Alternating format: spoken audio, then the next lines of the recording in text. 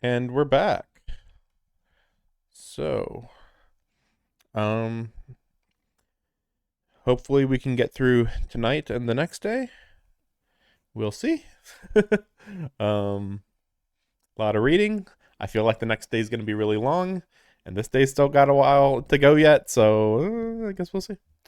I guess we will see. Wait a second. Let me just.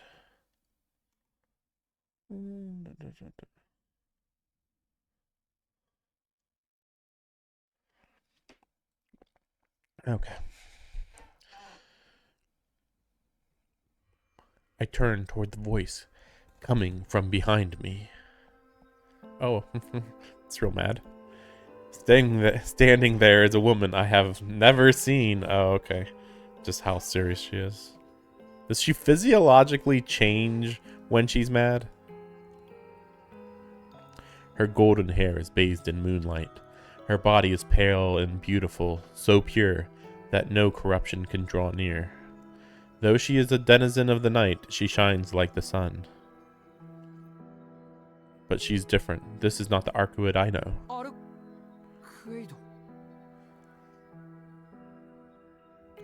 I quietly speak her name. The woman in white briefly flicks her eyes to me, then turns her focus back to Ciel.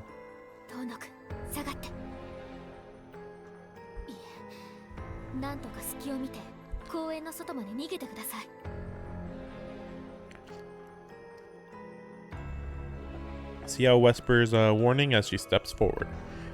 If she had told me to run from Arcwood before, I would have said she was overstating the danger. But right now it sure looks like the best course of action. At the same time, I realize that it's impossible.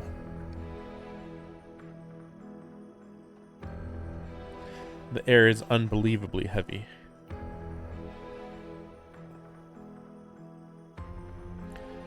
Arkwood's crimson eyes are dreadful. It's no exaggeration to say that everything in this park, from the trees to their leaves, is frozen under that gaze. The tension I feel now is as stifling as when we faced down Vlav, if not more so. Instinct tells me my life is forfeit if I so much as take a single step.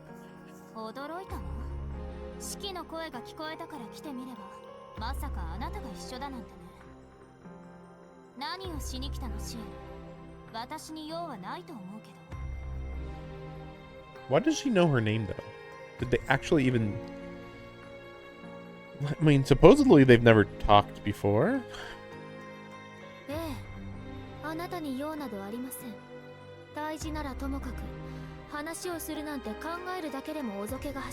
So then how does she know that her name is Ciel?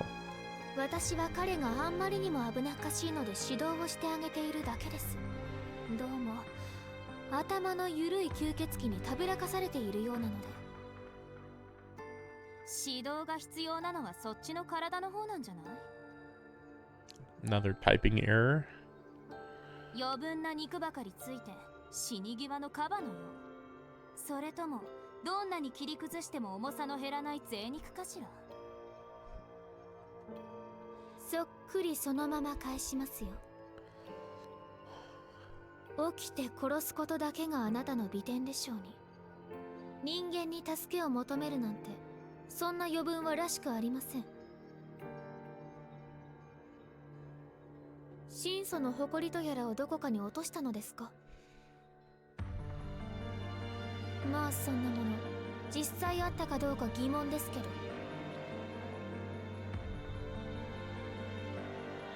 It's weird. Feels like the tension has eased slightly. Maybe it's because the pressure enveloping the entire park has been redirected at Ciel alone. Actually, looking at them now, they almost seem like birds of a feather. Maybe they can talk things out.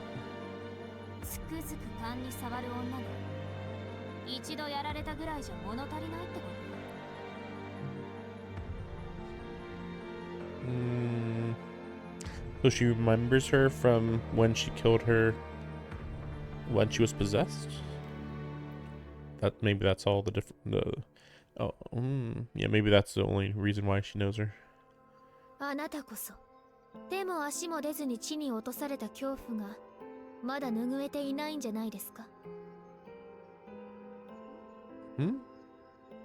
Maybe not. Maybe they did fight. Maybe they did fight. after she was possessed. 言ったわね、キャンズ。何よ、人のパートナーを横取りするつもり？ええ、状況次第では。彼が私を頼ってくれるのなら、今すぐにでも。The situation is about to boil over. The hostilities may not be focused on me, but I can't stand by and watch. Ciel and Arcuid aren't kids, so it shouldn't come to blows. Still, as a person in the middle, I have to quell some of their bloodlust. 待ってくれ、二人とも。なんか空気が不穏だ。耐えられない。というか、落ち着け。お互い目的は同じなんだろう。ならここは仲良く。トーナ君は黙っててください。Well, that didn't work. Based on the animosity in their glares, I'm guessing I've only added fuel to the fire. 真似しないでよ。式に呼びかけるのは私だけの特権なんですけど。呼びかける？今のが？せいぜい同活の間違いでしょう。鏡を見たことがないんですね。ああ、吸血鬼だから鏡に映らないんでしたっけ？ So this is where they mentioned that they can't see vampires in mirrors. I don't think it ever came up in the first route. I am wondering what's going to happen here because technically Shiki can't take either of their sides without it being a big deal. Even if it is the Ciel route. He's made it pretty clear that he actually kind of just likes them equally, sort of, kind of.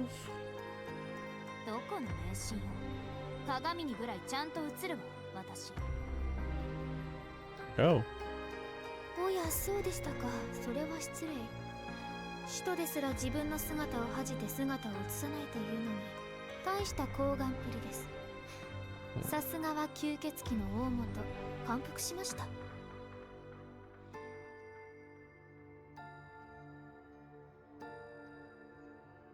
ねえ、もしかして挑発しているの？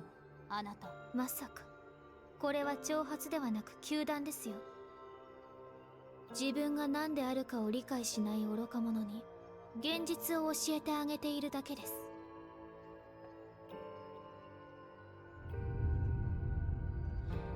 Arkwood's smile is beautiful, yet horrifying. My fingers tingle with numbness. Every hair on my body stands on end. In a single breath, the park is frozen under the grinning portent of death. But even faced with that smile, Ciel does not back down. いいわ。私からも最初で最後の勧告よ。シキはあなたのことがそれなりに大事らしいから、今回だけは見逃してあげる。また殺される前に、今すぐここから消え去りなさい。驚きましたね。吸血鬼が人間の機嫌を伺うなんて。あなたなら人間なんて思い通りに操れる。彼に協力させるならしもべにしてしまえばいいのに、なぜ魅了しないのですか、ハルクエイド。あなたらしい品位に欠けた発想ね。And that's the thing, because I don't think that she's ever enthralled anybody. I would think. シキは私のパートナーよ。そんなことをしなくても私の手助けをしてくれるって言ってくれた。私を殺せる時でも私のそばにいてくれた。私が一人でいる時もシキに会えると思うだけで時間は瞬く間に過ぎていった。当然でしょ。だってシキは私の運命の人なんだから。It's interesting how forward she is here compared to the first route. I'm trying to think, like, is she more possessive in this route? Or maybe it's just that in the first route she never actually had to communicate with anybody. So, like, when it's just Shiki, she can, like, just have a strict range of emotions. But then as soon as somebody else gets involved, it's like, he's mine, though. Leave him alone. Like, so I think that's why. Wait, soulmate? What the hell is she talking about? Ciel's wordless judgment stings. She's staring me down, silently demanding to know what the meaning of all this is. Not that I have the answer to that. I'd like to know myself. ふざけてるんですか、あなたは。な何を言い出すかと思えば、よりにもよってオムファタルなんて。Fatale. French, I guess. I don't know. ふざけてなんかいないわ。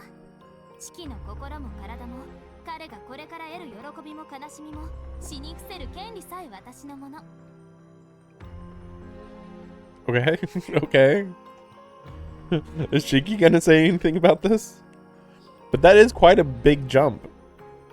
Like, in the first route, maybe that's the big difference, where in the first route, Shiki would have actually said that he agrees with that. But in this route, it's like, well, not quite that devoted since I'm in the Ciel route. Like, the best you can do is, he always likes Arkwood the same amount, and maybe all the routes even.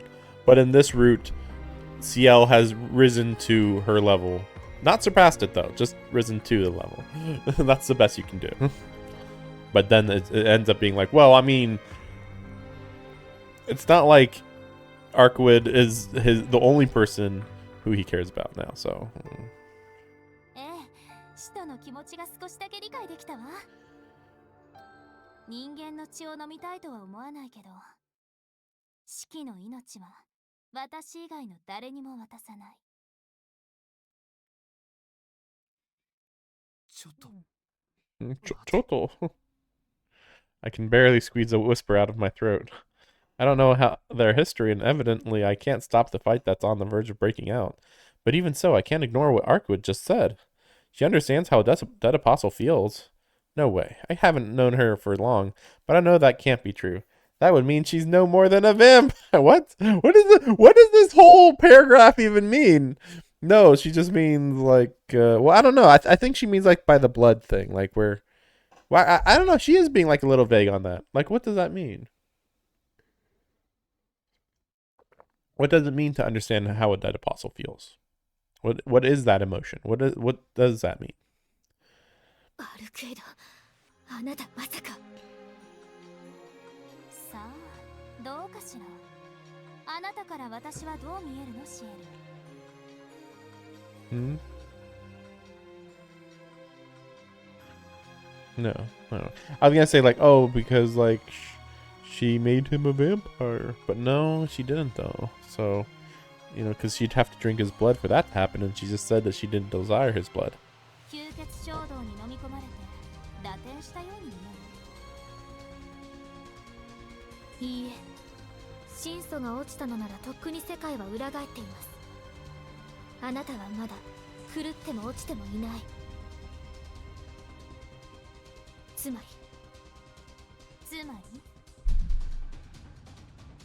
今の段階ならまだ間に合うということです。ええ、その通りよ、シエル。これは吸血衝動とは違う。だって楽しいわ。すごく胸が弾んでいるの。まるで春の野原のよう。以前あなたは私を愚かだと言ったわね。ロアに騙された世間知らずだって。本当にそう。四季に殺されるまでの私は本当に愚かだった。 Oh, okay. Of course, she's the one that mentions it rather than Shiki. 自由になることが、自由に手足を動かせることが、自由に人間を好きになることが、こんなにも気持ちいいなんて知らなかった。だから今の私はあなた以上に人間的よ。 That's true. 例えばこんな風に自分の気持ちを表現できる。 Oh.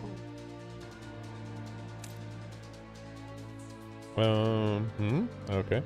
Arkwood sinks her teeth into her index finger like she's taking a bite out of a strawberry. Red liquid drips down her pale finger. A small drop of blood falls onto the stone pavement. Splish. The droplet hits the ground with the tiniest sound and... Oh boy. Yeah, I'm like, this is gonna be an attack, right? Her blood's pretty strong. In an instant, a pool of crimson liquid covers the park square. Okay. Okay. She's never used this before. This can't be real, but no, the park is actually covered in blood. The sticky red liquid sloshing around my ankles is proof of that. I assume that this is related to how, like, the amount of blood in her body is way more than a normal human's. 安心して一滴だけだからこれから楽しい時間になるのにここは色が薄そうせめてこれぐらいはしないと趣がないでしょ The air coiling around me feels dense, but there is no malice in her voice. Couldn't she use this blood as, like, weapons? But if that's the case, why wouldn't she use this technique in the first route? She's the same old Arkwood. Same old person, you know? The same stupid, innocent girl with a smile as bright as the sun. Only one thing off. One slight trivial mistake that has turned her into something else. Oh, this is where they're talking about the route change. 自由に思うままに行動するというのですねあなたが何の制約もなく思うままにロアを処罰すると What's that mean? Disposing of Roa without following a single oath. その結果がどうなるか理解していますか What's that mean? 自らを縛らない真相は使徒と変わらないグローブのようにこの町を蹂躙するのが望みだとでも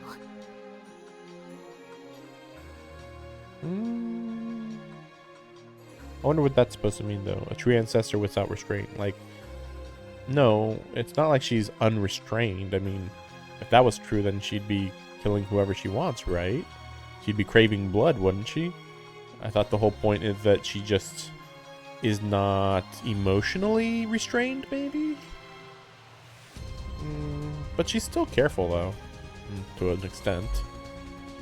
分かりきったことを聞かないでしょう人間の町に関心はないの邪魔をしなければ何もしないこんなの道端の石と同じよああでもそっか好きになるのも自由なら憎んでみるのも自由よねロアに汚染された町ロアの痕跡を残すたちどちらにせよ汚らしいしきれいに掃除していくのも私のうちそれにここで思いっきり今までずっと気に食わなかった女を八つ咲きにするのも心底楽しそうじゃない The battle begins instantaneously. The woman in white leaps into the air. Swords dart through the air, suppressing her advance. The two figures clash before I have the chance to react.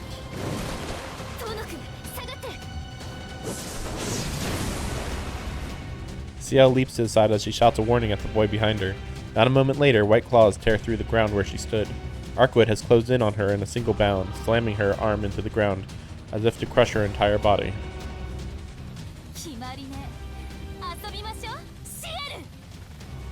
The avatar of white cheerfully taunts her mortal enemy.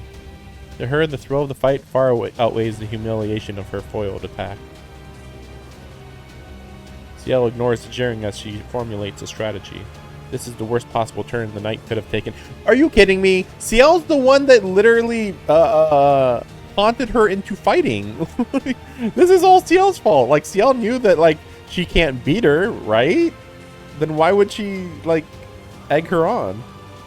Her opponent is a true ancestor who has... No, she didn't lose her mind. They're in the middle of the city and she is only armed with black keys. Well, then why did she threaten her?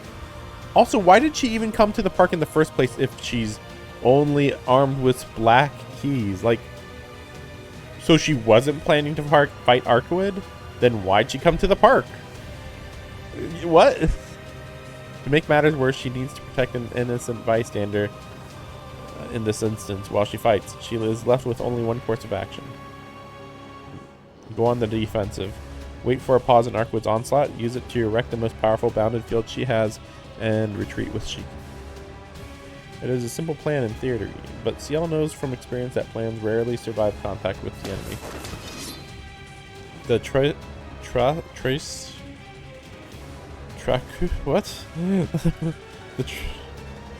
the trace dashes at her in a straight line. Ciel sends a sword flying toward her torso. These swords are also known as black keys. We get in the lore now? Inquisitorial tools used exclusively by executors. In its basic form, it appears to be nothing but a hilt. However, a blade appears when it is infused with a sacrament, allowing it to function as a sword. That said, it is used primarily for thrusting and throwing, making it less of a cutting tool than a bullet for piercing vampires from afar. And when the executor Ciel imbues it with her will, it darts through the air with the force of a cannonball. Transcending human limits, she moves with millimeter precision. All of her physical energy is channeled into the throw, amplifying the power of the black keys by an order of magnitude. It is not the work of magecraft or sacraments, but pure mastery of the human body. One fanatic spent hundreds of years devising this technique. A pitch with the force to pierce a concrete wall. At the burial agency, they call it the Iron Bore. Yeah, obviously that wouldn't do anything to Arkwood, like... I mean, it is like holy, so you'd think it would do a little bit, I guess, maybe, but like only if she does not defend against it, maybe. But one swipe of Arkwood's claws is enough to render it useless. Every black key Ciel throws is an iron bore. The vampire bats aside the right rain of swords with a smile on her face, bearing down on the executor. The distance Ciel created is closed effortlessly. Arkwood's claws come swinging down. Ciel attempts to use a black key as a shield, but it shatters the impact. The impact reverberates through her arms, all the way to her ribs. Unable to resist the force of the blow, she jumps back in the direction she is thrown. The hilts of 6 more black keys appear in her hands. In the span of a single breath, she launches them at Arkwood and pulls back 10 meters from the vampire.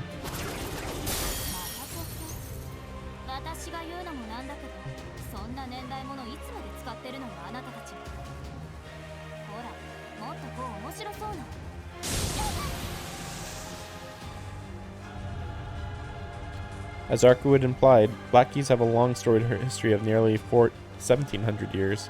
There are few who still use them due to the high level of skill they demand, and modern weaponry serves as an adequate substitute. But Ciel is not the average executor. She understands that a weapon cannot be dismissed on account of age. Several variations have been developed over its 1700 years of use. One of these is the cremation rite, a wall of flame burning at 500 degrees Celsius to incinerate the impure beings known as the living dead. Of course, such a weapon has no chance of stopping this vampire. The flames are just a distraction. Ciel's goal is only to restrain her. Direct attacks with the black keys have little effect, but trapping Arkwood in a bounded field would keep her at bay for a day. Not really, but okay, sure.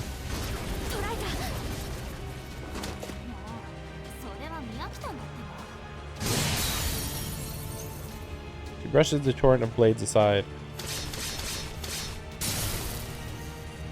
When the black keys pierce the ground, which is weird because she literally said that she brushed them away. So how could they pierce the ground if they were all destroyed in midair? Anyway, they pierced the ground apparently. A glowing field shoots up from between them, forming an outline in the shape of a cathedral. These walls are more than strong enough to keep Arkwood locked within, if only she had been in range. The white figure charges at the executor, weaving through the swords like a beautiful beast bounding across a vast plain.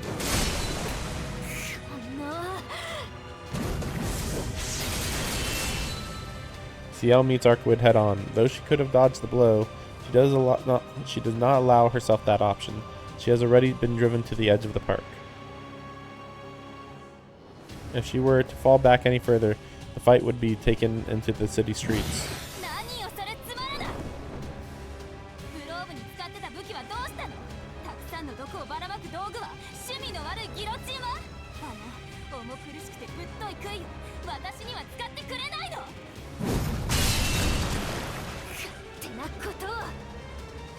Ciel weathers the vicious assault.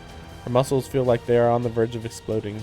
Having taken the brunt of Arkwood's charge, she is like a spring coiled to its limit, and she releases all her energy with a fiery roar.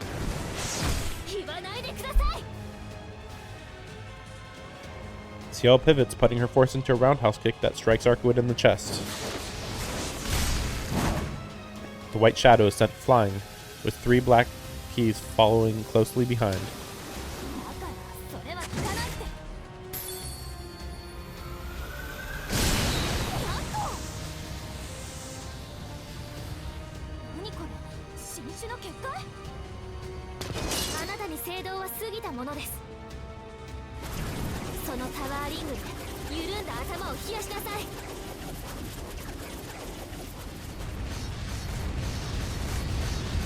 The tower ring is a bounded field devised by Ciel for use against true ancestors, which is weird to say because she's the only true ancestor. Simply nailing black keys into the ground and creating a wall would not hold her. To capture prey, even though you said otherwise earlier in this fight, the capture prey that moves about this freely requires a 3-dimensional method of herding. In this case, by using the towering walls of a temple as the foundation or a structure that simultaneously occupies vertical and horizontal space. Although the field will not harm its target, it is practically indestructible. Can't she just like attack the ground and the entire area would just crumble? That Tower of Light has about the same hardness and mass as the building it is modeled after, namely the Strasbourg Cathedral, the tallest structure in the world during the Middle Ages. A massive stone entrayer standing 140 meters tall. The vampire has no hope of escaping it for some reason. I don't know why. Like, oh yes, this vampire doesn't have the strength to destroy an entire building in one swipe. Why? I don't know. What? She thought that she didn't use magecraft? What? あなたとロアにしか使わないだけです。諦めなさい、アルクエル。それは27素であっても一時的に封じ得る強度を持ちます。神素であっても容易には砕けません。加えて I mean, isn't a true ancestor way stronger than one of the 27 dead apostles? Like, way stronger? 加えて何？やっぱりあの武器を持ってくるの？聖典を持ち出す必要はありません。ことはすでに終わっていますから。 It's already over based on no information. The countless pillars of light thrusting out of the ground join together. They form layer upon layer of wall, overlapping to form a single cage.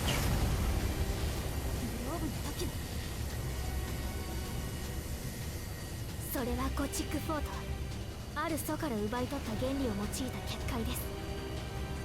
本来は外界との遮断に用いますが、使い方によっては最大の武器にもなる。ところでアルケイド、魔術世界における生命の質量定義は知っていますね。 I've never heard this ever mentioned ever.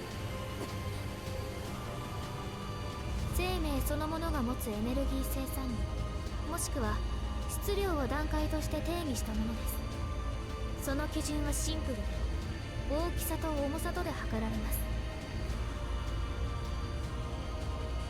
一番強いものが小さくて重いもの、2番目に強いものが大きくて重いもの、3番目が小さくて軽いもの。これは人間ですね。そして最後に大きくて軽いもの。これは情報や噂話、幽霊といった広範囲に広がるものです。あなた、私の大聖堂は最大直径 30km の隔絶空間。生命ではありませんが、大きくて重いものです。これを極限まで圧縮すればどうなるか試してみるのも一興だと思いませんか？いくら凶暴なあなたでも抜け出すにはそれなりの時間が必要になる。少なくとも1時間、超高密度の監獄を味わってもらいましょう。 Why wouldn't she have used this on Vlog then, if that's the case? イデアブラッド22番、クロムクレイペタストラクチャー。 The executor raises her arm up high, then she brings together the Gothic fort like she were closing the lid of a treasure chest. compressing the space within. Or rather, she attempted to.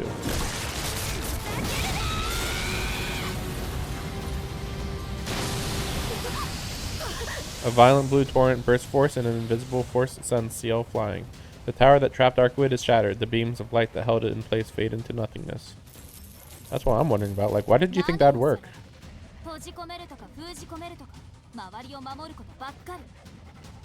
Like, you know, like, why did she think that was gonna work? I'm very confused by that. It's like, huh?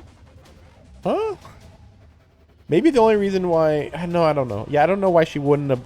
If that's so strong, why wouldn't she use that on Vlav? And if you say Vlav is too powerful to use that on, why would it be more effective on Arcwood? Like, what? I think Arcwood understands Magecraft better than Ciel or any of the 27. Yeah, I think she understands it better than anybody.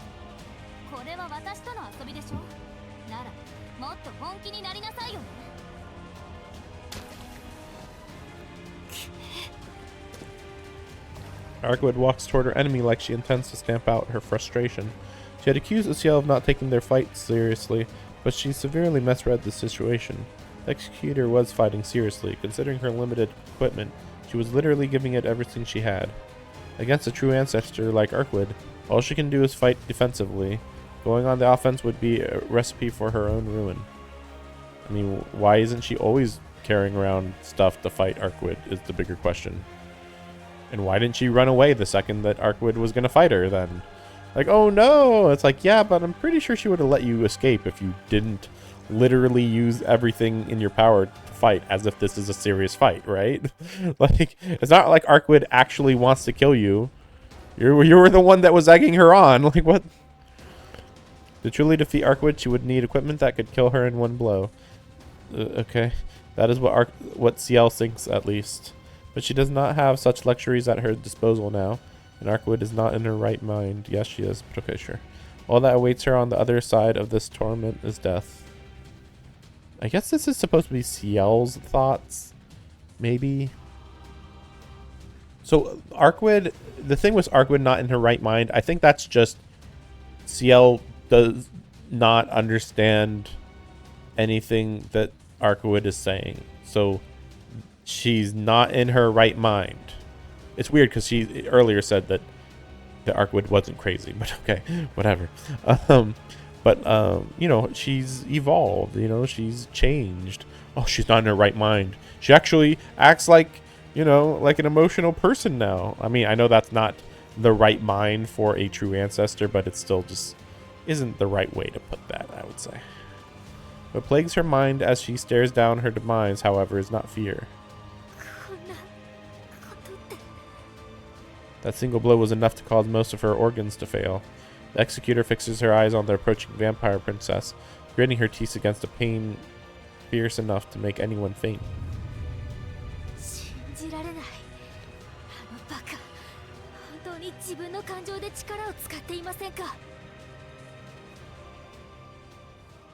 The woman who has killed countless dead apostles, the woman who destroyed Vlav, now finds herself wishing that the terrible truth before her eyes was only a dream.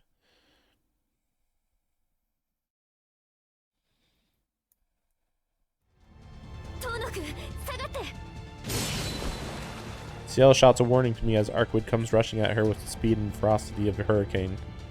She dodges, landing at the edge of the park square, a move clearly chosen to give me room to escape.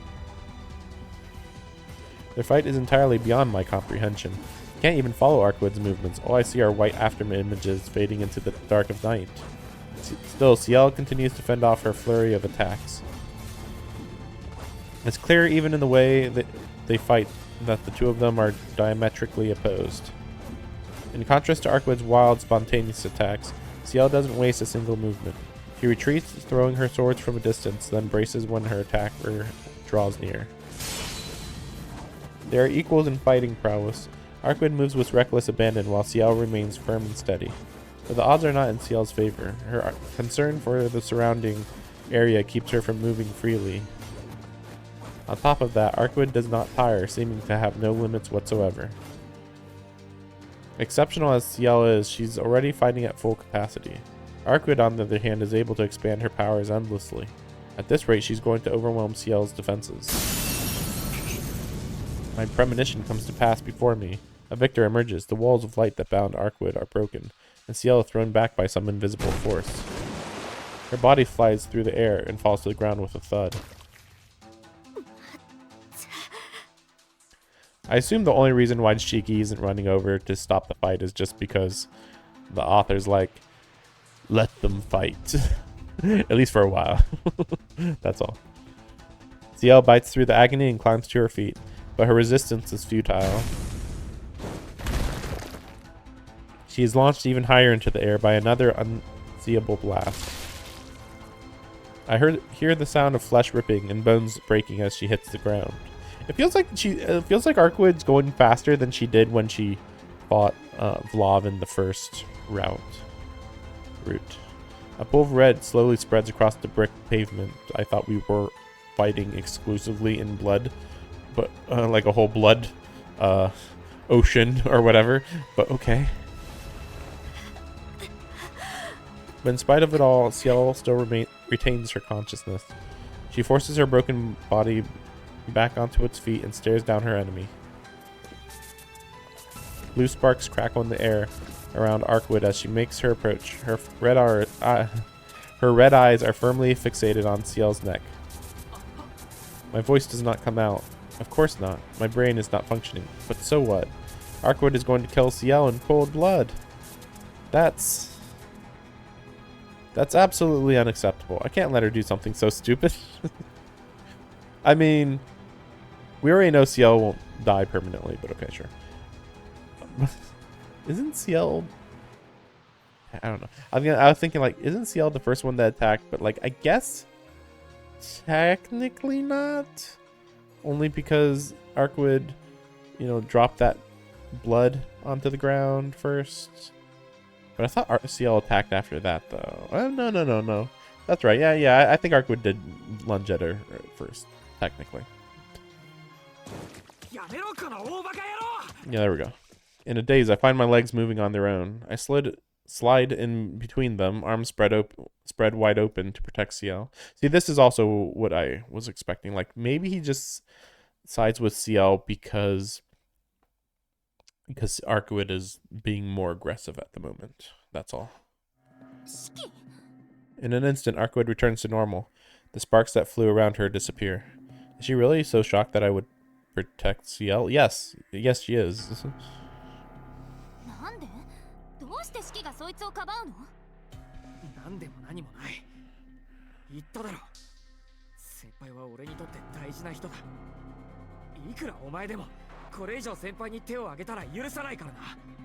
It'd probably be a little better if he said, I can't let you two hurt each other or something. I tighten my grip on the knife in my pocket as I glare at Arcwood.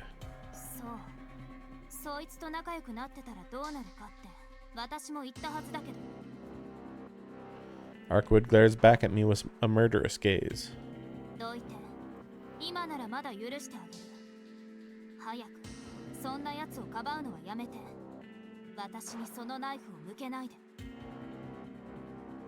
Her crimson eyes flicker like a candle's flame. Her bloodlust is no longer aimed at Ciel, but turned towards me instead.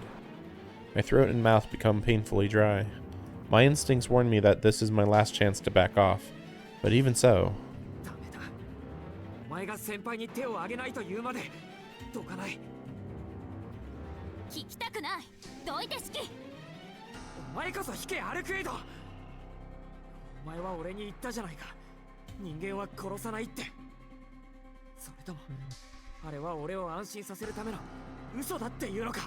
Yeah, she's not human though.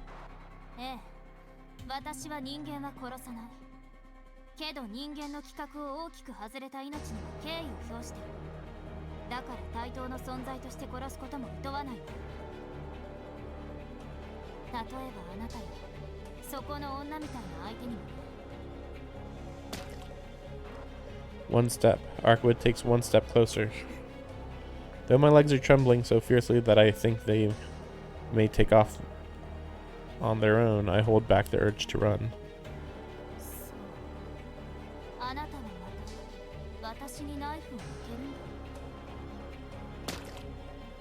Another step. Arkwood casually closes in on me. 一度目は許したけれど二度目を許せる自信はないわ。もっともあの時の再現はありえないけど、いくらあなたの直視の目でも今の私から死を読み取ることはできないでしょう。 She's right in front of me. Her golden eyes bore into mine. Anxiety has frozen not only my heart, but every cell in my body. My spine has been ripped clean out, while organs have been turned inside out. This overwhelming sense of despair is beyond anything Vlad could muster. It's as though every part of the universe has turned its hateful gaze onto me. There's nothing I can do. This is what it means to make Arkwood your enemy. He is too fundamentally different from living beings to be fought. I mean, technically, I feel like anybody with somewhat decent mystic eyes can do this, but okay, sure, whatever. Attacking her would be meaningless. In order to save Ciel, in order for either of us to have any chance of survival, my only option is to stop her using my words. I'll tell her nothing. Saying the wrong thing would only make things worse, even though I'm about to die. Will this really work? It is how I feel, but I have no idea how she'll respond. 待てアルクエド、いいのか、本当にいいのか。言ってることがわからない。いいのかって何が。 Well, それ以上進んだ、お前のこと嫌いになるからな。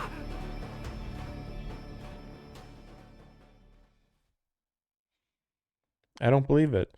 That worked. She actually stopped. It's almost like she actually likes you and like has no reason to actually do this fight, really. like really, you're that surprised? Like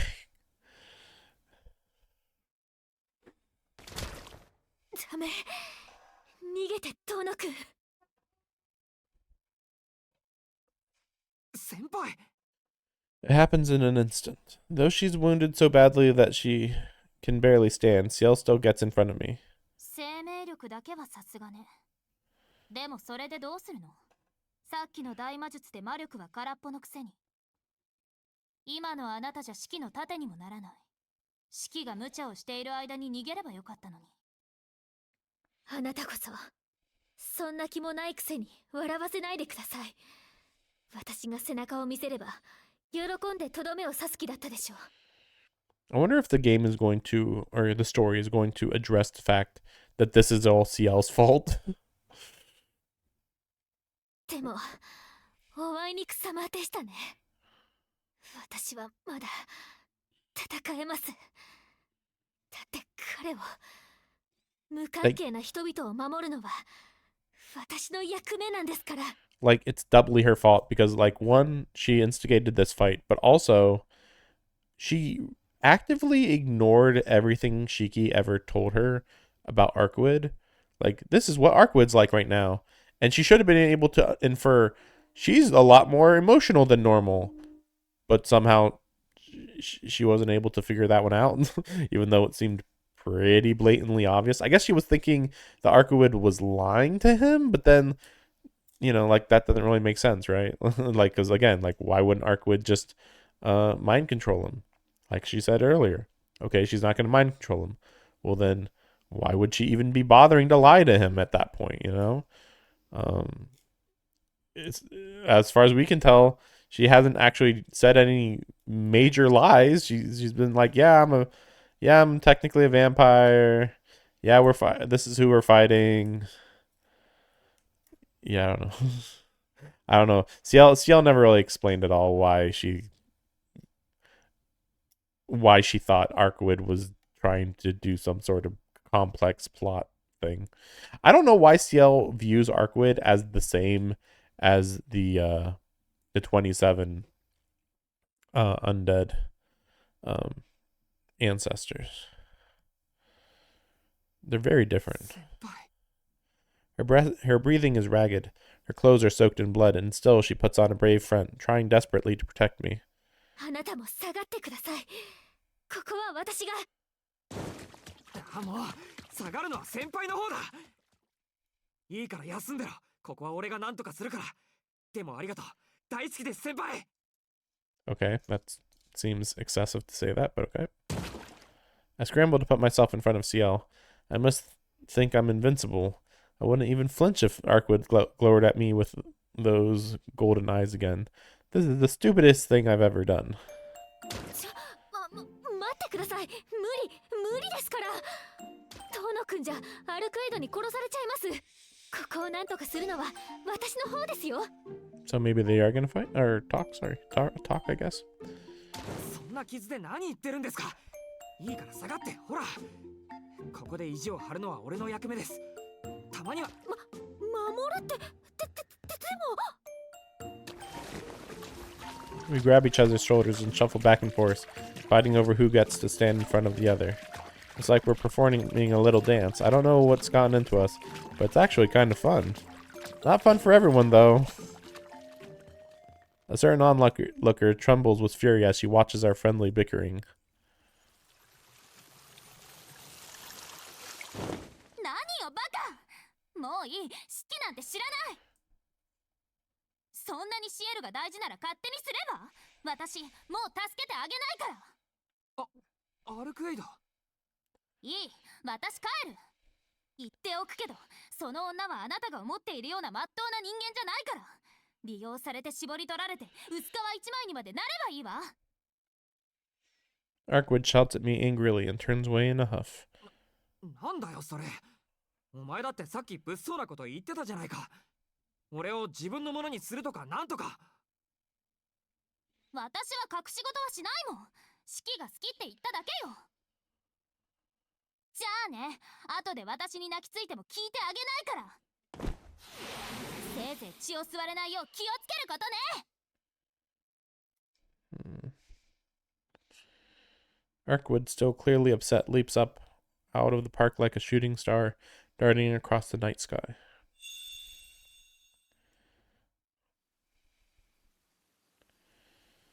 Everything unfolded a little too quickly for me to wrap my head around. Ciel and I look up into the darkness that swallowed Arkwood, dumbfounded. 星になってしまいましたね、彼女。星というよりロケットっぽかったですけど。 The two of us blankly share the first word that comes to mind. そうじゃなくて、なんて無茶をするんですか、遠野くんは。神祖と戦おうとするなんて自殺願望にも程があります。 Ciel lectures me with her hands on my shoulders. I don't object. She's absolutely right. そうでしたね。今でも背中すげえ冷たいです。あいつやるときは本当用じゃないから。先輩が割って入ってくれなかったら首が飛んでました。そこまで分かっていてどうして。だって先輩を放っておけないし。改めてありがとうございます先輩。俺のために戦ってくれたのぐらいわかります。はい、お礼を言うなら私もでした。遠野くんがいなかったらどうなっていたかわからなかったです。 Ciel shyly looks down at her feet. Neither of us knows what to say. We've gotten very close to one another. Though we aren't touching, I can feel her body heat tickling my skin. 先ほどは意地を張ってごめんなさい。遠野くんを困らせるつもりじゃなかったんです。さっきのってアルクエイドのこと？そうじゃなくて、お屋敷から公園までのこととか、昼間の茶道室のこととか。 I'm the one who should be apologizing for all that. But if I do, Ciel will only get even more apologetic. If she says she wants to apologize, I should just listen. Maybe this means we can be friends again. That's all I want. そうですね。じゃあ喧嘩両成敗ってことで仲直りしてください。明日にな。そうですか。そんなことでいいなら喜んで。Her head bowed. Ciel pulls her glasses out from somewhere and puts them back on. From somewhere. それより先輩、体は大丈夫ですか？ I take a step back to look over Ciel's body. She was bleeding out onto the ground just now, so if we don't take care of that soon... Regeneration. It's gone. The blood that had pooled around her on the pavement, the blood that stained her habit, it's all gone. 遠野くん、これは。そっか。先輩はあれぐらいの傷なんともないんでしたっけ？グローブの時なんてもっと深い傷を受けてたし、並大抵のことならあいつみたいにすぐに治って。 I'm such an idiot. Escaping mortal danger made me careless. Careless enough to bring up a subject I'd been unconsciously avoiding until now. She's just like a vampire. After all, she has true immortality. That girl isn't half the decent human being you think she is. At least try not to get your blood sucked. I push those words into the recesses of my subconscious, but it seems that my silence has spoken loudly enough. いや、でもあれだよな。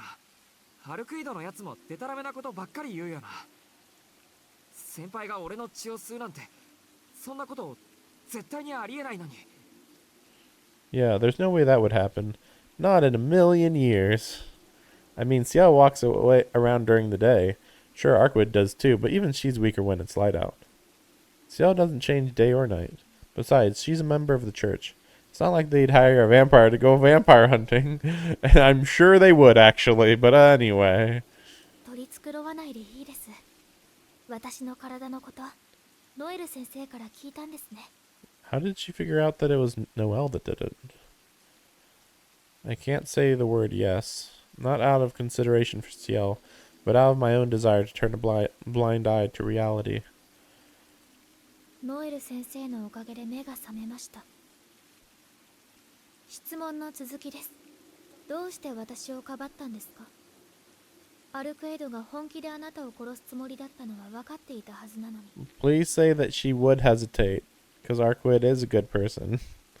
Stop being like, yeah, she really was going to kill me. Like, it's really weird how sometimes he'll casually say, oh man, I was so scared. I thought I was going to die, but then it's like, you didn't think you were going to die, really, did you? Like, Arkwood, was being hard. Well, I don't know. But then there was that one choice where apparently him saying that I'll hate you, he didn't think that would actually make Arkwood come to her senses. Like, why would that? Like, it's so confusing because it's like, wait, but she has emotions. She cares about you. She's making it very clear. And then suddenly, like, what? Also, if you didn't say anything, like, would she really have killed you? Like, that seems hard to believe, but maybe, I guess. There is no emotion in Ciel's eyes. It's as if they are a doll's eyes, empty and unseeing. どうしてって、さっきも言ったでしょ。先輩が殺されかけたんです。誰だってかばいます。自分が殺されるというのに、献身とは自分の命を投げ出すことではありません。自分の命をないがしろにして他者の命を救おうというのは、献身でも犠牲でもなく、ただの自己愛です。That's a really weird thing to say considering she's part of the church, an organization that has an existential law that says that, martyrdom is a thing, and martyrdom is throwing away your life to save someone else. That's not benevolent self-sacrifice. Like, okay. あなたはただ自分が後悔したくなかっただけ。Now that's even more confusing. Yeah, regret from trying to save somebody's life. Yeah, that's pretty reasonable. それだけであんな真似をして満足してはっきり言ってすごく迷惑です。Yeah, you sure are making up some stuff right now. 正しく生きようとするのは立派ですが、あなたの身勝手な正しさに私を巻き込まないでください。How's that any different than what she did? それは There's nothing I can say. She's right. I didn't think things through. I was so focused on saving her that the thought of how to deal with Arkwood afterwards never crossed my mind, if you say so. I never stopped to consider what Ciel wanted. Yeah, who cares what Ciel wants though? Ciel probably just wanted to fucking die and you to escape. Like, you should be questioning, why did Ciel think that she could beat Arkwood? Oh, she didn't think she could be Arkwood? Then she was just going to sacrifice her life, I guess. You know, like, what? She's got every right to say that, but... それでも先輩を守りたかったんです。それが迷惑だって言うんですか。先輩はあのままアルクエイドに殺されていてもよかったって。はい、私の命なんですから、あなたにどうこう言われるものではないはずです。いえ、死んだ方がまだマシでした。吸血鬼にお情けで見逃されて生き延びるなんて無様すぎます。This is even weirder though, because one, she wouldn't have actually died, but also, like, yeah, I mean, my pride as a human or something. Ah, it would have been humiliating. Japanese pride, I guess. Humiliating. She'd rather have died? I can't make any sense of that whatsoever. Like, no, I can understand having pride in how you die or whatever, but in this case, it's like, I would have rather died for nothing than to live to just live. I wanted to die for nothing, damn it. 自分の命を何だと思ってるんですか、先 Then 輩 she は。 says no. 死んだらそれまでなんですよ。 どんなにひどくて、どんなにみっともないことをしてでも、生きていられるのなら生きるべきです。だって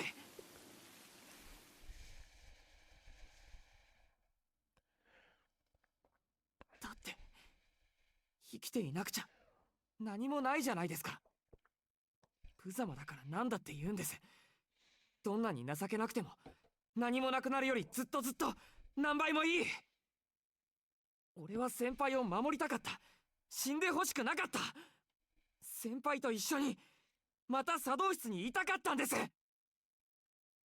I know I should stay calm, but I can't hold back the swell of emotion in my chest.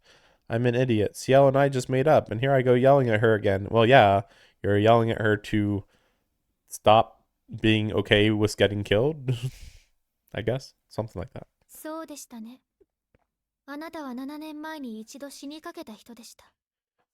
だからそんな単純な考えで満足できるんです。I guess this is where she says, I've died like 500 times or something.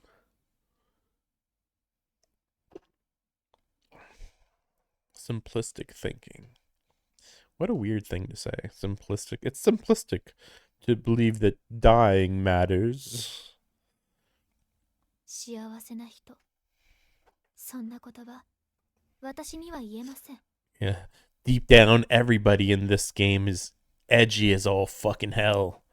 Just wait for you to get to the Akiha Edge Fest, and then the Kohaku Edge Fest, and then of course the Hisui Omega Edge Fest, right? You don't understand the suffering I've had. I've lived less than 20 years, man. I've been to wars, man. I mean, to be fair, in Ciel's case, it's a little different. With Arkwood, it's like, okay, this actually makes a little more sense because like her life literally has no meaning outside of killing Vlav, and that's like that's literally it. Sorry. Killing you know who. But with Ciel, admittedly, it is a little different since she's been alive for 80 years, is it? I think 100-ish years, something like that, I think. So like, yeah, she's died a whole bunch of times fighting vampires. So it makes a little more sense, but it's not like she needs to fight vampires. So there's that too. She's just doing what she can to help people, I guess, technically. Ciel steps away from me, her eyes hollow. Even though I could reach out and touch her, she feels impossibly far away. アルクエイドが言っていたことは本当です。彼女の言う通り、私は人間とは呼べません。遠野くんも見たでしょ。さっきまであんなにこぼれていた血が、まるでなかったことのように消え去っているのを。それはいいんです。私化け物なんです。私は吸血種ではありませんが、普通の人間らしい体ではないのも事実ですから。何言ってるんですか先輩。人間らしい体って先輩は十分普通じゃないか。これでもですか。先輩。 So edgy. I don't have time to stop her. She slits her throat with one of her swords. I hear a dull scraping as a blade cuts through her flesh and carotid artery. You would not hear a scraping. Why would you hear scraping from flesh getting cut? Scraping? Then a wet splash. I mean, he was already told that she's died before, right? Wasn't? Okay, whatever. When did I hear this? I could have sworn I heard. Maybe I inferred. I mean, some of it I inferred, but still could have sworn that it's been said that she. Yeah, I mean, even Arkwood was saying that she's killed her, and then saying that oh,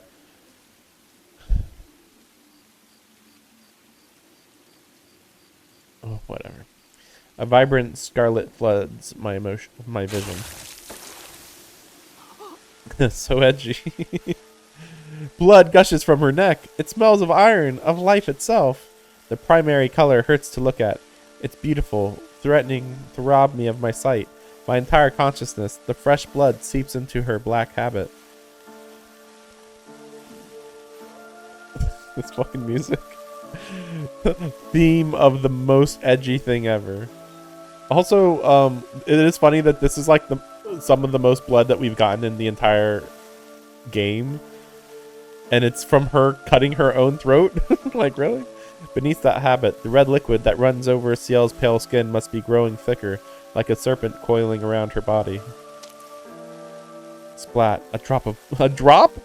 A drop of blood lands on my finger? Just one drop, huh?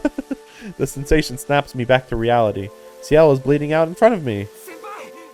I rush forward, wiping away the blood splattered on me.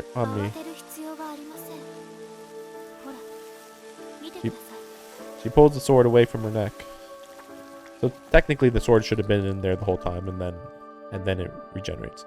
Her wound has already closed. Not only that, all the blood that spurted out of the wound is disappearing. So how did she get super damaged in the Vlov fight, though, if she can regenerate that well, you know? This is beyond healing, beyond regeneration. I mean, no, it is. It's just regeneration. This ability is even greater than Vlov's. No, is it? I don't think so. I'm speechless. I have absolutely nothing to say in response to what I just witnessed. That was cool. I'm so edgy. Sorry. Sorry for stealing your thunder, Mr. Edgelord Shiki. This is what I am.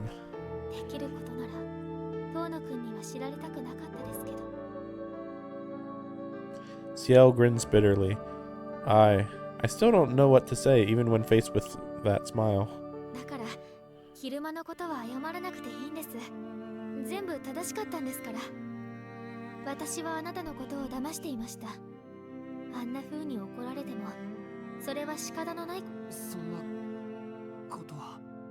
Why can't I finish that sentence? No matter what kind of person she is, or what kind of body she has, even if it turned out that she was a vampire all along, Ciel would still be extremely important to me. So why?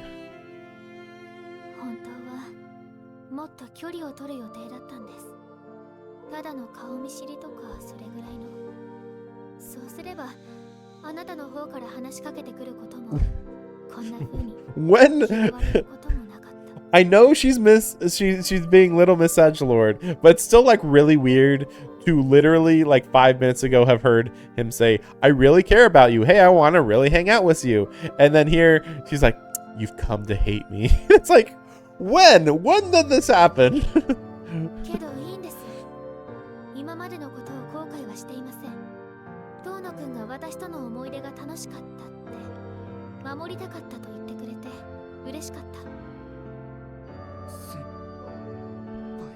I only said that because those truly were the best times of...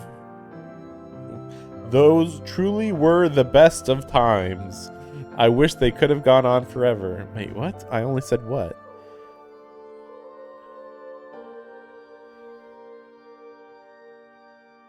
Thank you for saying that the memories we made together were fun, and for saying that you wanted to protect me. But then after that, you're like, or right before this, that you're like, oh, you've come to hate me. Like, what? I mean, they can go on forever, but okay, sure. Whatever. Sayonara. Goodbye. Ah, so tragic. I don't know what was a big deal there, but alright. I mean, I'm pretty sure that Shiki's just like, sorry, I'm just really surprised that you cut your throat right in front of me. It's really bizarre to see that. I mean, even Arkwood doesn't freaking do that type of crap, even if she can do it. Like, just because you can do it doesn't mean that doing it is no big deal, you know? Ciel smiles, gently as always, then disappears before my eyes. She remains Arkwood's polar opposite to the end. I mean, yeah, I guess so. It's the thing where, like, Arkwood is... Well, actually, that's the thing, though. Because, yeah, they were saying that the Arkwood used to have, like, very little emotions before Shiki killed her. So I guess this is theoretically what Arkwood used to act like, though I still think Ciel is more chuny or edgelordy than really anyone else, to be fair. Arkwood flew away like a shooting star, but I don't even see Ciel's back as she leaves. She descends into the shadows. Like, Arkwood is a star in, well, okay, the moon in the night, but Ciel... Ooh, wait a second. The stream died on Twitch for a second. Okay, that's fine. But Ciel is like a shadow in the middle of the night. Or something like that. The inside of my head is churning violently. I couldn't chase after Ciel if I tried.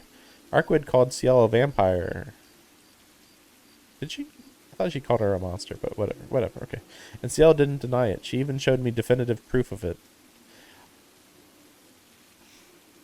I mean, vampire in this setting is very bizarre, because, like, we have now 3 types of vampire. No, 4. Sorry, 4 types of vampires. We have true ancestors.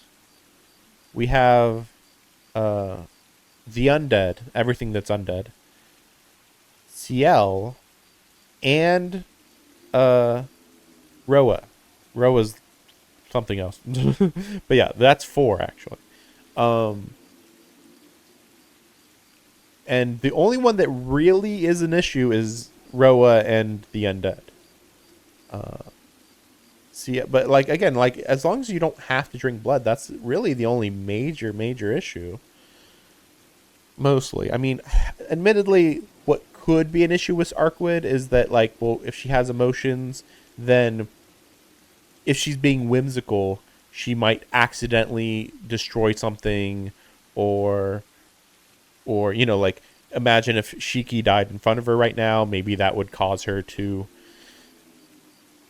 kill people or just carelessly destroy something or something. I think that's, like, the danger of a highly emotional, ultra powerful being.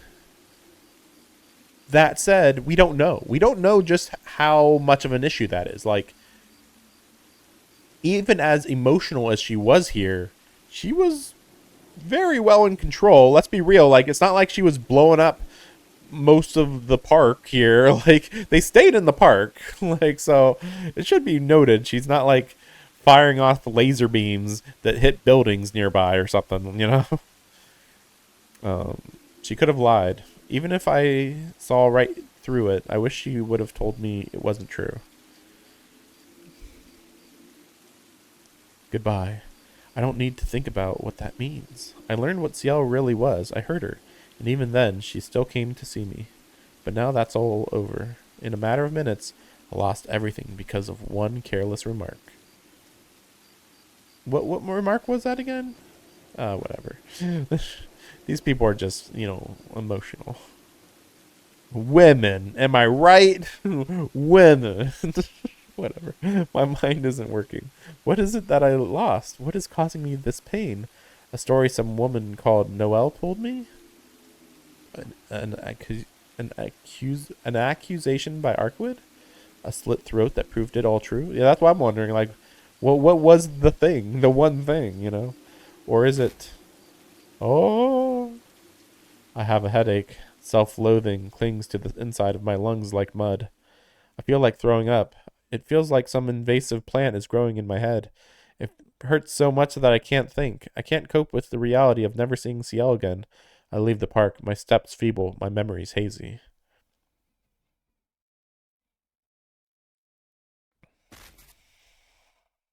Zeet.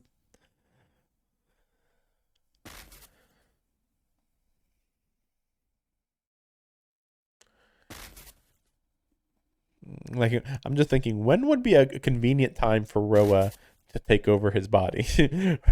Or when, like I mean, if he took over his body just like at any time, technically it's inconvenient. But when would be the most convenient time so that nothing bad would happen? And it's like it'd have to be like while talking to Arkwood or Ciel, pretty much.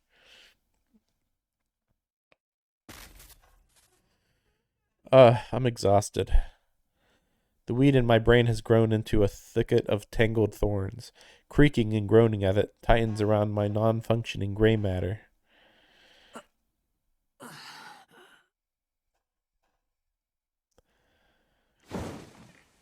I tumble heavily into bed. An ominous darkness creeps closer and closer, looming over my shoulder.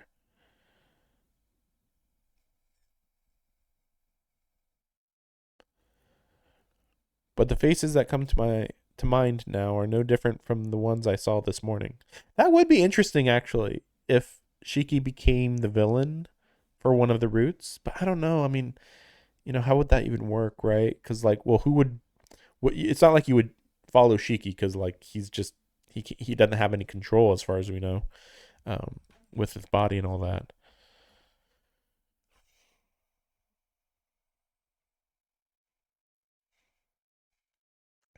With that final thought, I close my eyes. All I want is to go to sleep like a brain dead scarecrow. Okay.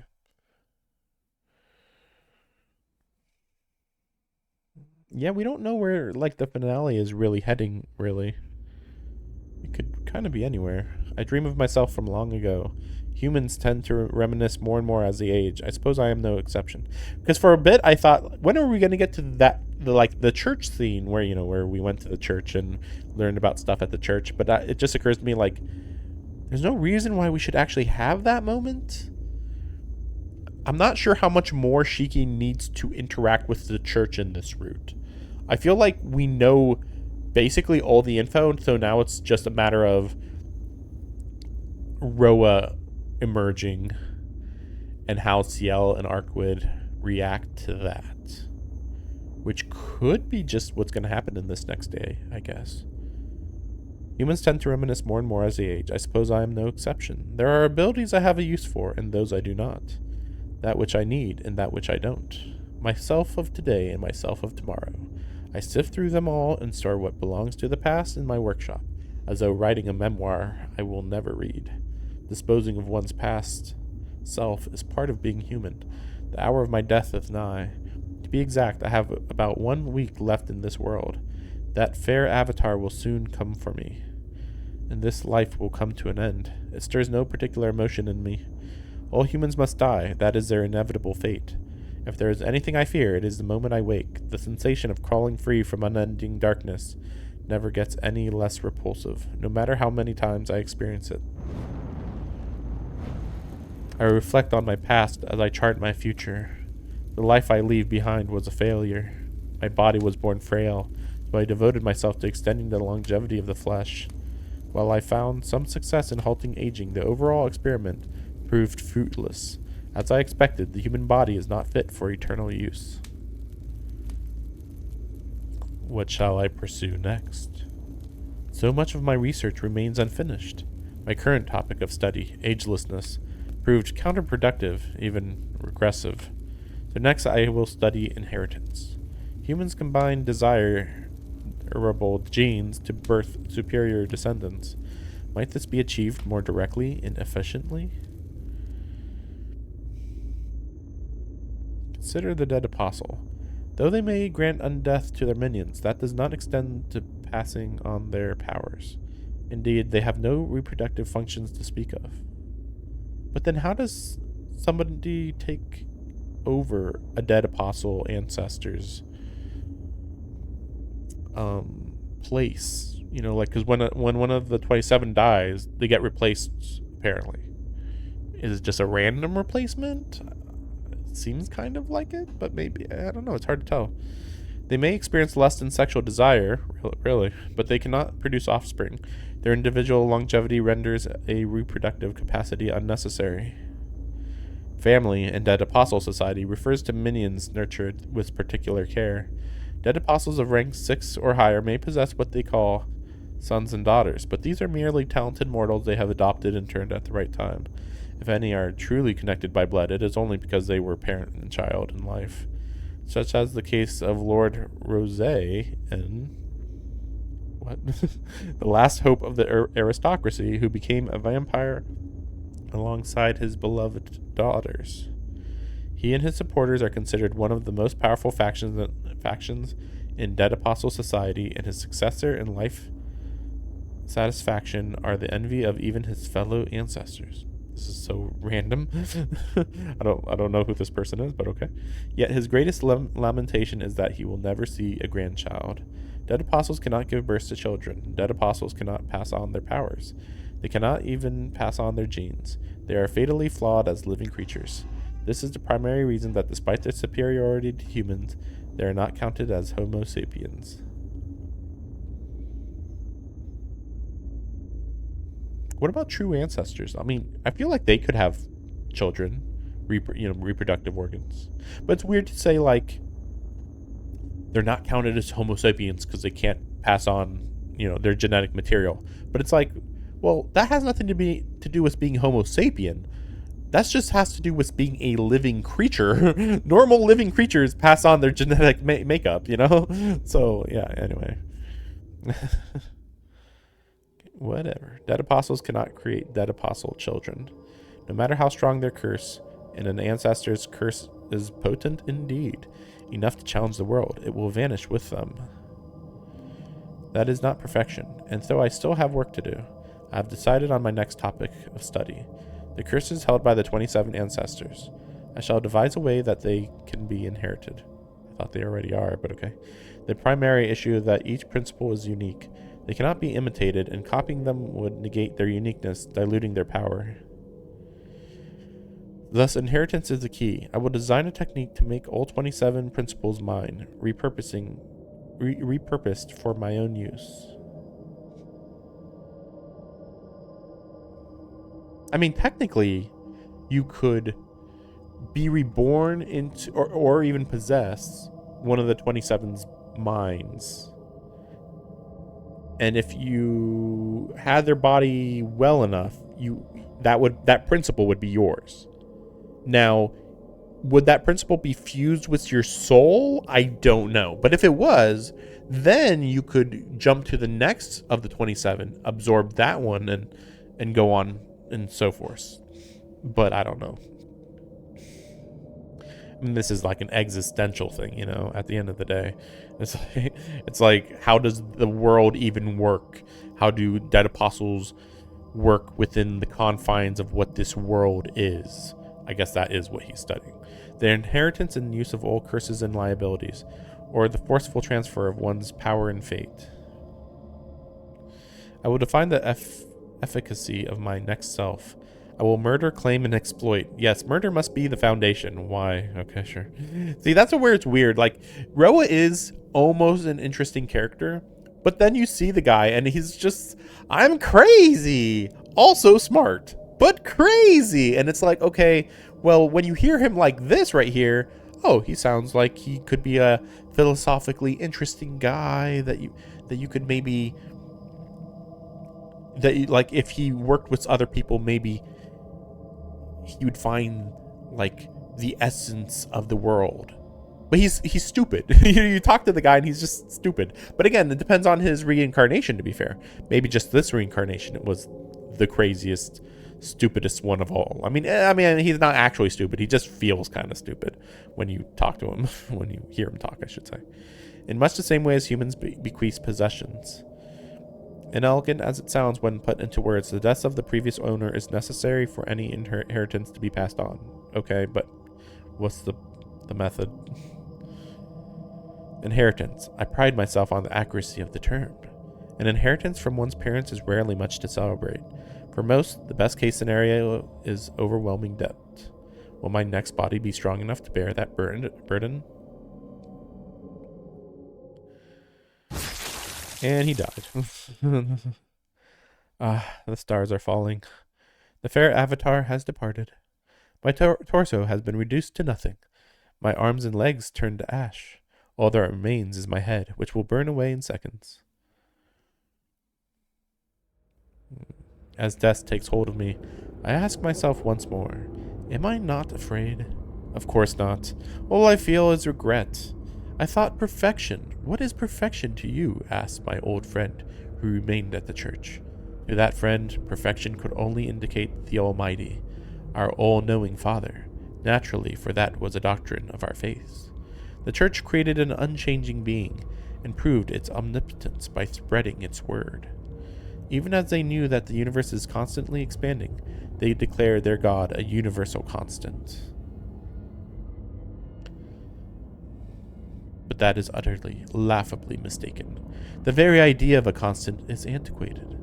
It is always humans of the present day that push knowledge and awareness further. I mean, there are constants in science, though. So imagining that God itself is a constant that is like a perpetual motion machine that ensures that life continues is actually very believable. But it's like gravity, where it's like gravity is a constant. How does it work? I don't know. If it's a certain size, it has gravity. And it's like, well, why can't God be something like that? And then this guy's like, oh, it's laughable, it's mistaken, or whatever. And it's like, I don't know. This guy shouldn't really be laughing at God, but he is kind of trying to be God, to some extent, or a perfect being that isn't God. He wants to be like a chaotic God, maybe, or something like that. What value is there in being omnipotent in a bygone era? Perfection is not an object to be obtained, but a destination at which one must arrive. Humanity's terminus, the conclusion to its story, the meaning of my soul, the answer to the question of our purpose. I want to reach that conclusion. I believe that maybe he's talking about the root. There is, if you're not aware, there is something called the root in this universe. It is the root of all things. It is hard to say exactly what it is, because it's not God, or maybe it is. maybe it could be, but it's basically something that is untangible that 5 people have reached, and when a person reaches it, it unlocks more truth to magic in the world, more or less. I believe that's what he's talking about right now. That constant state where nothing can be gained or lost. That is the only eternity to be found on this earth. Sounds like death, really. The vampires known as ancestors pursue eternity itself. What I pursue is the means to reach it. It is only natural, then, that they scorn me as a heretic. Basically, ancestors want to become true ancestors. But Roa wants to be able to turn anyone into a true ancestor, let's say, in this case. Maybe something like that.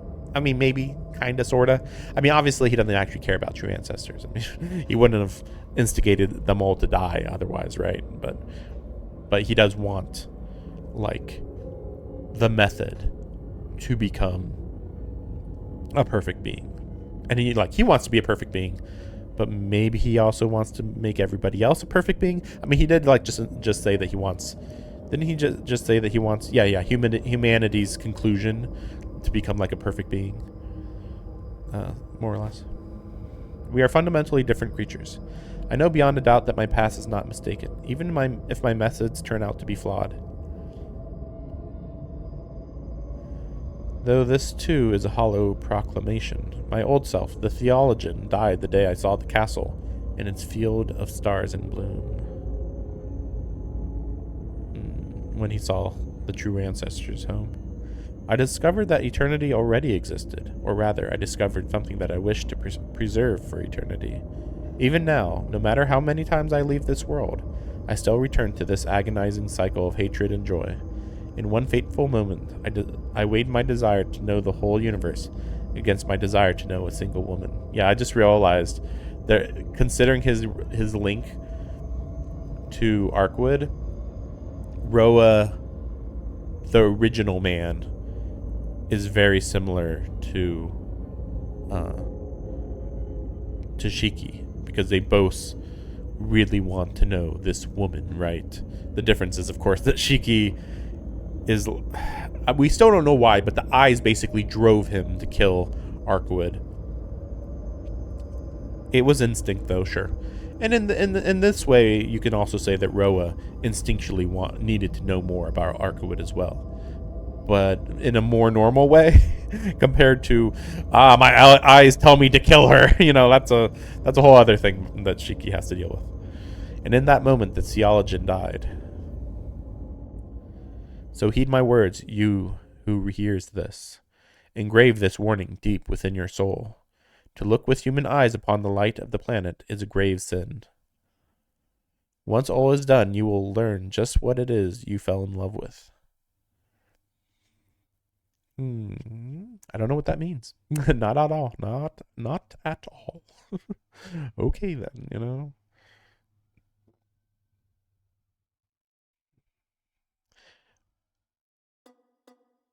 That makes me wonder, though, even more what Arkan Ciel 2 is even going to be about. Maybe it's a day in which Ciel is fully on your side.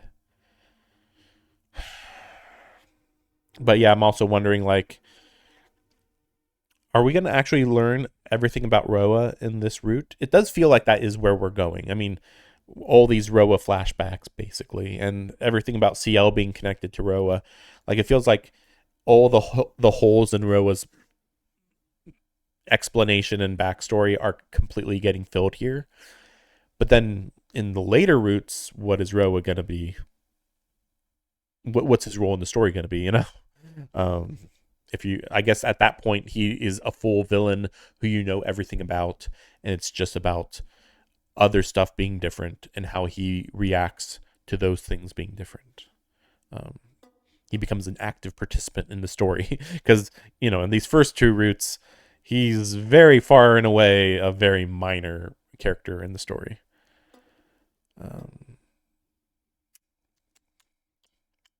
Okay. I'm going to take a short break here to get more water and tea. And then we will for sure get through day 10, even if it takes 6 hours or something. We're going to get through day 10. I really want to get through this game. I feel like after this game is over, I'm going to be like free of this like book that I'm reading, basically. Yeah, we'll see. Yeah, then I can get back to the video games, something like that. But yeah, be back.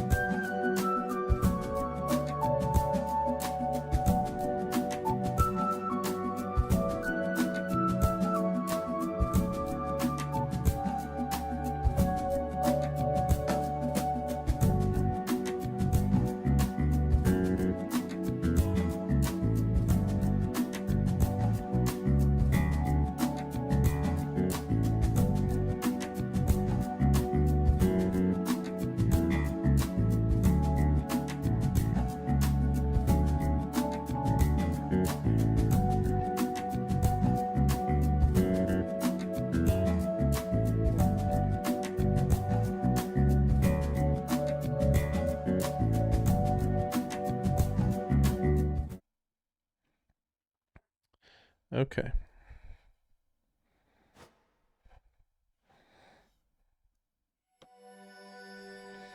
Church related, I guess.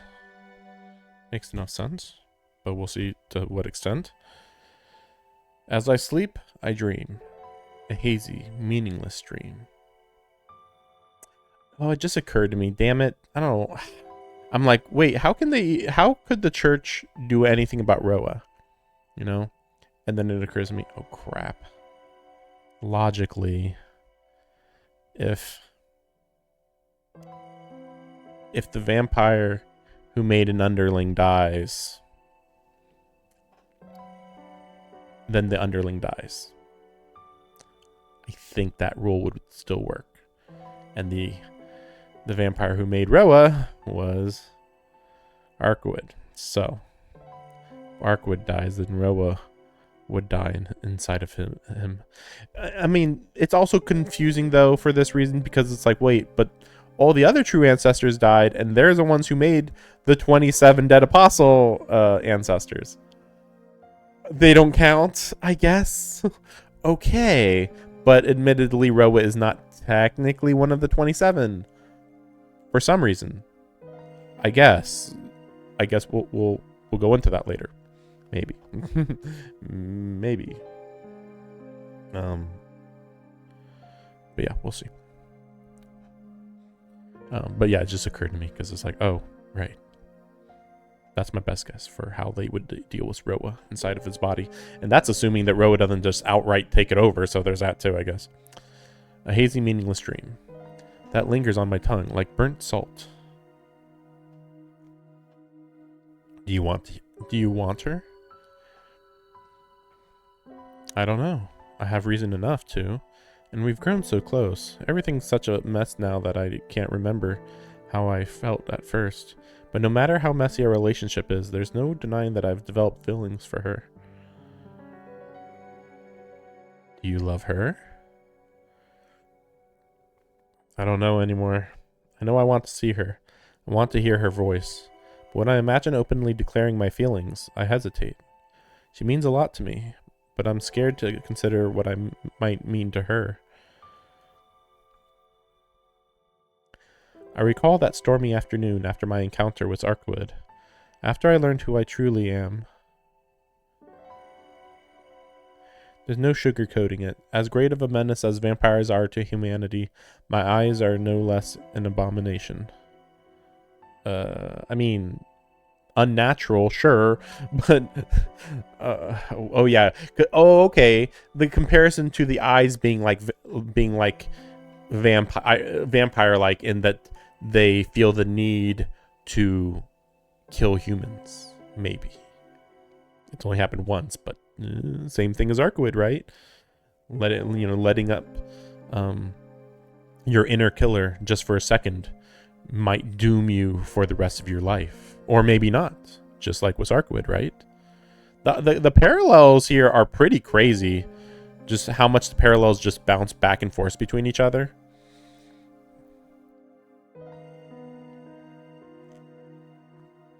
The only problem is it's never been explained why the eyes compelled him to kill. That's the only problem. There's no real explanation. Especially like specifically kill Arkwood.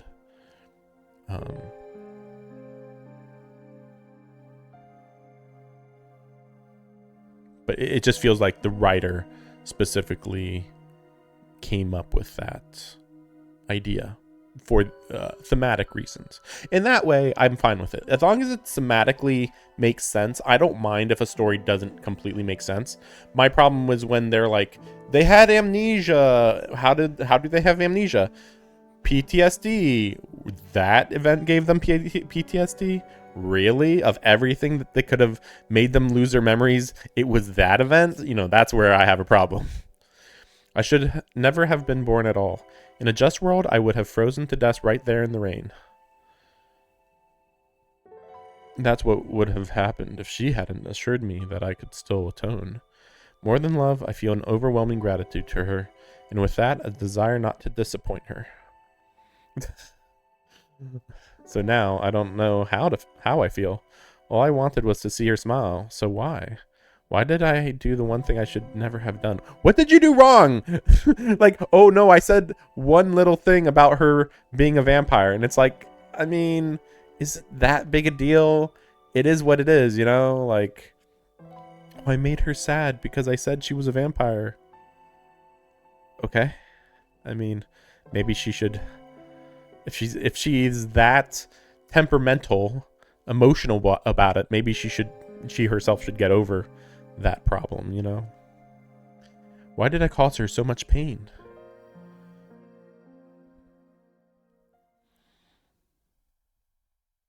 Shiki-sama, Hisui's voice filters through the early morning light. シキ様、お目覚めのお時間です。どうかお気を確かに。My consciousness rises from the depths.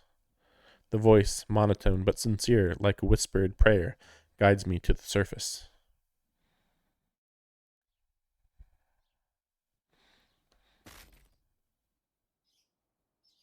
The instant I open my eyes, a sickening pain stabs through my temples. I must still be exhausted from last night. No, put on your glasses. Morning. 今朝もありがとう。時間はちょっと余裕ないかな。すぐに着替えて食堂に行くよ。I crawl out of bed, still in my pajamas. You know, what day is it at this point?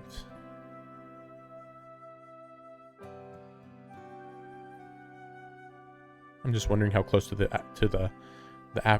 weekend it is. I don't know. The throbbing in my head persists, but it should settle down with time. I think this day is Friday. シキ様、メガネはおかけにならないのですか？ There it is. ああ、かけるよ。ちょっと頭痛がするから忘れてた。シキ様、今朝もご気分が優れないのですか？大丈夫。頭痛はすぐに収まる。体調だって悪くないし、ここのところ調子はいい。考え事があって、ちょっと寝不足なだけなんだ。To Hisui, I must look like death's warmed over. I can't even muster the energy to put on a brave face. Ciel's goodbye chased me into my dreams, and still occupies my thoughts now that I'm awake again. My brain refuses to focus on anything else. Not Arkwood's odd behavior last night. Not the pressing matter of sniffing out Roa's remaining minions. Arkwood's odd behavior. I mean, is it that odd, really, though?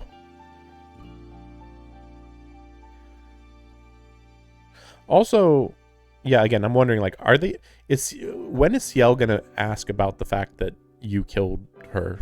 You know? Maybe that's gonna be irrelevant, like, near the end of the game or something, I guess.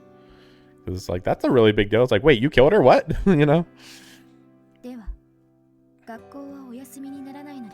To be fair, it was a minor thing in the middle of all the conversations that happened.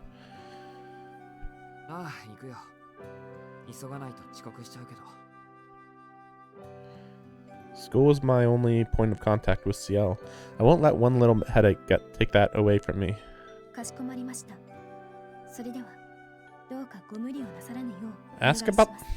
Ask about taking the freaking car. I'm tired of this. Like, the car was mentioned one time in the first route, and I was like, wait, that was an option the whole time? And here we have, like, oh no, it's not an option. You know, we acting like it's not an option. I mean, Hisui's not bringing it up, you know?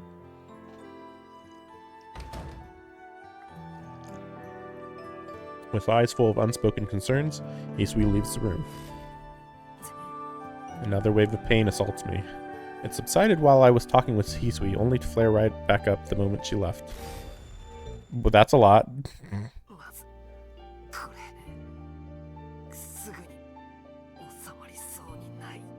It feels like I've plunged my head into a paper shredder.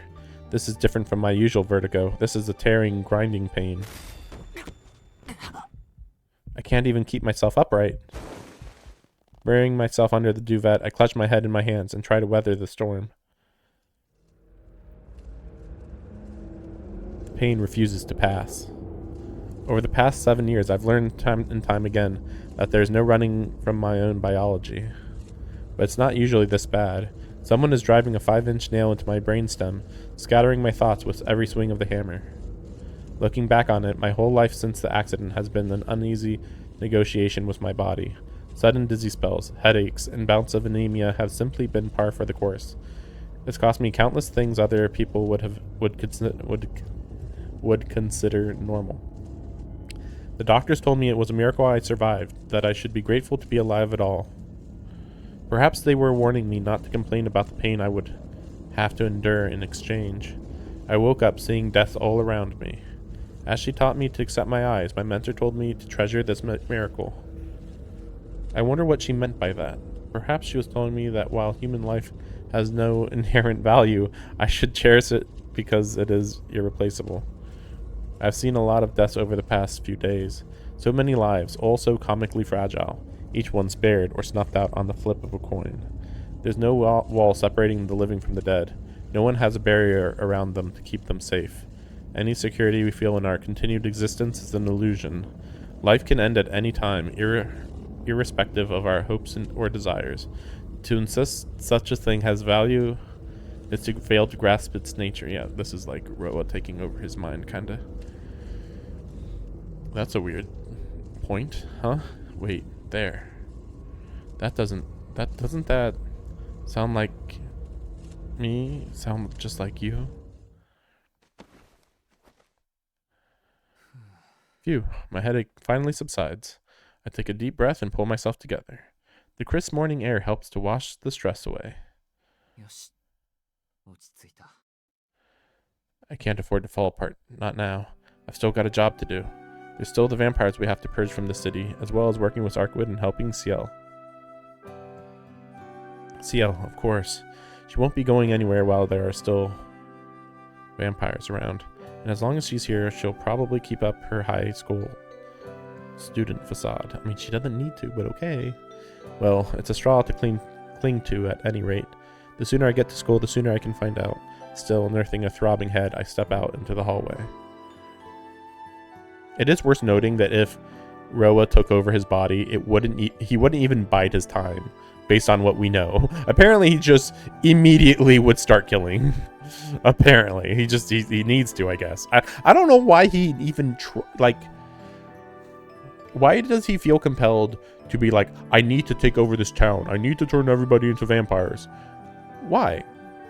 Why can't you conduct your experiments as quietly as possible? Or maybe like the second that he gets reborn, Arkwood can sense that he's alive, maybe. But it doesn't. But still, it's not like she knows exactly where he is. So, but maybe she can like sense the direction or something. I descend the stairs to the lobby. The dining room is down the corridor to my right. In front of me, the double doors promise passage to the outside. That's weird. I hesitate for a moment. Do I eat breakfast in the dining room and then drop in on Akiha in the parlor as usual? Or focus on finding Ciel as soon as I possibly can? What should I do? Well, I think he might go crazy if he talks to everybody. We're definitely at the point. I mean, am I supposed to know that Roa is taking over his body? I'm gonna say yes. I mean, it's pretty blatant at this point.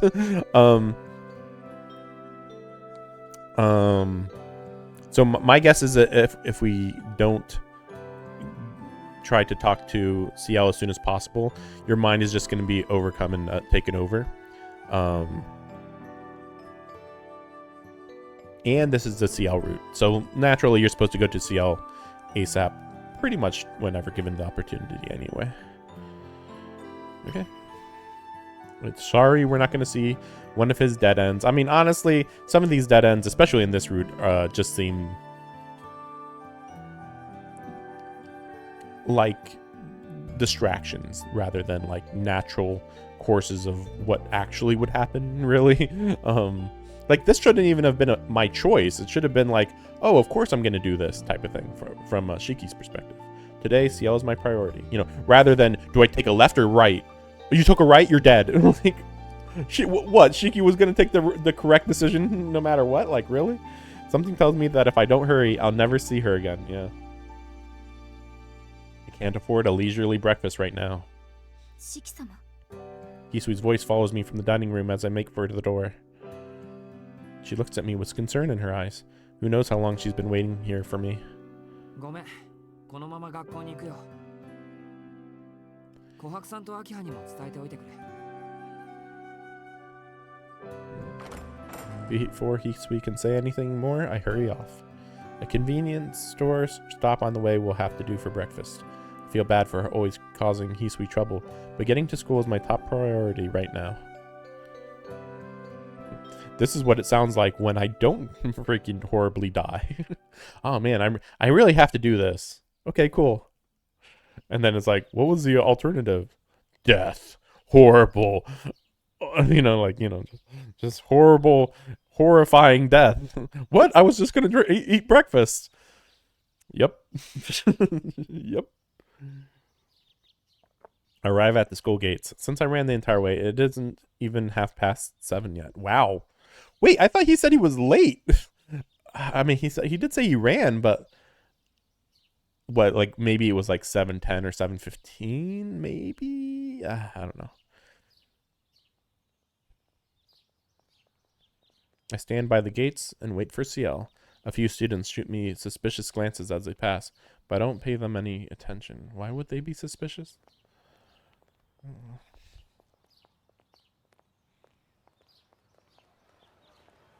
The time crawls past 7:30. Students are arriving in droves now.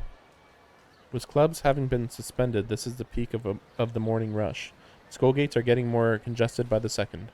I see no sign of Ciel among the crowd.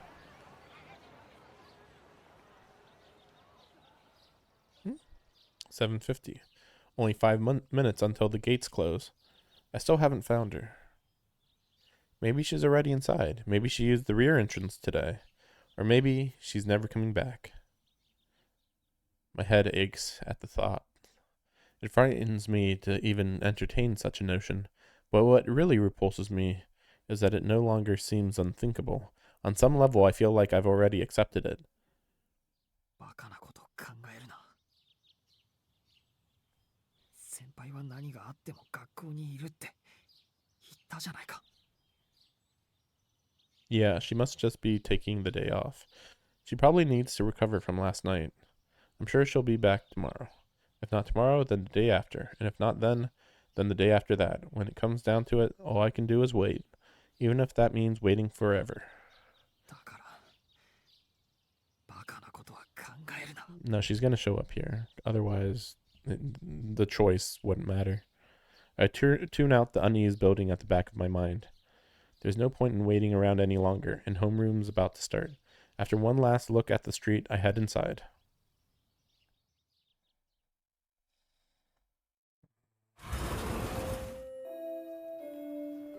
I walk into class just as the bell rings. Apparently Miss Noelle isn't here.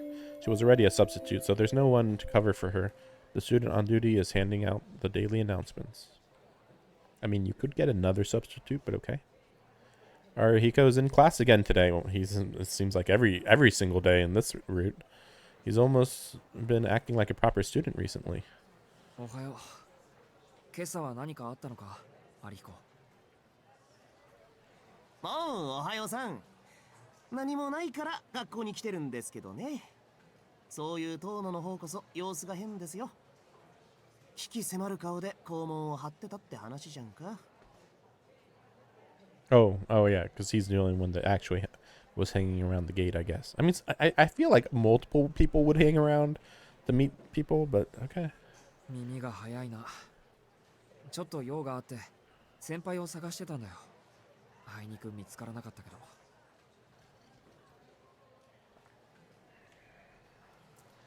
Pretty sure they're gonna say, who?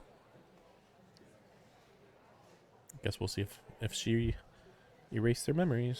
アリヒコ、今朝は教室にいたんだろう。先輩こっちに顔出さなかったか。 That's just the vibe I get. お Yep. 先輩ってどこの先輩だよ。お前さん部活やってないんだから上級生と知り合う機会なんかねえだろ。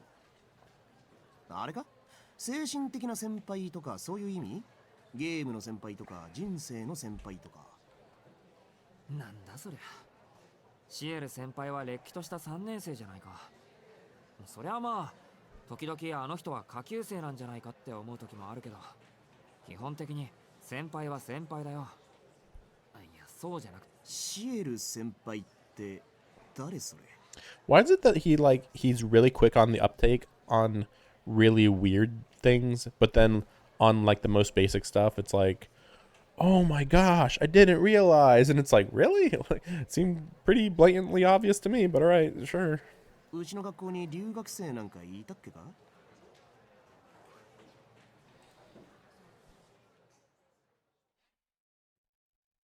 My brain, which has slowly been recovering, freezes back over. I try to suppress the chill creeping up my spine. シエル先輩だよ、シエル先輩。お前だって追いかけてたじゃないか。昼飯だって何度も一緒に食べただろ。Which reminds me that that other girl once again wasn't in this route. Yuzuruha? I forget her name, but the brown-haired girl. I guess she got. おう、そりゃ一緒にランチする相手にはこと書かない俺だが、そんな不思議な名前の先輩は知らねえって。殿、病み上がりで頭いっちまってるのか？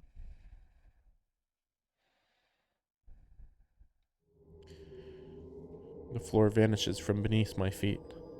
Arihiko cracks a joke, but I can't hear it. I collapse into my chair, my thoughts a scrambled mess.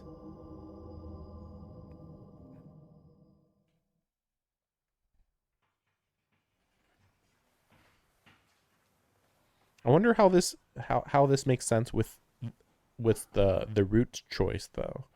It's really weird. Ah, I see. What were you expecting? Smirks. Some cynical part of me smirks. The full weight of my choices hits me at last. Ciel is gone, along with every last trace that she was ever here at all.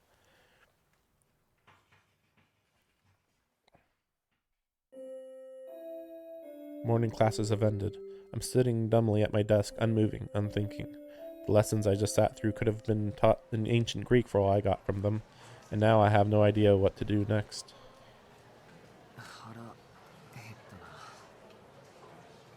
That's true. Well, I mean, I think it's just the previous night. I think he ate dinner. I thought all my senses had gone numb, but apparently hunger is an exception. Arihiko has already gone to get himself something. My vertigo is acting up again. I need some food to distract myself with. Man, this route is all about him eating more than like the previous route's like, eh, whatever, I don't need food. It's almost like being possessed and eating are like connected. I don't know. The lunch rush has passed, so there's no more line. I press a button on the order machine, hand in my receipt at the counter, and pick up a tray. It's only when I get my plate that I realize I've ordered the croquet meal. Fried food. I idly wonder whether I'll be able to keep it down. I look around for an open seat. That's odd. For a second, I thought I saw someone who looked just like Ciel. Now that's hilarious. I'm seeing her everywhere I look. I must really have it bad. So bad that I can't take my eyes off this random stranger, even though I know it's someone else. The girl who looks like Ciel sits down at a table, puts her hands together and thanks, and starts eating with gusto. Digging into a bowl of curry or udon, no less. Even her tastes are the same as Ciel's. She doesn't just look like Ciel, she is Ciel. Senpai! I sprint to her table as fast as my legs will carry me. Ciel takes one look at my face and turns away in disdain. She obviously doesn't want to talk to me, but that's not going to stop me right now. Senpai, 意味がわかりません。どうしてこんなとこにいるんですか？おかしいでしょ、いろいろ。We're gonna just glaze over that he nearly committed suicide. Probably, but okay. You know, probably was gonna kill himself today, but alright, yeah. なんでって、私はここの生徒です。お昼になったらご飯を食べないとダウンしちゃうじゃないですか。いや、それはそうなんだけど、だって昨日。I don't know how to finish that sentence. I'm still too busy trying to wrap my head around the fact that she's right in front of me. Ciel continues to look pointedly away. すみません。気がついてしまって。バカなことを口走りました。いいですけど、なぜ気がせいていたんですか？だってもう先輩に会えないと思っていたから。先輩がいるのが夢みたいで。ほう、夢みたいとは大げさですね。大げさじゃありません。 Maybe her spell failed because she used up all her magic? あんなことがあったし、有彦は先輩を覚えてないし、見放されたんだって思うじゃないですか。俺は本当は昨日からずっと先輩にさよならって言われた時からもう会えないんだって。 In my heart of hearts, I already knew. I was trying to pretend otherwise, trying to hold off the pain, but I knew in that moment that she was gone. どうしてあんなことを言ったんです？さよならなんて、そんなもう会えないみたいに。はい。だって昨日はもう時間が遅かったでしょ。健全な学生さんは家に帰る時間です。Okay. She doesn't even blink. I can hardly believe what I'm hearing. ふざけないでください。あんなのどう取ったって真剣な別れの言葉でしょ。仮にそうだとしても、それはあなたと私の話であって、私の学校生活とは関係がありません。You still don't know why she goes to school. I mean, theoretically, it should have been to investigate if Shiki was turning into Roa, but that's not been brought up. それとも遠野くん、私みたいな怪物が学校にいちゃいけませんか？ Ciel's eyes bore into me with the same emotionless gaze I saw last night. A monster like me. Maybe she really is a vampire, or maybe she isn't.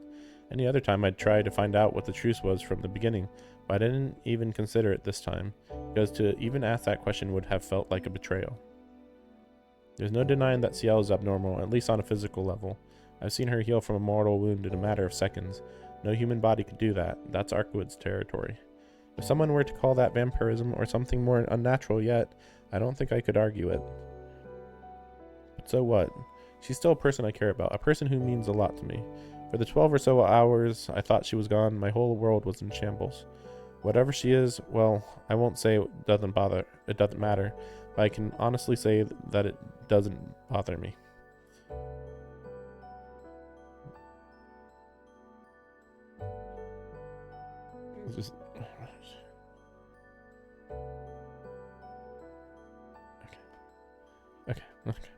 Just okay.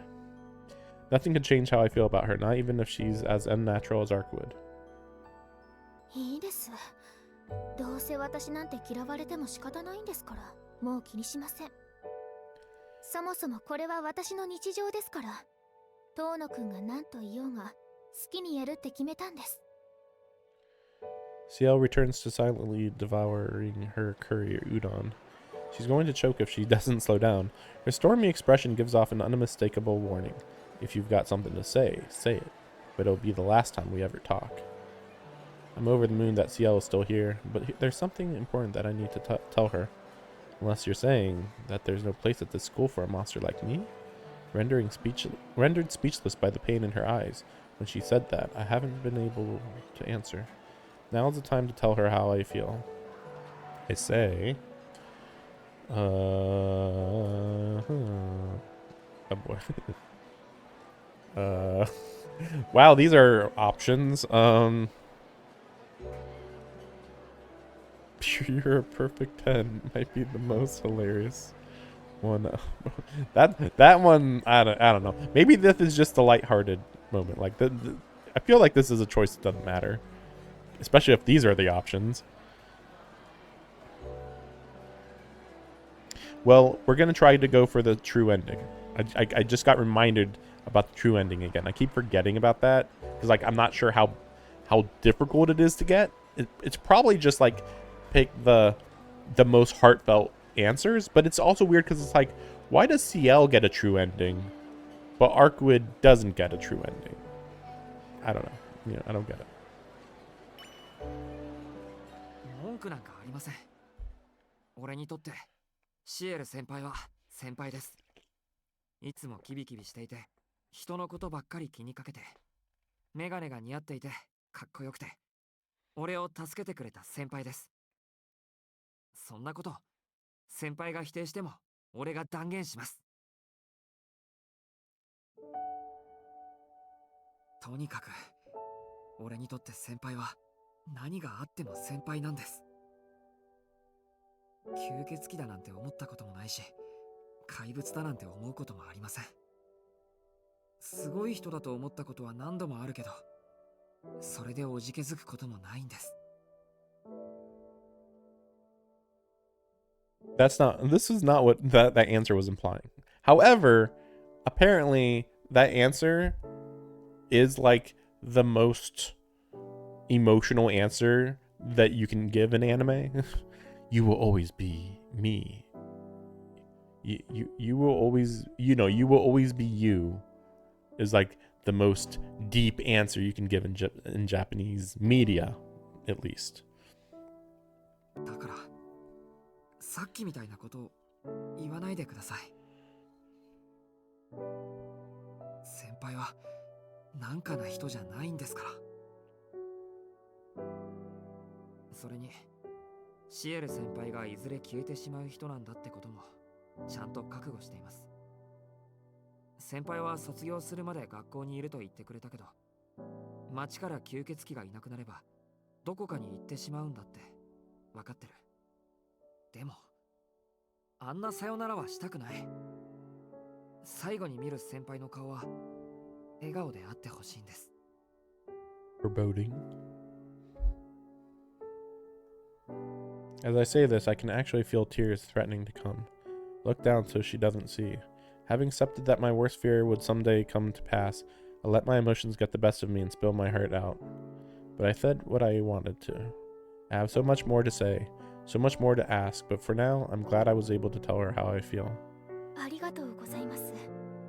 今のお返事は素直にびっくりするぐらい嬉しいです。それとごめんなさい。意固地になっていたのは私の方だったみたいです。先輩。I raised my head. お話はよくわかりました。それじゃあ遠野くんは私がどんな体でも気にしないと言うんですか？もちろんです。まあどんな体という意味を講義に解釈するとその限りではないですけどね。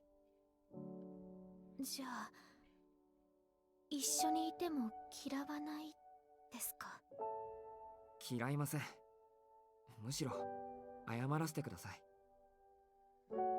昨日は一日先輩を困らせてばかりでした。アルクエイドのことだって先輩に相談していれば穏便に済んだだろうし。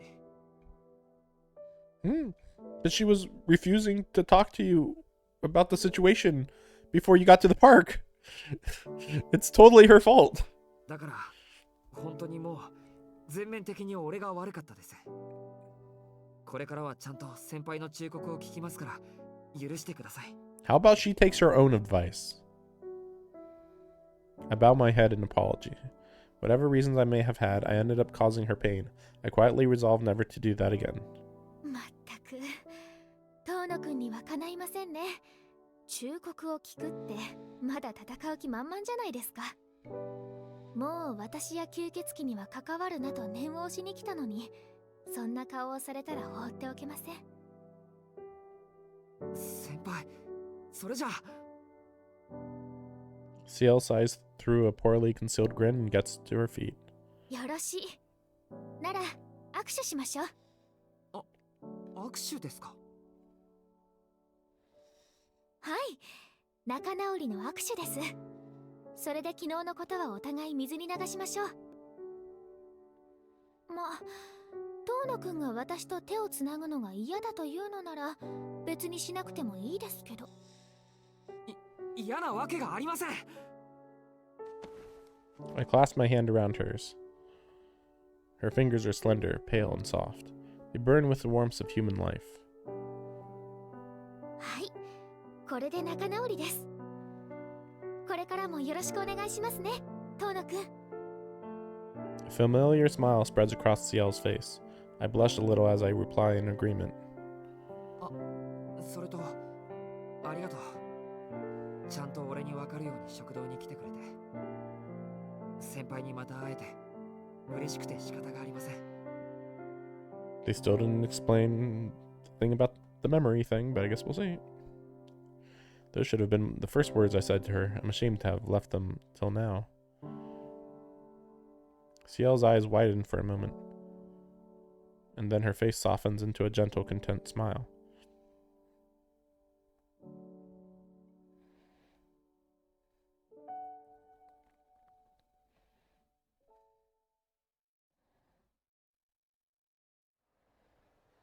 We finish eating and leave the cafeteria. There's only a few more minutes of lunch left. It's time to split up and return to our respective classes. Oh, we're also apparently forgetting the part that she's almost for sure not going to class, but okay, whatever. Me to my own second year classroom, Ciel to her third year classroom. Wait a second. In all my euphoria, there's something I forgot. Don't we need to talk about the Arkwood situation or what to do about Roa's remaining minions? It's fine. We can do it after school. I'd better bring it up now. いいはずがない。先輩、ちょっと。はい、 I quickly call out to stop her. 何ですか遠野くん。5限目始まっちゃいますよ。 Maybe this is going to be the part where she says, there aren't any more minions. Arkwood killed them all. Or I killed them all or whatever. 早く教室に戻らないと。そうですけど、今日はちゃんと話したいんです。茶道室に行きませんか？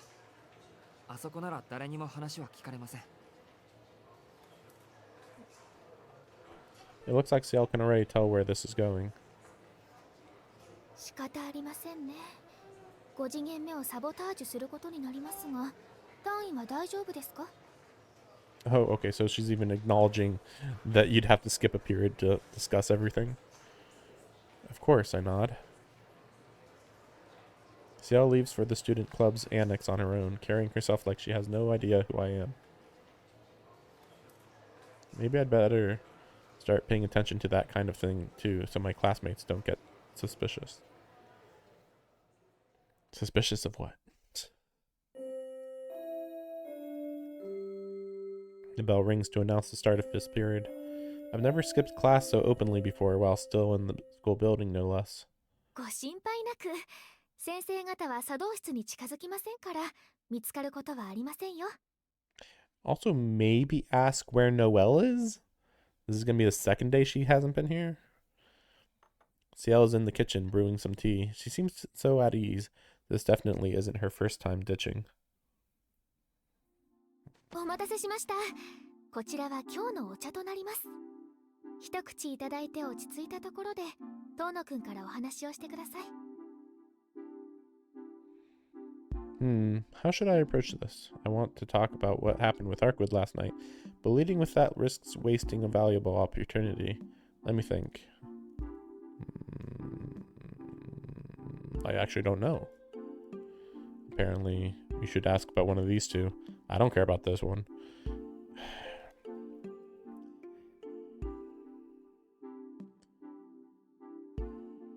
Yeah, I mean, I don't think I should ask about Arkwood, even though that what I normally would pick. I'll never ask her about her relationship with... What? Wait, I'll never ask... Oh, I've never asked her about her relationship with Miss Noelle, but now's as good a time as any. I don't know why I read that as owl. シエル先輩とノエル先生って仲がいいですよね。ノエル先生、シエル先輩のことをいつもすごい子だって褒めてましたよ。Ciel practically yelps. I never thought someone so level-headed could lose her cool so dramatically. 違うんですか？ I decide to press her a little. Ciel composes herself. まあ、シスターノエルとはもう何年もコンビを組んでいますから。遠野くんにはそう見えているんですか？あと、彼女が私を褒めていたんですか？本当に？ I wonder where this discussion's going, considering, like, I felt like until Ciel betrayed her, betrayed Noelle by saying, Mario, take her away, you know, just, like, literally just abandoned her. Which, I'm still surprised that she can even do that. Like, she's still, like, an employee of the burial agency or whatever. So, like, what? But like, also, like, it seemed like they were working really well together. Like, every time that Noelle gets criticized, I feel like people are being really overly mean to her, because, like, she does what she's capable of doing. Now, you could say, like, well, she's not taking risks, which is, like, lazy or something, maybe, but, like, it seems like a smarter thing than, you know, all the other executors ending up dead from random vampires, you know, like, apparently it happens pretty regularly. It's, yeah, like, how the heck can you call Noelle average when she's survived for 5 years? Or no, 7, sorry. 2 years before Ciel, and then 5 more years after that. I mean, to be fair, it's not like Mario knows how good she is, or how capable. And then it was even mentioned that supposedly Noelle is stronger than she knows, but she doesn't want to risk dying and all that. So maybe that'll be like a thing that comes up in a later route, because I don't think it's gonna come up here. I'm still expecting her to die pretty suddenly, probably to Arcawood. Her voice trembles with the hesitancy of a child who's just been told off. Here I go, putting my foot in my mouth again. The animosity between them must run deeper than I realized. No, I mean, like, they were getting along pretty well. Like, the most you can say is that Noelle can be a little bit teasing or mean, maybe, but I don't know. I mean, based on what we've heard, Noelle normally does not talk to civilians, so yeah, she's like pretty robotic normally from what we know. So kind of weird.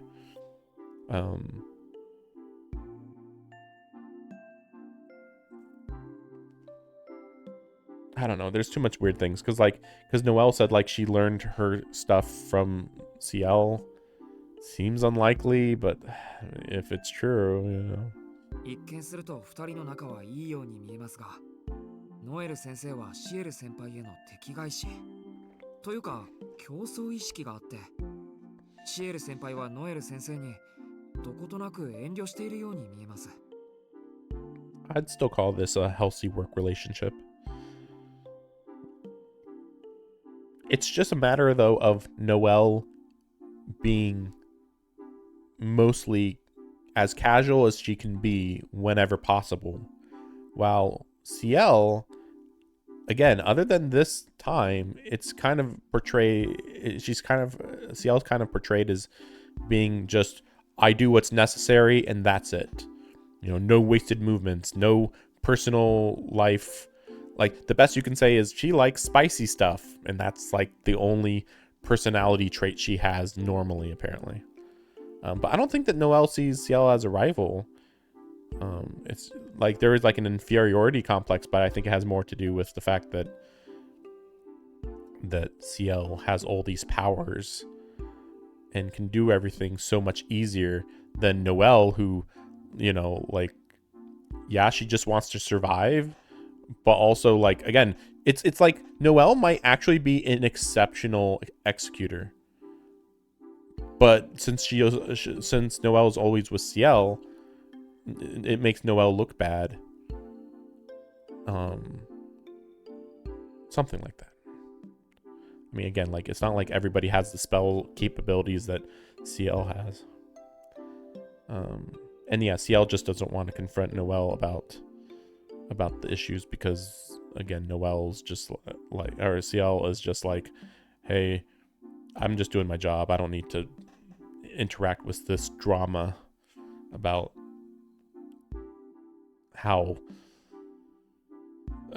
well about Ciel's existence. もう私とノエル先生が不仲ではないのかと心配しての質問でしたか。ご安心を。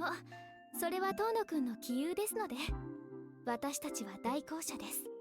互いの役割に私情を持ち込みませんし、私生活には踏み込みません。 See, this is actually a problem. See, this is actually the opposite of what she believes. Because it's like, first of all, you don't have private lives. Not really, right? I mean, we have already heard Ciel complain to Noelle about what Noelle does in her personal time. Or maybe it was mostly just complaining about how she tortures people, maybe. I thought she complained about like how she was being a teacher though, maybe. But yeah, like, yeah, well, we already know that you let your personal feelings. I mean, I don't know. It's weird because like I don't like Noelle at all, obviously, because of what she does. But I don't know. I don't know if Noelle is particularly doing anything wrong compared to other executors. Like Noelle actually might kind of just be a very ideal executor, but when she's paired with Ciel, who has no life, who probably doesn't need to sleep, and all, like, you know, like she's literally like a machine that kills vampires. It's like, yeah, I look bad compared to her. Like, sheesh. And then Ciel's just like, hey, I don't, I just let sleeping dogs lie. And by that, I just ignore everything and don't confront people about anything ever. ノエル先生が何 Yeah, に see. 興味を持ち、時間外なのに遠野くんにちょっかいを出したり、職務の後どれほど深酒をしていようと咎めたりすることはないのです。 I mean, it's especially like annoying to hear her complain about how much she's drinking when it's like,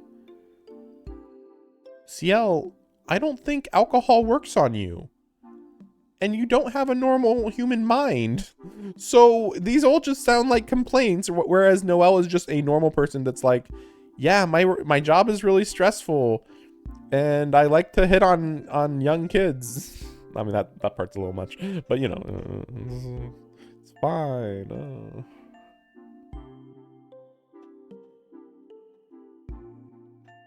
More than being on bad terms, it sounds like they aren't on any terms. Yeah, that's right. I think Ciel might be bad at making friends. じゃあ吸血鬼を退治する時以外会ったりはしていないと。 Yeah. それもそうか。 If anything, that's actually beyond bad terms. Because it's not like Ciel's complaining to Noelle about anything. It's more like, okay, work over, and then just leave immediately. And that makes it seem like Noelle hates her, at the very least. Like, it's not like, or it's like Ciel hates Noelle. Because I'm pretty sure Noelle wouldn't actively try to never talk to Ciel, based on what we've seen.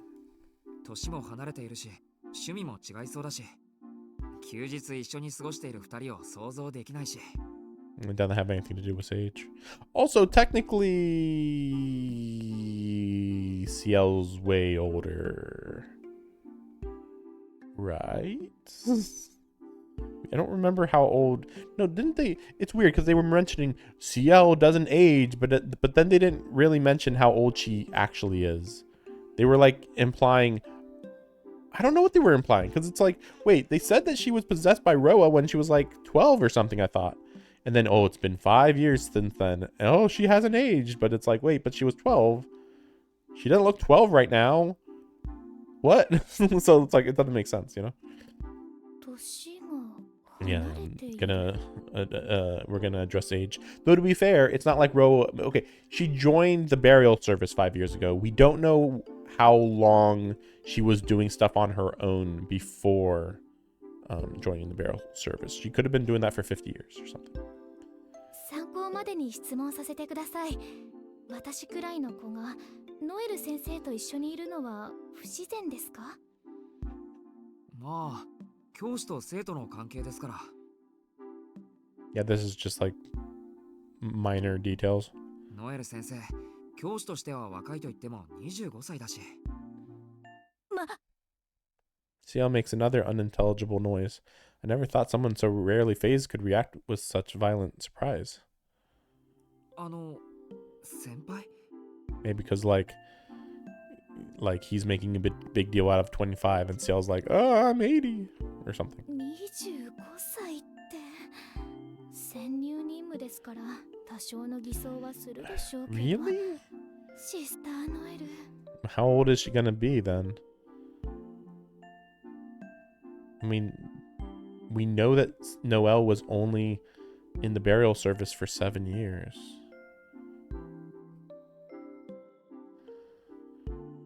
Uh-oh, I'd better abandon this line of questioning here, or I might find Miss Noelle using her halberd on me next.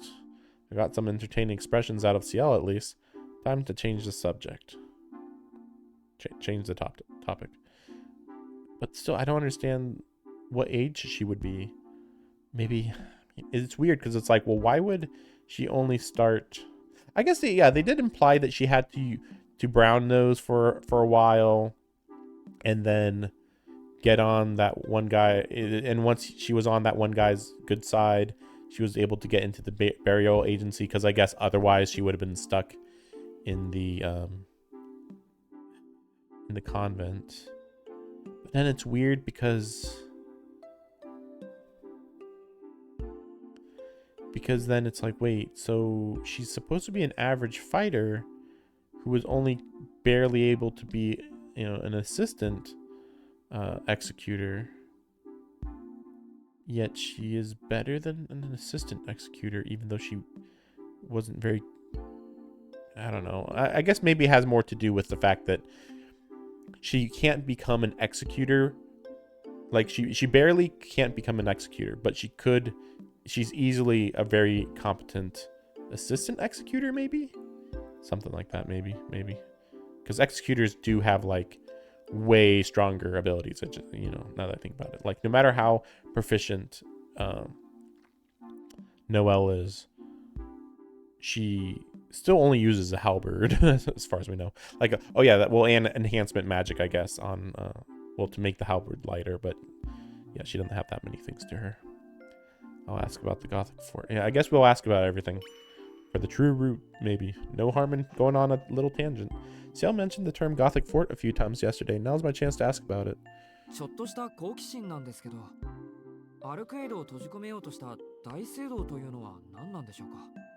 あれ、グローブを閉じ込めている時に使ってたやつですよね。何か特別なものなんですか。シエル先輩の必殺技みたいな。What super move? What? Oh, I got you. Like a super move. はい、確かにアルクエイドに使ったものとグローブに使ったものは同じもので特別な魔術ですが、必殺技という響きは恥ずかしいものがありますね。照れちゃいます。Oh, there's something to file under ways to get on Ciel's good side. いいじゃないですか。必殺技かっこいい。あれでこそシエル先輩です。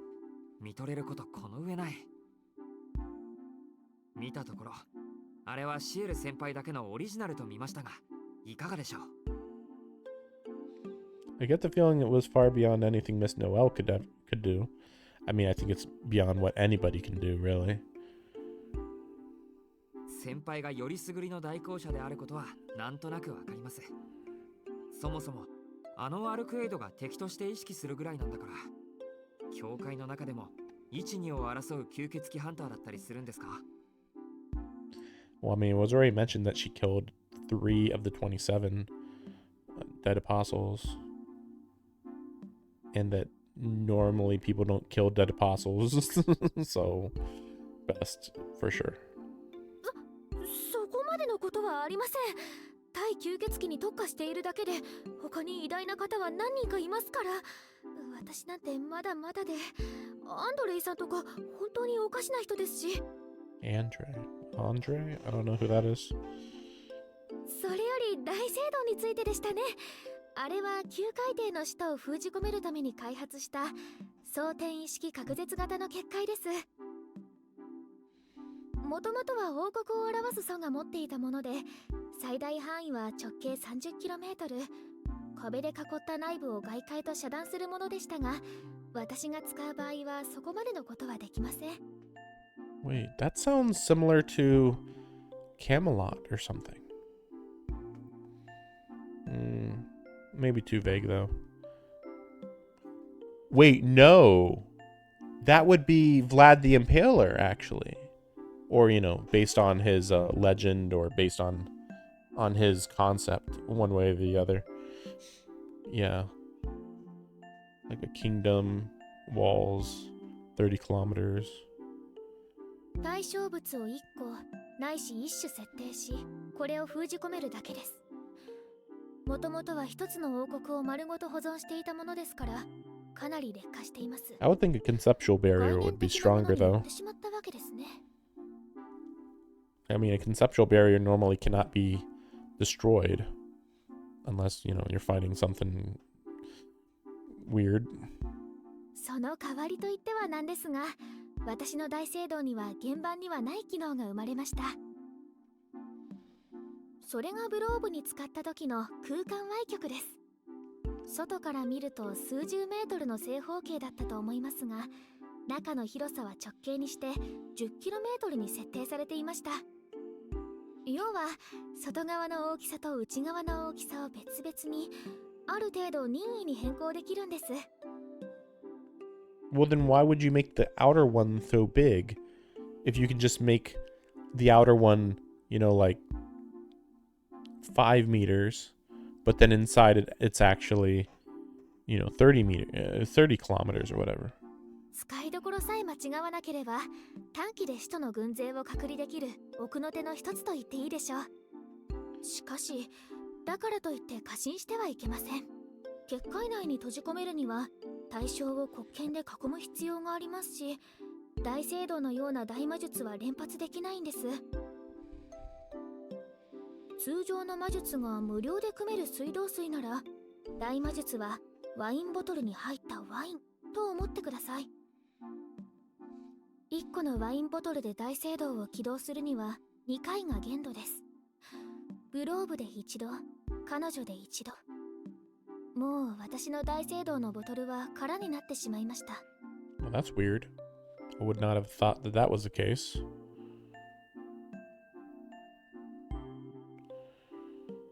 I'm surprised that she can't, like... I thought it was just a matter of magic. Maybe this is plot convenience. ボトル内のワインは水道水とは違い、そう簡単に補充はできません。今後グローブのように災害を振りまく使徒が現れた場合、その被害を抑えることはできないので、遠野くんも注意してくださいね。Yeah, keep it in mind. It's gonna be relevant later. No more Gothic forts. Got it. Though that's about all I got. Good news is that we've taken care of Lav, and now this row is out of the picture too. Can't imagine she'll have any more reason to use it. Except, you know, the whole thing with Sarkwood. Well then, now that Ciel's in a more talkative mood, let's try switching gears. Let me think. Oh my gosh, now about the black keys, sure. I think this is just for lore, but we'll just also treat it like true ending stuff. This would be a good time to ask her about those black keys. I'm sure she'll jump at the chance to flaunt her knowledge. 次の好奇心なんですけど、シエル先輩がポイポイ投げているあの武器はどんなものなんでしょう。 This is like a let's ask Miss Ciel when you die, except you can actually ask her actual questions here. そこに目をつけるとはさすが遠野くん。必殺技もいいものですが、戦闘において最も重要なのは基本技ですからね。 Also, how many more of those could she have? Like, it feels like she ran through all of hers last night, but I guess we'll see. いいでしょう。黒剣についてエキスパートと言われた私がお教えします。 All I expected was a little smugness, but not this burning intensity. I mean, 事の起こりは西暦300年頃、欧州に最も使徒がはびこったとされる really? 時代。 At its height? How many dead apostles were there back then? 不老不死の呪いを持つ異端者使徒、その肉体を人間に戻す、正しく死体に戻し塵に返すことが教会の使命でした。偉大なる主の大規定、その文言を読み上げ聞かせることで亡者は主の愛を知り、この地上から消え去ります。 Wait, this is even more interesting now that I think about it, because this is the year 300 AD when dead apostles are at their height. So then, before Christianity, the church didn't exist, logically. So in 1 BC or 5 or 10 or 1000 BC, did dead apostles just do whatever they wanted, or were they limited because of the Age of Gods? Maybe they, during the Age of Gods, maybe most gods would actually just kill them on sight. Maybe. あれは刃のように見えますが、実際は聖言なんです。死者を悼み送る言葉を元にして作られた教会の秘跡。日本風に言うと、そうですね、ありがたいお経と思ってください。 Right.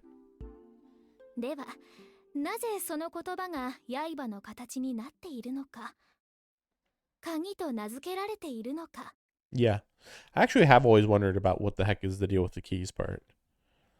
それには大公社と使徒の長い闘争の歴史を語らねばなりません。使徒に対して通常の武器では殺傷効果は望めません。使徒にとって傷は血で復元するもの。ただ切ったりもいだりしただけでは使徒は死なないのです。一方、大公社は多少無茶が効くと言っても人間ですから、戦闘になれば生存力の差で押し切られてしまいました。そう、使徒には点の攻撃ではなく面、圧倒的な破壊力でぶっ潰す戦法だけが有効だったのです。ですがあの時代、一撃で使徒の肉体を消し去る高火力の武装はありませんでした。最も効果的な手段は建物や森に閉じ込め、その場所ごと焼いて血を使い切るまで燃やすというものでした。しかしこんなことをいちいちやっていたら教会が破産してしまいます。そこで当時最高峰の剣士にして司祭と謳われた方が、量産が利き、形態がたやすく、即効性があり、被害を最小限に抑える武器を考案したのです。それが黒剣をはじめとする聖典武装。武器に聖言を刻んで対異端用の効果を付加するのではなく、聖典そのものを武器にして対異端の猛毒にするという画期的なアイディアでした。 I was not ready for this galaxy mode thing here. 使徒をはじめとする完全に What the 人 fuck? 間ではなくなった者たちには言葉による退去は叶いません。 What? Oh, he doesn't know what's happening right now. Yeah. 彼らの魂はその意味がもう理解できないからで He's す。 just like, I don't understand what the fuck's happening. 人の断りは人にのみ通じるもの。使徒となった者に主の言葉は届かない。ですので私たちは魂ではなく肉体そのものに聖言を刻みつけ、正しいルールに書き換える。汚染された魂は救えませんが、肉体だけは聖言によって人に戻る。The meme. という虚無のドアに鍵を挿して回すように。聖典武装を受けた使徒はその部分だけでもかつての肉体を思い出し、以上が聖典武装の根本的な仕組みです。黒剣はその時に作られた最初期の武装でした。絵に見えるものは聖典の写本から切り抜いたページです。大公社はこれを自らの魔力、失礼、祈りの力で絵の形に固めて持ち歩きます。 Oh, so she just revealed that magical energy and prayer are just the same thing. I'm surprised about the pages of the Bible. It's so stupid though that like this game really wants to treat Shiki like an idiot. Like, oh, he just can't comprehend this magic lore. And it's like, really? I mean, why is it that I can keep up, but not him? Like, he's just stupid? and then I'm pretty sure it's the same thing with Fate Stay Night and Shiro.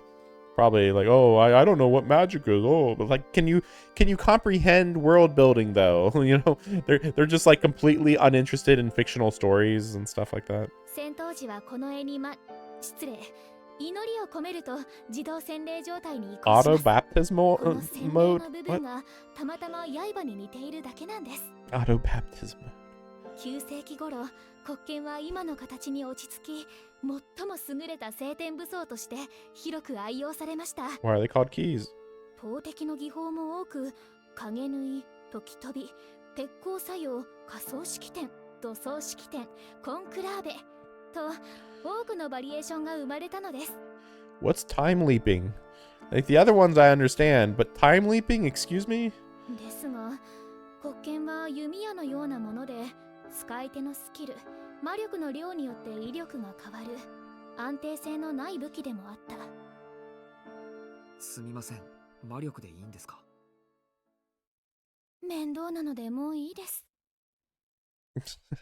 She's like, I don't believe in God. Who cares? 聖堂教会は魔術協会と反目しているので、故障にはとてもうるさいのですが、どうでもいい問題なので。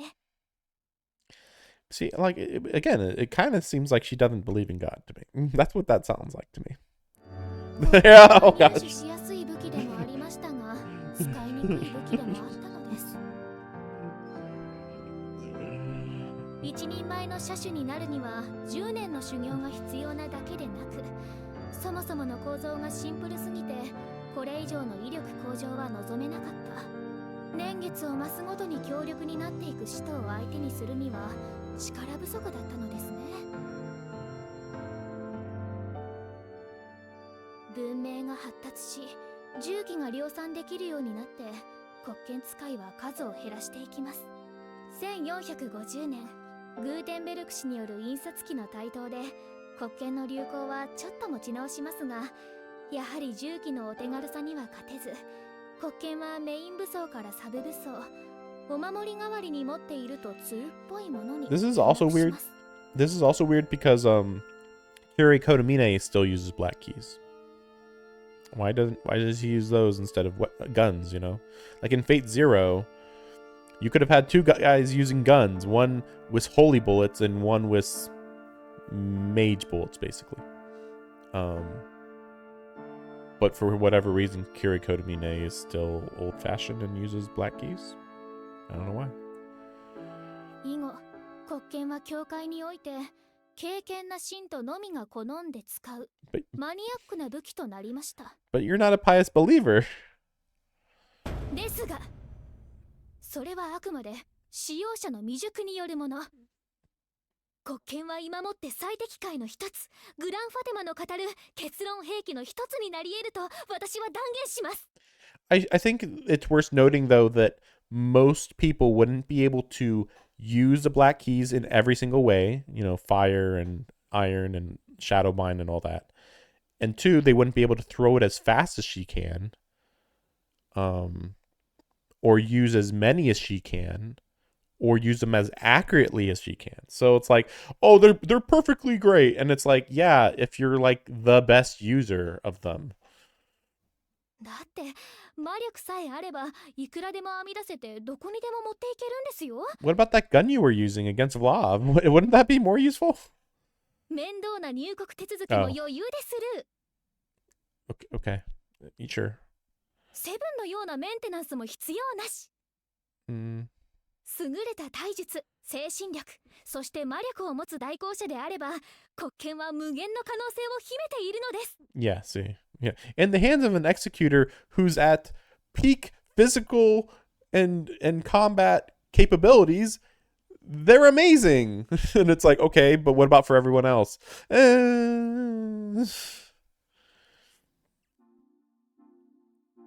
But why are they called black keys?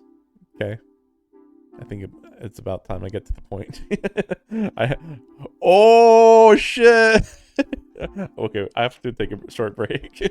I was not ready for that. Be right back.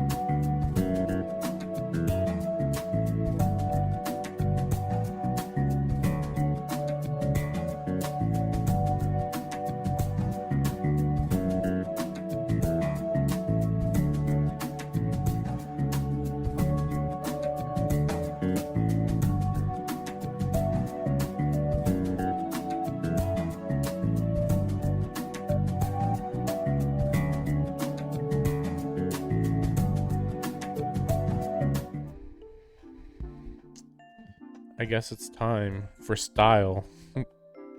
I assume fighting style. I guess I don't know. スタイル At this point, I feel a little scared that I'm like not gonna end up asking that final question. Like, oh, oops, you forgot to ask the most important question. ほい。ごめん、好奇心が前に出すぎた。ありがとうございます。大変勉強になりました。 Wait, why did he say style like that? 必殺技、通常技ときたので、あとはもう一つ、一番気になっていたことを聞ければ。先輩、後ろ、黒い虫が。 Ciel leaps to her feet, never doubting me for a moment. Ah, I saw her legs, which is the most important thing in the day. Giving me a spectacular view from below. すみません、錯覚でした。でも話は続けますので、先輩はそのままで。ほう。 It's like, luckily, she has no idea what a voyeur is. Anyway, just keep standing up like that, Ciel. It's fine. It's not that I'm especially attached to this particular angle, but I want her on her feet while I check something. 先輩、戦うときは着替えますよね。シスター服とグローブの時の鎧みたいなやつ。あれ、どういう使い分けなんでしょう。素人意見ではありますけど、戦い方とか変わるんですか。ああ、スタイルってそういう。 That's what he means by style, is what she said. I don't know why they can't interpret correctly. あれはですね、探索用と殲滅用に分けたものと思ってください。 Why would a nun's outfit be for reconnaissance? Like, yeah, nobody's gonna notice me in this nun outfit. Like, what? 修道服は汎用のスタイルです。代行者でもありシスターでもあるというか、代行者としての異端審問がメインではありますが、被害者の治療や保護、要救護者の探索、他代行者との連携など、要は何でも嫌ですね。この時の私は大きな武器は持てません。邪魔になりますし、被害者を威圧してしまいます。先ほど国権が優れた武器であると言ったのは、このスタイルとの相性がいいからです。国権の絵だけなら修道服の下に忍ばせても目立ちませんから。 I see. So her nun's outfit is more like a police officer's uniform than specialized combat gear. Now I see why she was playing defense against Arkwood last night. It's impressive that she stood her ground at all in what's essentially regular clothing. Well, I mean, there's more to it. But most of all... 網上げブーツがいいですよね。 Okay. 可愛いだけじゃなく、凛々しくてかっこよくて、シエル先輩に似合ってました。そうですか。一応制服のようなもので、ありがとうございます。 No, thank you. I give my thanks to your superiors too. ブローブとの戦いで用いた武装は殲滅用のものです。 Yeah, this is her Mash Curelite armor. Technically, Mash Curelite wears this armor. Actually, since Ciel wore this first. 戦場が人々の目の届かぬ場所であり、対象が救済の余地のない害獣である場合のみ選択されます。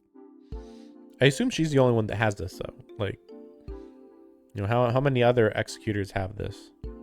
とはいえ、遠野くんに助け起こされた時には反対していましたけどね。 Oh yeah. By the time he got there, there was barely any armor on it left. 私の魔力が尽きない限り破損しない甲冑だったのですが、あの極寒と重装の前に音を上げてしまったようです。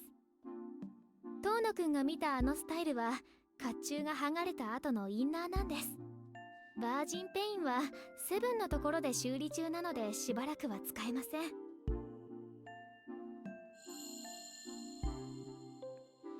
Just her innerwear, huh? That explains why it looked so light. じゃあ防御力において、今はシスター服の方が優れてるんですか。いえいえ、一見して薄着に見えますが、防御力は修道服と比較にはなりません。ある意味、あのインナーがペインの本体ですから。建前は壊れても本音は汚されません。アルクエイドの爪の直撃でさえ耐えるでしょう。 Just one hit? アルクエイドの爪っていうと、 Yeah. まあ大雑把に戦車の砲弾くらいと思っていただけ Yeah, れ that's ば。 about right. But again, only one hit or? 対人、対化、対毒、対衝撃、対神秘。あれ一着でどんな極限状態にも飛び込める希少品です。なるほど。希少品だから布面積が少ないんですね。はい、ほんとその通りで。そういう目で見ていたんですか、遠野くん。そりゃ見ますとも。かっこいいと美しいは両立するんだから。先輩はもっと自分の魅力を自覚するべきです。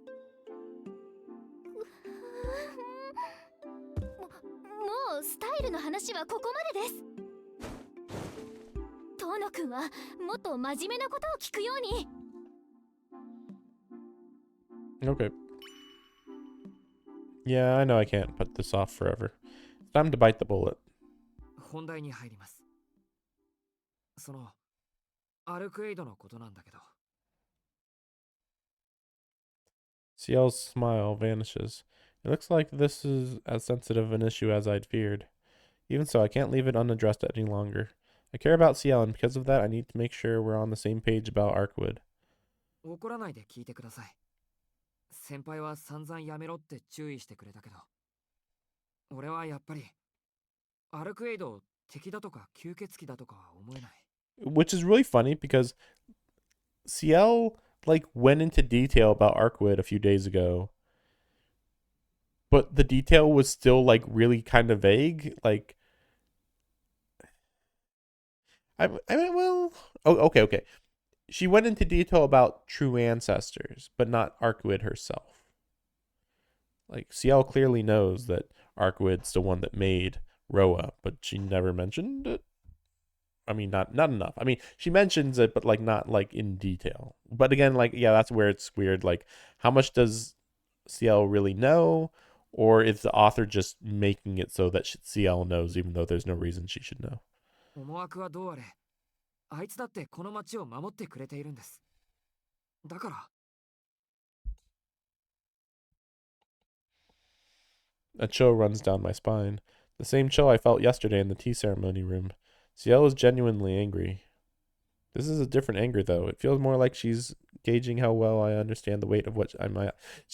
You're literally asking, explain this to me. I've literally asked more than once to have this explained, and you just keep not explaining it. だからアルクエイドと協力してほしい。目的が同じなんだから、先輩とあいつがいがみ合う理由なんてないはずです。というか、喧嘩しないでください。似た者同士なんだから。I mean, you're talking to somebody who's like, I'd rather die than get helped by a vampire. So clearly there's something going on here. There's a lot more I could say, but that's the heart of it. Both Ciel and Arkwood have a part to play in purging the remaining vampires from Soya. Not really, but okay, sure. If they could only work together, they'd be done all the quicker. Ciel breathes a heavy sigh and then 嫌です。 turns me down with a saintly smile. 嫌ですってなんで？当たり前です。遠野くん、昨日の夜だって彼女に殺される寸前だったって自覚してないんですか？ Not close at all. そもそも吸血鬼を探すなんていつ殺されてもおかしくない危険なことなんです。 Okay, そん then なことに遠野くんを巻き込むなんてできません。 then if you just worked with Arkwood, then I would no longer be helping the vampire hunt. It's that easy. うわ。うわ？ Whoops, that struck me such a nerve that my unfiltered frustration slipped out. But be that as it may, she's in the wrong here. The idea that she would be dragging me into anything is insulting. No matter how many times I put my life on the line, she still thinks my resolve is as half-baked as a disappointing batch of curry bread. I'm here to see this through. If I was going to turn tail and run, I would have done it the moment I escaped from that hotel.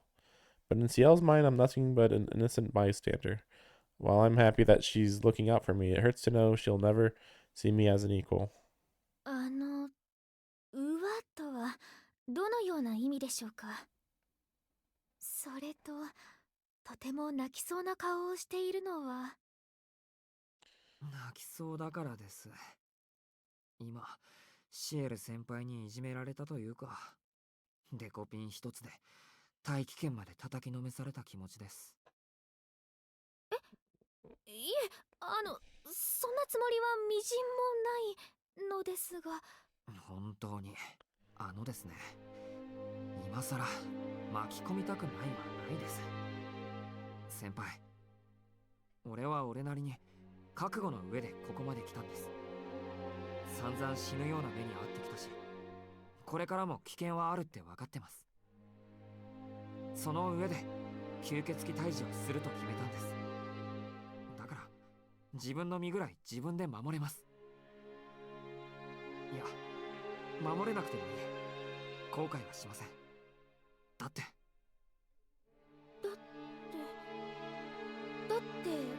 なんでしょう。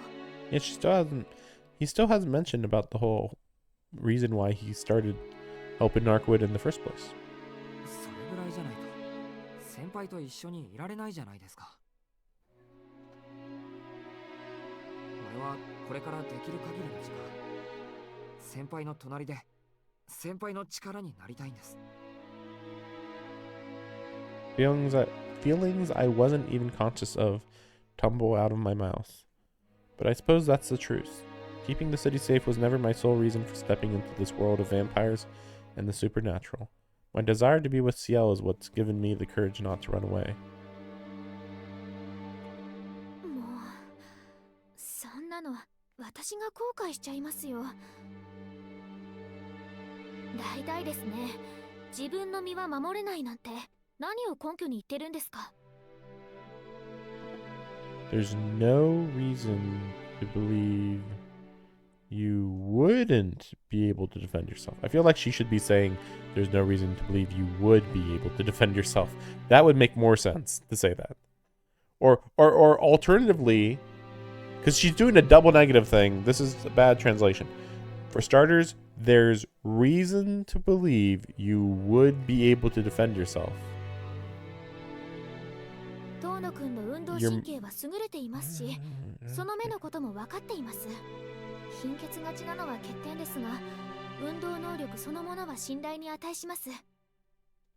So she says she is that she's not prepared for the consequences, even if I am, and that you can defend yourself, and your physical capabilities are good. あなたが本気で自分の身だけを考えてくれるなら、私もこんなに目くじらを立てたりはしませんよ。What's that supposed to mean? Yes, you're physically capable, but you gotta stay out of harm's way. Like, what? This is an active war zone. Like, what are you talking about? Ciel drops this bombshell with a nonchalant shrug. あれ、そうなんですか。Which time is that? Which time was that?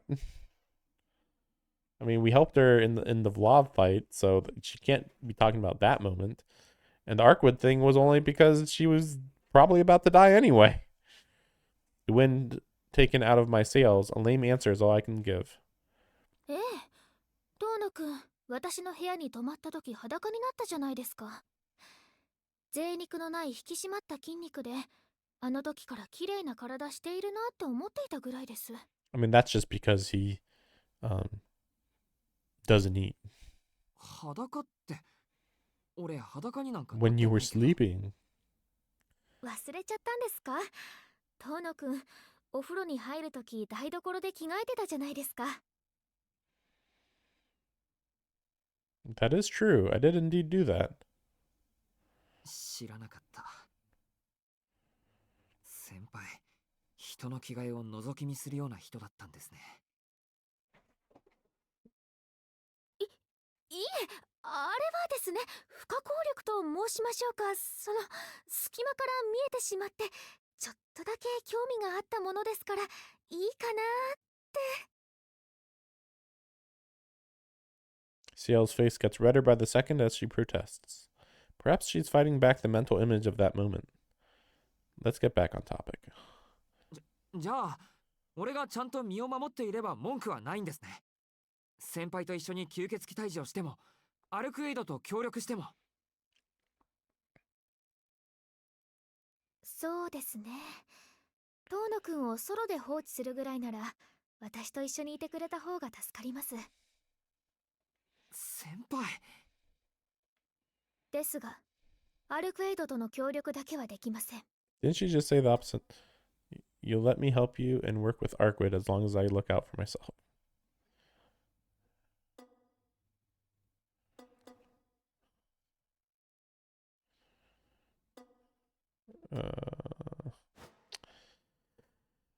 I guess the other stuff that he said, I guess, is what she agrees with. この際ですからはっきりと忠告、いえ、警告しておきましょう。現在この町で最も危ういのは彼女です。 And not just because she's a vampire? 吸血鬼だからということではありません。 So if she wasn't a vampire, how would she be dangerous? 今の彼女はかつてないほど異常な状態です。下手に刺激すれば炸裂する爆弾と言ってもいい。爆弾ですか。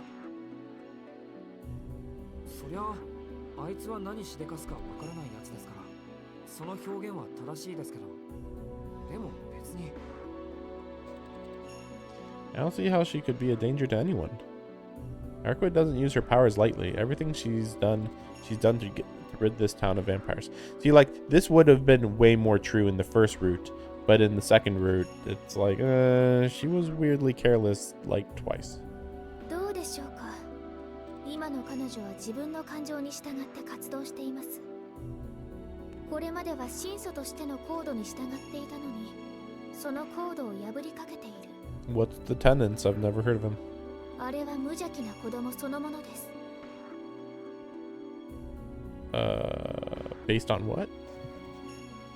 恐ろしいのは、その子供が初めて手にしたおもちゃが太陽だった。といえば、現状がどれほど危険なのか理解できると思います。Well, that's actually just not that's actual complete bullshit.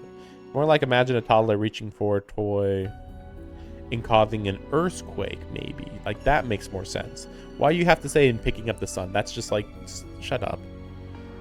Ciel keeps her tone neutral, but her eyes are deadly serious. I get what she's trying to say. Though the threat of the dead apostles has been neutralized, the city isn't safe yet.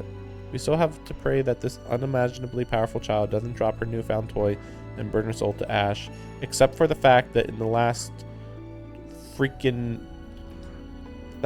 several thousands, ever since she's been alive, this has technically always been quote unquote a threat, and yet it's never been an issue. But you could say, well, her emotions just awakened though, but it's like, yeah, even then you're still like, you're imagining the worst case scenario, but it's also based on nothing. Like, how many true ancestors have went on rampages that did major damage to the earth, and then it's like, never. Yeah. Yeah. Yep.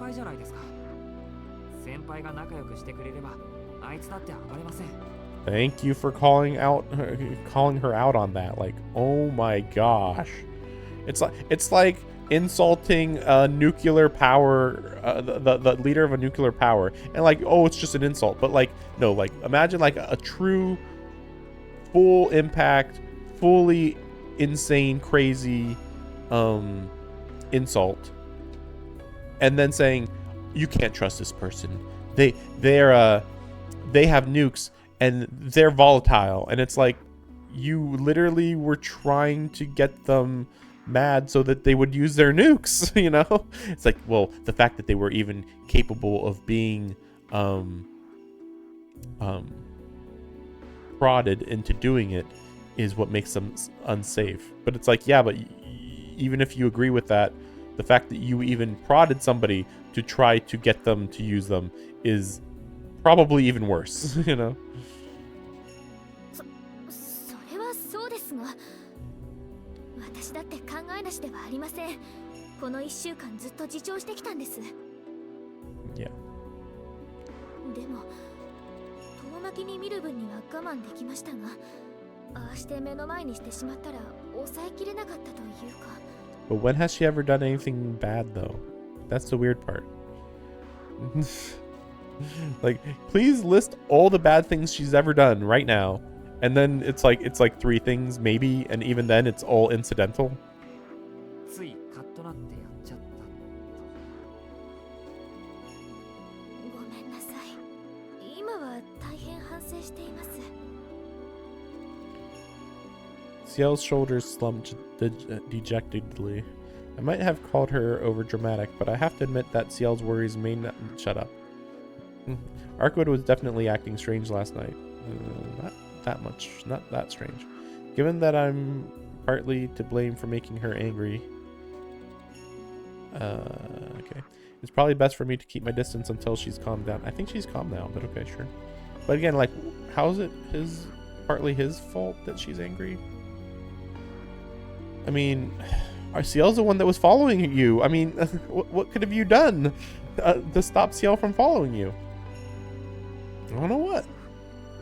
And you still, and if you didn't go to meet Arkwood, then she was gonna come and find you anyway. So, what the best option, I guess, would have been stay in your room, wait for Arkwood to show up, make an excuse, and then at least she wouldn't have met Ciel. I guess that's the best that would have happened, I guess.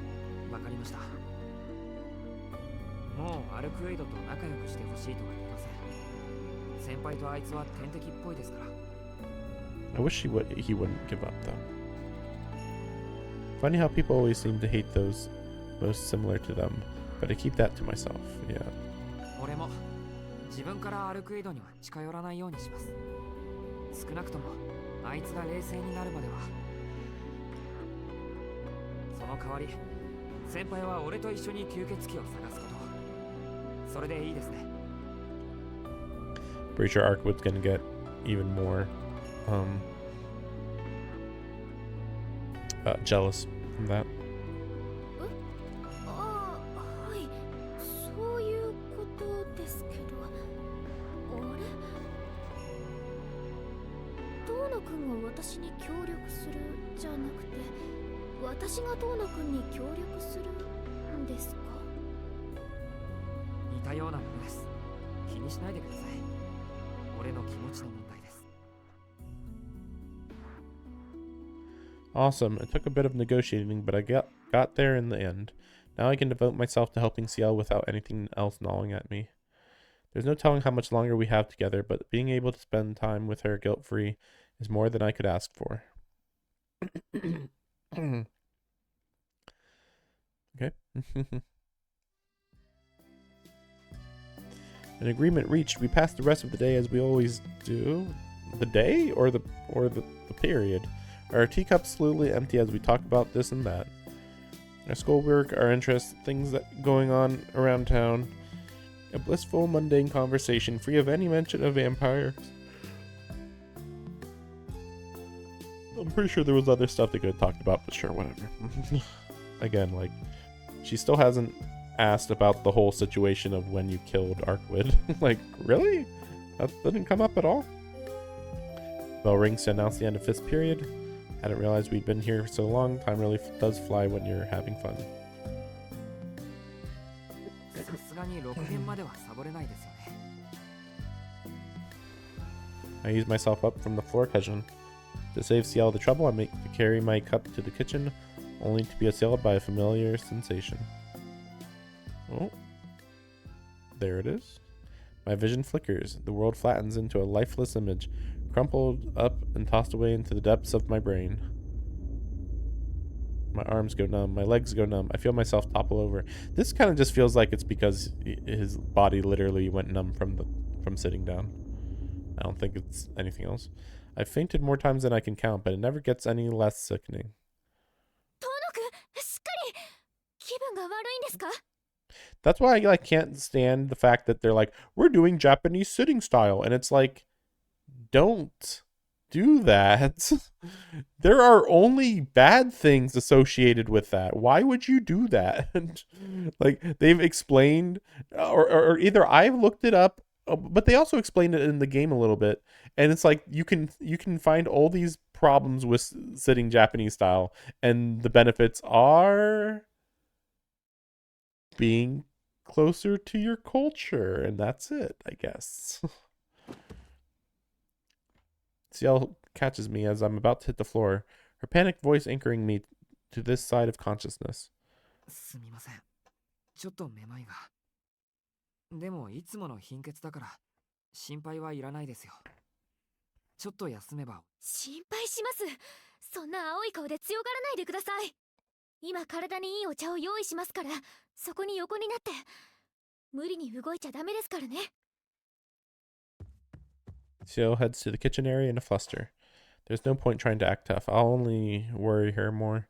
It would feel wrong to lie down on the bare floor, though, especially in front of Ciel. I sit against the wall instead. Wait, why would it feel wrong to lie down on the bare floor? I don't get it. Also, it still wasn't mentioned why Akihiko... Sorry, no, it's not Akihiko. Arahiko? Whatever. Why he forgot that Ciel existed. Unless it was a joke. Maybe. Doubt it.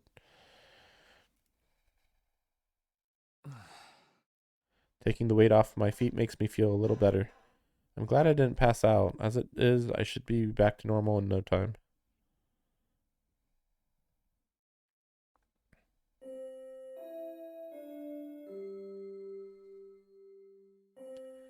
The school bell rings on the other side of the wall. That must be the end of the 10-minute break. 6限目始まっちゃいましたね。 I didn't notice Ciel sit down next to me, but there she is. She looks me over like a concerned doctor. ジンジャーミルクティーにたっぷり蜂蜜を入れてみました。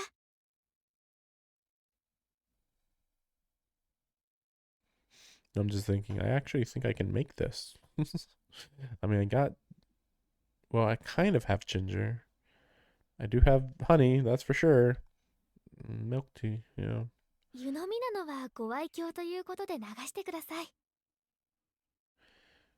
Although I don't know how ginger milk tea with honey would solve a fainting spell or anemia or whatever. Like, I don't understand that one. ありがとうございます。 I take the cup. It's hot. Oh, and it's hot too. Okay. Regretting not asking her for a glass of cold water instead, I lift it to my lips. Whoa, this is incredible. 先輩これすごい。一口で目が覚めた。 It's almost like eating or drinking something with water is a good idea. Did he eat? I forget if he said he ate or not. I don't remember. はい、お父さん直伝の配合ですから、元気のない時はこれで一発です。 She's beaming so proudly you'd think it was her own invention. The sharpness of the ginger perfectly complements the smoothness of the milk and the sweetness of the honey.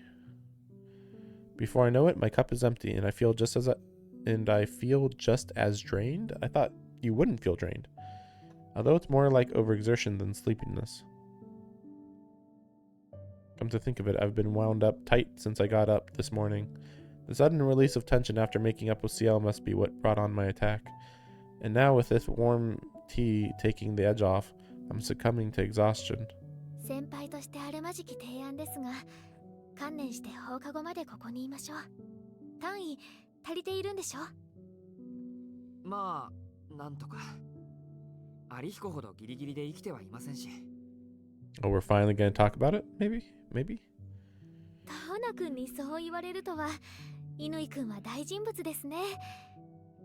ちょっと羨ましいです。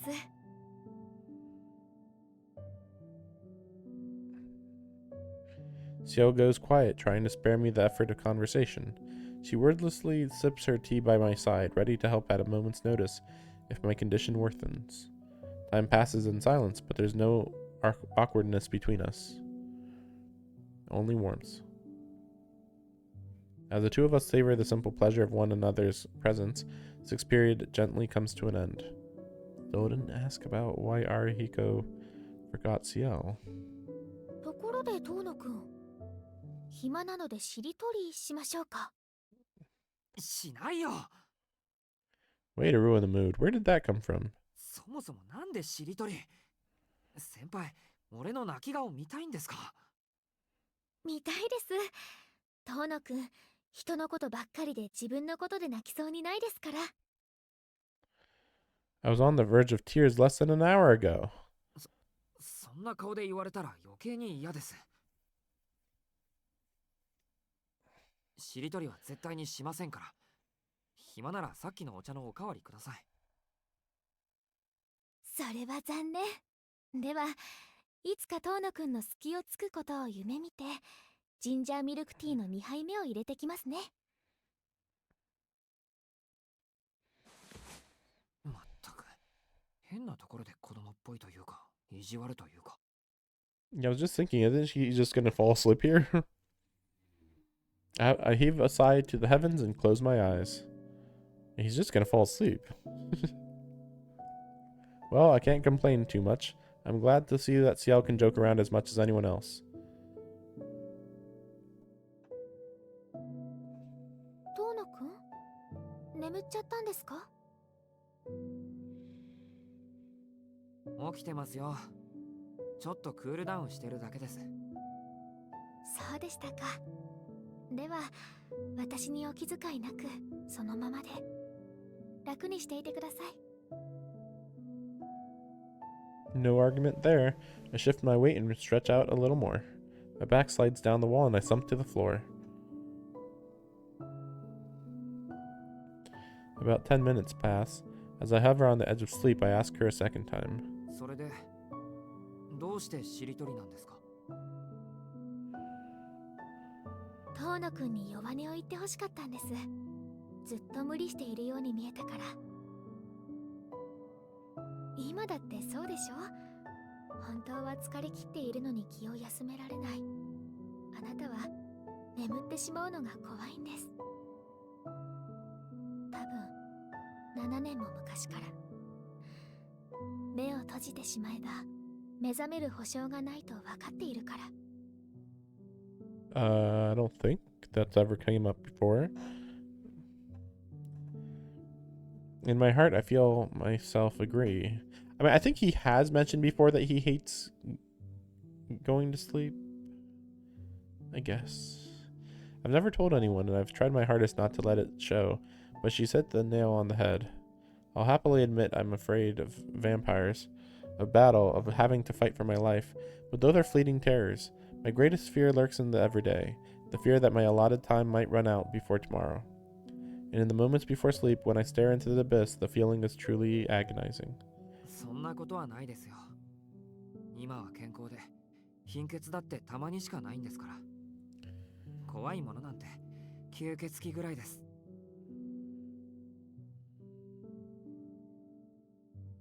But I can't ever give voice to it. That fear comes with all kinds of jealousy and hate, so I have to keep it locked up tight.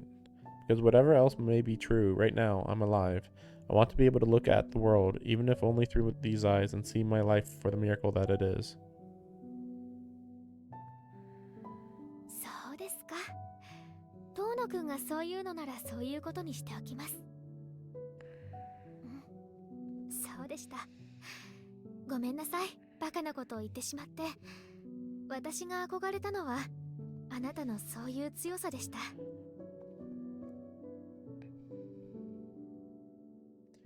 I feel warmth against my forehead. Ciel is pressing her hand to it, checking my temperature. だから私が力になります。先輩？あなたがもしその恐怖に耐えられなくなったら私が力になります。私には何もできないけど手を握るくらいはできますから。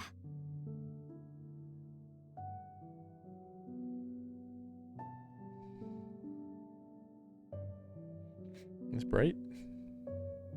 The light is so bright, I have to squint. As a great weight lifts from my chest, I finally realize something. I want Ciel to be happy. It isn't breathless infatuation I feel for Arkwid, but something closer to gratitude and an actual bond. A real earnest desire to see her lead a joyful life.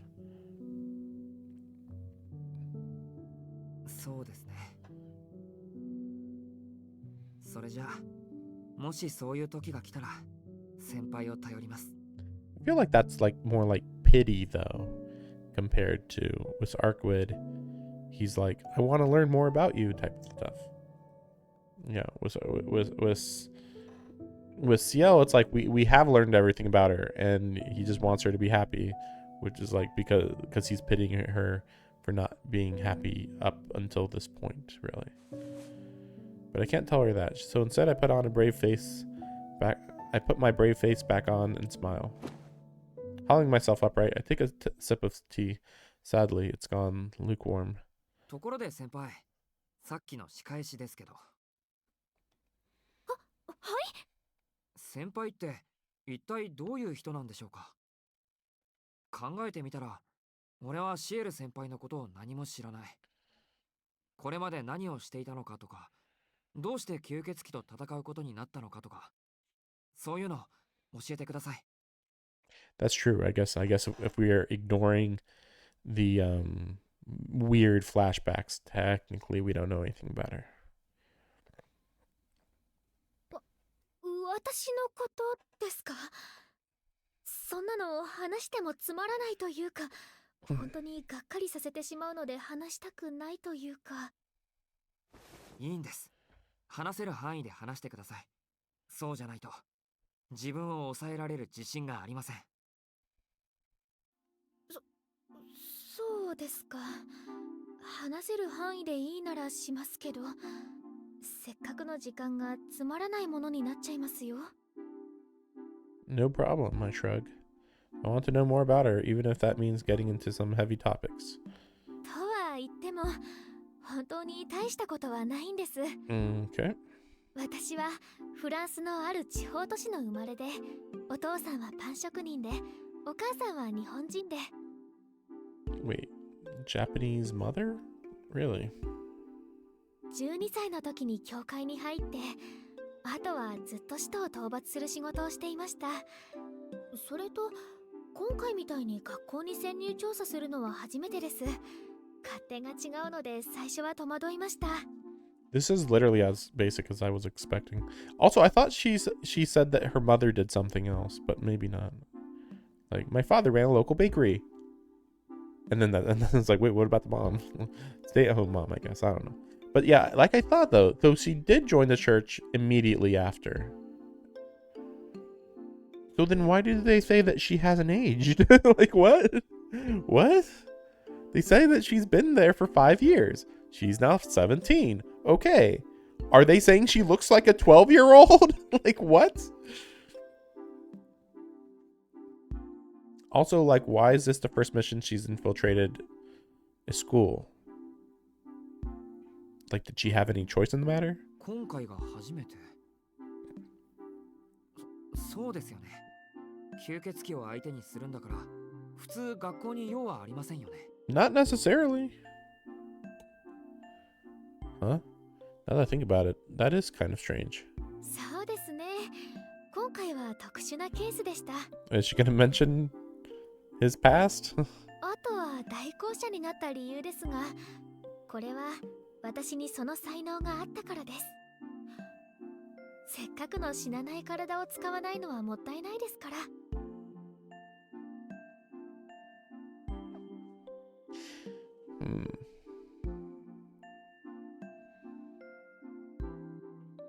Yeah, so she's not gonna mention the special case thing. What immortality are we talking about? 死なない体が才能？まあそう言えなくもないけど、先輩生まれつきそういう体だったんですか？ Yeah, shouldn't he like address the fact that she was in the church at 12 years old? Also, it's worth noting that she's super callous about Noelle, in that she doesn't know anything about what the convent does. Which it was mentioned that the convent is the thing that is the location that teaches you how to become a executor. But probably Ciel didn't need to do that because she was already strong enough, I assume. いいえ、遠野くんと同じです。私も生まれつきこういう体をしていたわけではありません。一度死にかけて、いえ、一度死んで、そこから生き返った人間なんです。なんか、そうしたら生き返るのが癖になっちゃいまして。So she's not mentioning it entirely. No. Oh wait, so we are gonna go into this or not? Like it's like, oh yeah, I did die. Yeah, whatever. Anyway, you what? Ciel smiles wryly. I guess she meant that as a joke, but I'm not laughing. 何ですかそれ。一度死んだって、もしかしてそれは。はい。吸血鬼に殺されたんです。でもご存知の通り、私は何があっても元通りになる体質だったので、なんとか生き返れたんですよ。So does that mean like she might have been immortal before Roa took over her body, and then once she died once, Roa just assumed that she was permanently dead? Maybe. So she just might be naturally immortal before the vampire took over her body? I guess we'll see. I don't know. 生き返れたって。 What's a bit of luck? 普通死んだら生き返れないというか。ですから、私は普通じゃなかったんです。それは遠野くんも見たでしょ？ No, there's more to this. She's right. I have. If her battle with Flav was all I'd seen, I could have pretended otherwise. But what she showed me last night was indisputably unnatural, even more so than my eyes. Oh, right. No, that's not true, but I get it. でも先輩は先輩です。普通じゃなくてもいいです。俺は今の先輩が大好き。それはお昼にも伺いました。でもちょっとわかりません。こんな体、気味が悪いだけだと思います。私、遠野くんを怖がらせてばかりだと思ってました。Well, she only says disgusting body because she just views anything that's not human as disgusting. Also, she might have just been told that by the church constantly, too. ですね。そんなの何度も言ってるでしょ。異性として先輩が魅力的なのは言うまでもないし、吸血鬼と戦う先輩はかっこいいです。俺は今でもブローブと戦う先輩が忘れられない。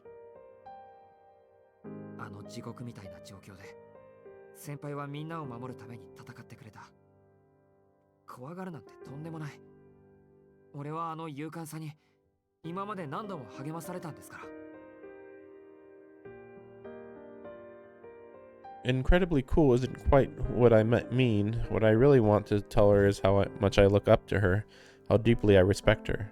But I don't want to come on too strong, so this is my compromise. 遠野くん、それは違いますよ。私は勇敢なんかじゃありません。死への恐怖がないだけなんです。だって私は死にませんから。あの時だって恐怖なんてかけらもなかった。And in that way, she's actually the opposite of Noelle, who is extremely afraid of dying. So they're opposites in that way. But again, that's where I'm like, you ran away, how dare you? And it's like, Noelle's like, I know what I can do. I know what I can accomplish. I'm not gonna overreach, you know? 私はただ鈍感なだけなんです。Also, where is Noelle? We still don't know. 本当に勇気を持つ人間とは、死に怯えながらも戦える人のことです。私にその勇気はありません。だって死にませんから。Yeah, sure, I guess. 私が普通ではないのはこの精神性です。死への恐怖に関してだけ言えば、私は吸血鬼以上の化け物でしょう。化け物って先輩。いいです。事実ですから。私は死なないから何も怖くない。何をやっても生き返るから、どんなにひどいことをされても、どんなひどいことをしても、何も怖いとは思えない。私はそういう人間なんです。そこはちゃんと理解していてくださいね。 Ciel's smile never falters for a second. It's hard to tell how much of what she's saying is sincere and how much is just self-deprecation. Still, there's something that nags at me. でも傷を負えば痛いじゃないですか。生き返るから怖くないとしても痛みはあるでしょう。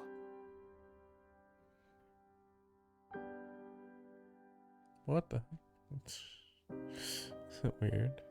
Don't worry about it. It's my TV doing something weird. ならやっぱり先輩は。そんなのかゆかったり嫌だったりするだけです。 She's just gotten accustomed to pain, I guess. 蘇生が約束されている私に恐怖はありません。ただ痛いだけなら誰にだって耐えられるでしょ。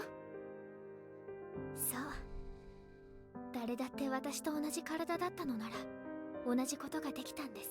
That's actually really stupid to say that, though, because what should be said is like, okay, well, assuming that all of the dead apostles have a body similar to yours, why is it that you're able to kill them but they're not able to kill you, you know? Oh, well, they'd be able to do it if they had a body that was, you know, even better, because supposedly her body's like the perfect body, I guess, technically. 昔、私はこの体になるきっかけで罪を犯しました。 My own transgressions.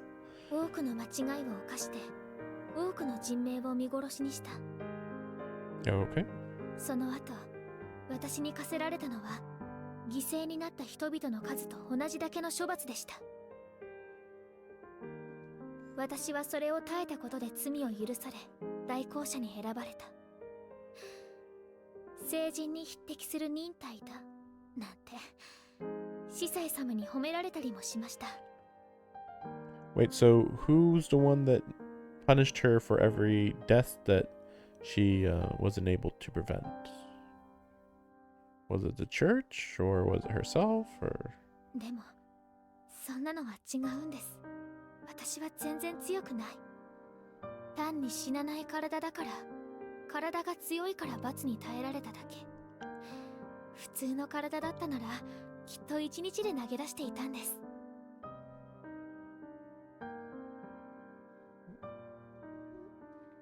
With that, Ciel falls silent. As much as it pains me to leave the conversation on that note, I know that nothing I could say would serve as an adequate response. It's only pain. Anyone can bear that. And yet, those words lodge in my brain like a splinter.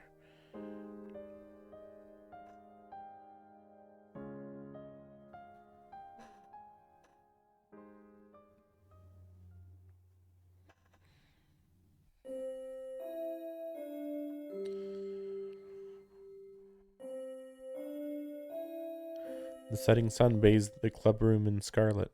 Ciel and I stay here until the end of the school day. では、今日から私と遠野くんはチームですね。一旦お家に戻りますか？死者の探索は夜になってからの方が効率的ですし。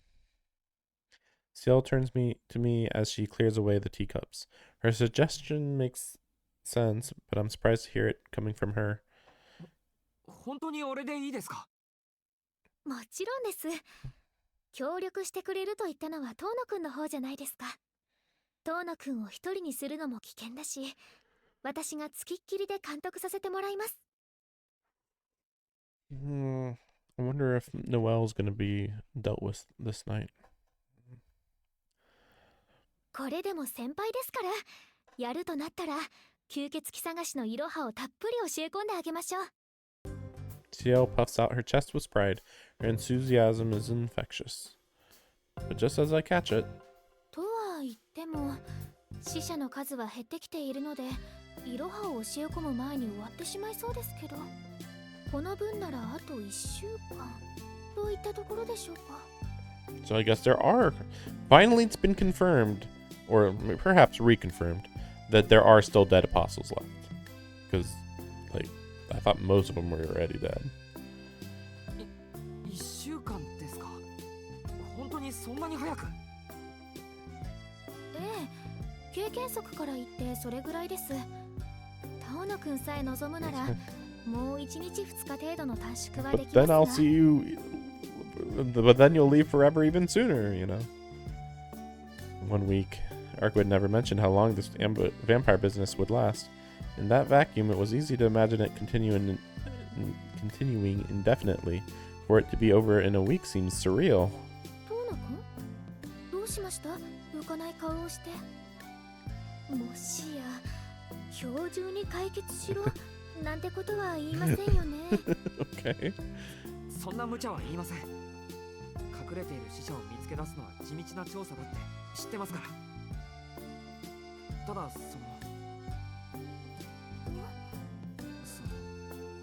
町に潜む吸血鬼を全部殺したら先輩の仕事も終わってしまいます。そうしたら先輩は I look away. I'd hoped I'd never have to think about how that sentence ends. Even though I knew my time with Ciel couldn't last forever, it's painful to be staring that truce in the face. Unbearably so. 先輩はすぐに次の町に行ってしまうんですか？ Perhaps that's what pushes me to speak those fateful words. 何を言っているんですか、遠野くんは。死者を一掃したところで仕事は終わりませんよ。私はロアを倒すまでこの町に残ります。元凶を残したまま職務放棄はできませんからね。Okay. So how is Roa still alive exactly? I mean, from their perspective. Or does she not know what Mario knows? I guess we'll see. Cold realization crashes over me as I comprehend her words. I can't go anywhere until I call Roa. ちょっと待ってくれ先輩。そのロアってやつ。もう Okay. いないんだろ。はい。いや、だってアルクエイドのやつ。ロアはもうやっつけたって言ってましたよ。Maybe she's feeling Roa nearby, but doesn't know where it's from.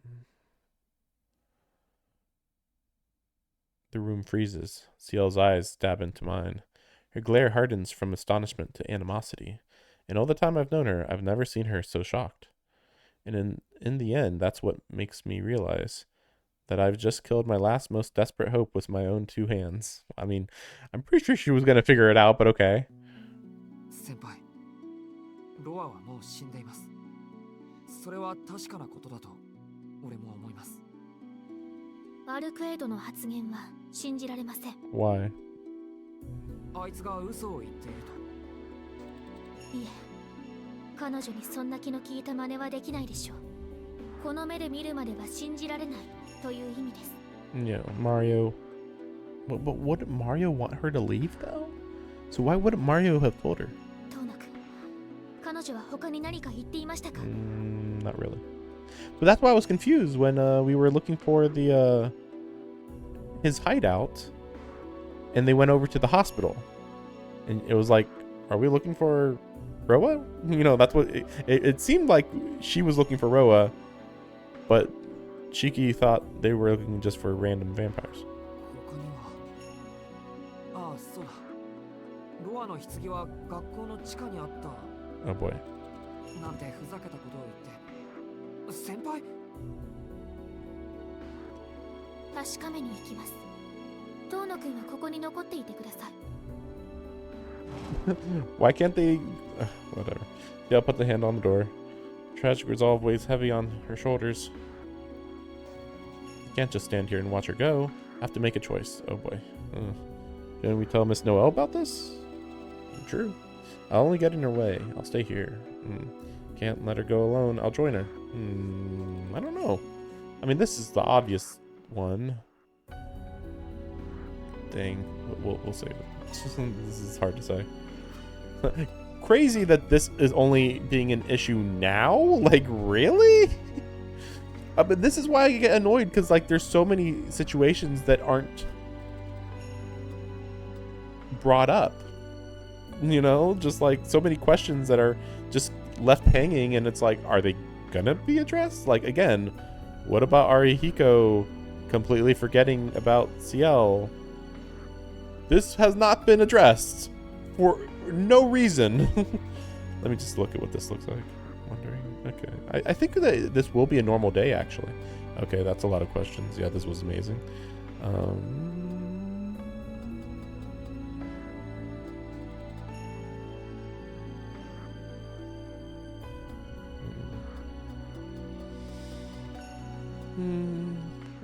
I don't know. Yeah, bad end right here. You know, right here apparently. And then yeah, this was also the day where Arkwood almost bites you, and you talk about her clothes. So this was like the day where you were,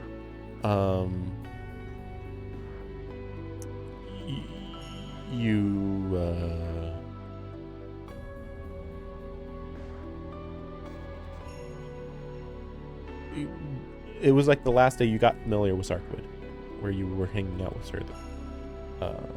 Because after that, it was like building up for the final thing, I think. Again, I keep seeing that day 12 and being like, dang, that's short. Dang. Are we going to get that in this route? Because it doesn't feel like we will, but I guess we'll see. It depends where things go from here, right? Now that the whole Arkwood thing is going on.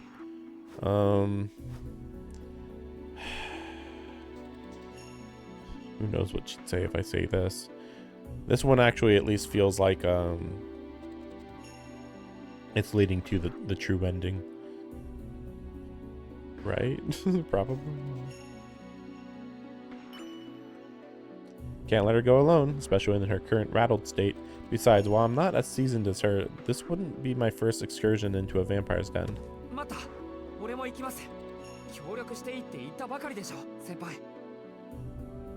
Ciel stops in her tracks. Either she lets me join her, or she effectively ends our partnership. I'd expected her to mull this over for a few seconds, but she makes a decision instantly. Wait, why would feelings get in his way? What? Wouldn't feelings get in your way? Okay, whatever. Also, maybe we'll see students down there, maybe. Maybe.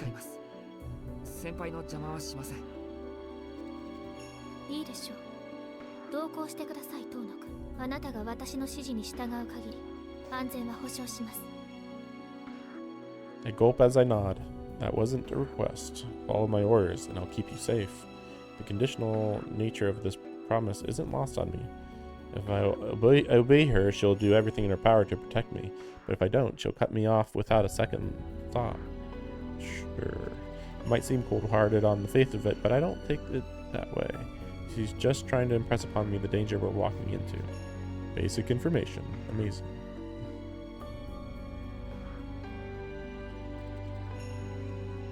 Ciel leads me to an unremarkable city street. I thought we were in school, but okay. The kind many of my peers might take to school. The concrete waterway wends its way between residential buildings.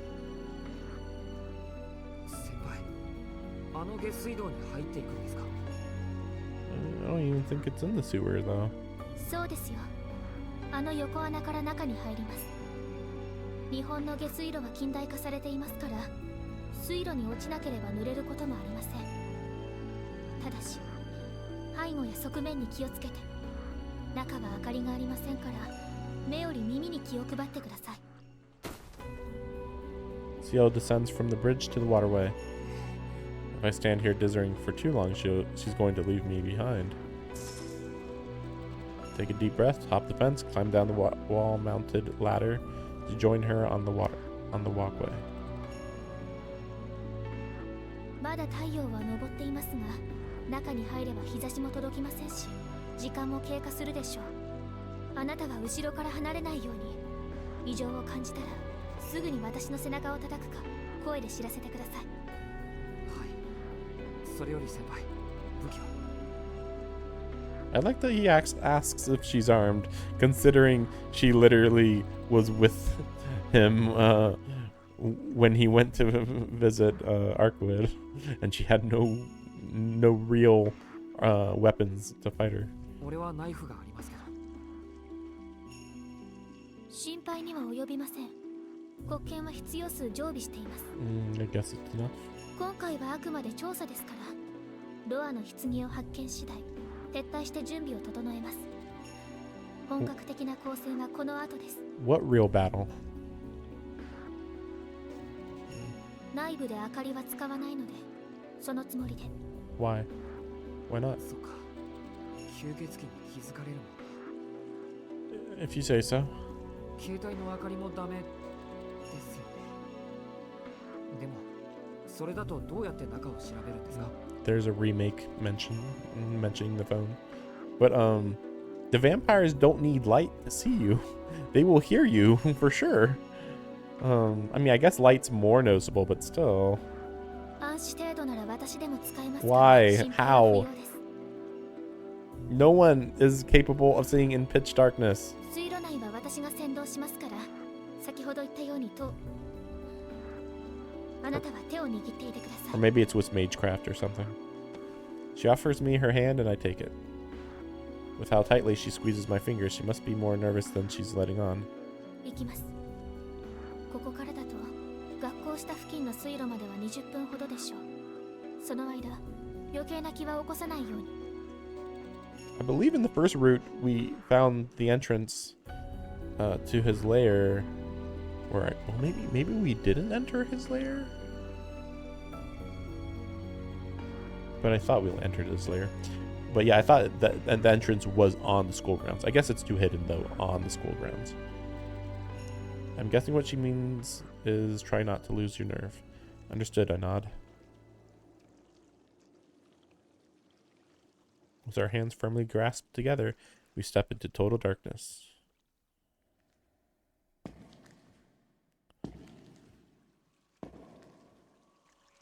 The interior of the sewer looks nothing like I expected. The passage is about 2 meters wide. Each wall is lined with a walkway large enough for one person, making for easy traversal. That seems like a normal sewer, but okay. And though the stench of raw sewage is certainly noticeable, it's not overpowering.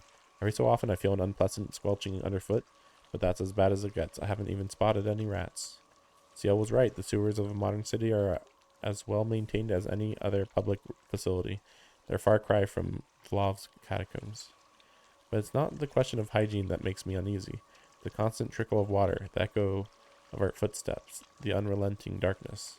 20 minutes to the school, Ciel said. For now, at least, I only hear 2 pairs of feet. Ciel's pace seems slower than usual, probably out of consideration for me. I follow along silently. Those 20 minutes have to have passed by now. Still no change in our surroundings, still no sign from Ciel. I unconsciously squeeze her hand tighter. 止まって。今明かりをつけます。 Okay. Ciel withdraws her hand from mine, and the pen light flickers to life. It illuminates a ragged hole torn into the wall and a portion of the empty space beyond.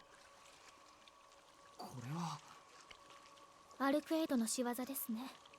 こんなところでこんなことをするのはあの考えなしだけでしょう。 I mean, I feel like Roa could do that too, but okay. なるほど。 Not really. I mean, it could easily be Roa. I find myself nodding. This is probably as close to as Arkwood gets to a surgical strike. I mean, it's probably true, but like, again, how does Roa normally get out if this is how Arkwood got in? これ奥に部屋があるんですか？そのようですね。下水地図にはこんな場所に部屋はありませんでしたが、罠はありませんね。中に入ります。足元に気をつけて。 Also, I would like to mention, like, in the first route when we heard that, oh, it was underneath the school, that did feel smart. But now that we hear, oh, it was in the sewer, it's like, wait, what? That sounds stupid. That seems like that would be the first place that Ciel would look, right? Though to be fair, Arkwood could like sense where he was, so she just went through a wall. So if Ciel went down here and that hole in this wall wasn't here, I don't know what would happen. Maybe she just wouldn't notice it. Maybe. Apparently she can tell it's safe even from this distance. We make our way over to the pulverized concrete, head into the makeshift tunnel.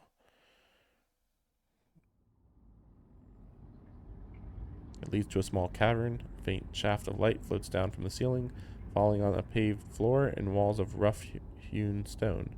The sight feels familiar. I've seen it before, at the heart of Vloh's catacombs. which means... Ah, there it is. In the center of the cavern, where the light meets the floor, sits a 2-meter-long structure. Stone coffin with its shattered lid knocked askew. そんな Ciel walks up to the coffin, follow behind her, close enough to peek into it. It's just as I had expected. There's a body inside. Or to be more accurate, a collection of splintered bones that may have once resembled a body. The only thing I can make out is a shattered ribcage. The heart held within it must have been ripped out in a single blow. We're standing in Rowa's final resting place, where Arkwood destroyed the rotten core of Soya's supernatural underbelly. そんなことは Again, I'm gonna say it's because she still senses him in the city. 先輩 This isn't how I imagined she would react. Does it really matter how Rowa died? She should be happy he's dead, not trembling like a child trapped in a nightmare. どうしたんですか？そんなロアってやつはもういないんでしょ？ならこれで万事解決じゃないですか。 It's a catastrophe as far as I'm concerned, since Ciel no longer has a reason to stay in Soya, but objectively speaking, it's the best case scenario. And yet Ciel is so shaken that she has to steady herself against the coffin. 違うんです。ロアが死んでいる状況は間違っている。転生体が死亡すればロアは次の転生先に移動する。彼を通常の手段で殺しきることはできません。でもそれでも一時的に痕跡は消えるんです。 What's that mean? Erase every trace of his influence? What's that mean? その町を汚染しているロアの転 No, 生 they 体 were さえ not. 消してしまえば少なくとも町に根付いた下級の人は全滅する。 Okay, so that is how that works. Okay. That's why I was actually surprised though when there were still minions left.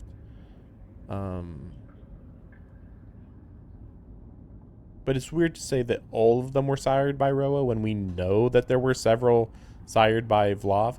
I mean, heck, what about those two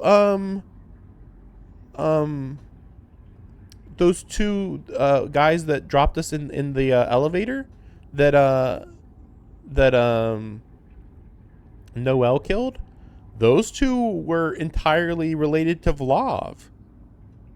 And then all those ones that were killed, those 13 that were killed, I was under the impression that those were the ones that Vlav killed. I thought this was already mentioned. Like, it's cleanup. They were even mentioning cleanup. That, like, oh, it takes, like, a month after you kill the main one. So what's going on with that? Like, what? I'm sure they're just going to be like, oh, but they're alive, so that means that he's still alive, and it's inside of you, or whatever.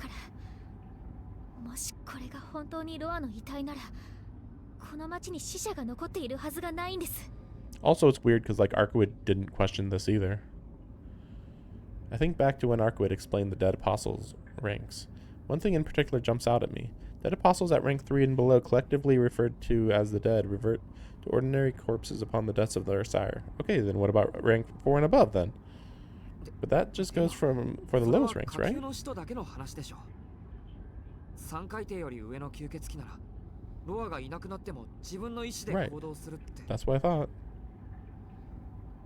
Yeah, sure, we found some vampires in that underground garage, but they were at least rank 4. I don't see any cause for alarm. Interesting. Also, really, these are rank 4. What do they look like when they're rank 1 through 3? If these are rank 4, I thought these were actually lower rank. ニュースはありましたか？テレビでもネットでもいい。ここ数日で身元不明の遺体を発見したというニュースはありましたか？ No. ロア、親である人が消滅したのなら、その時点で隠蔽されていた事件が明るみになる。 I thought the church was hiding stuff. Or hiding that information. How stupid is Ciel being? It feels like she's not aware of anything the church is doing at this point. 死と討伐において町がまだ平穏であること、それ自体が何も解決していない証拠なんです。 I mean, it didn't happen when Vlav died, so I don't know what she's talking about. じゃあそこにあるロアの遺体は偽物で、ロアのやつはそう。シとロアはまだこの町にいる。いえ。初めからずっと同じ体にいたんじゃないかしら。ねえ、そう思わない？当の四季くん。 Is that Noelle? A sing-song voice echoes through the cavern. Yeah, there she is. I wheel around to see Miss Noelle standing in the entranceway, dressed in her nun's habit. Is she a vampire? I feel like she might be a vampire. Like, why else would she be here, right? That's why she's not in the school in the daytime. There it is. That took me too long, though. If I had realized that the day before, that would have made more sense.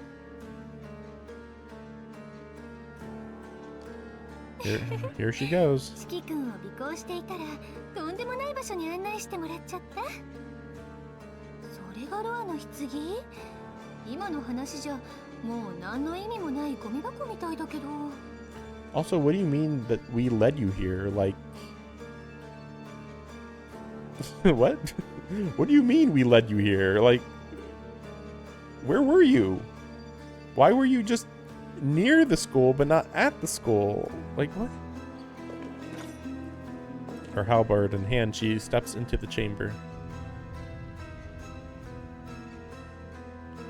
The look on her face sets my every nerve on edge. This isn't the woman I've come to know as my teacher. All I can think about is the gruesome spectacle at the abandoned factory.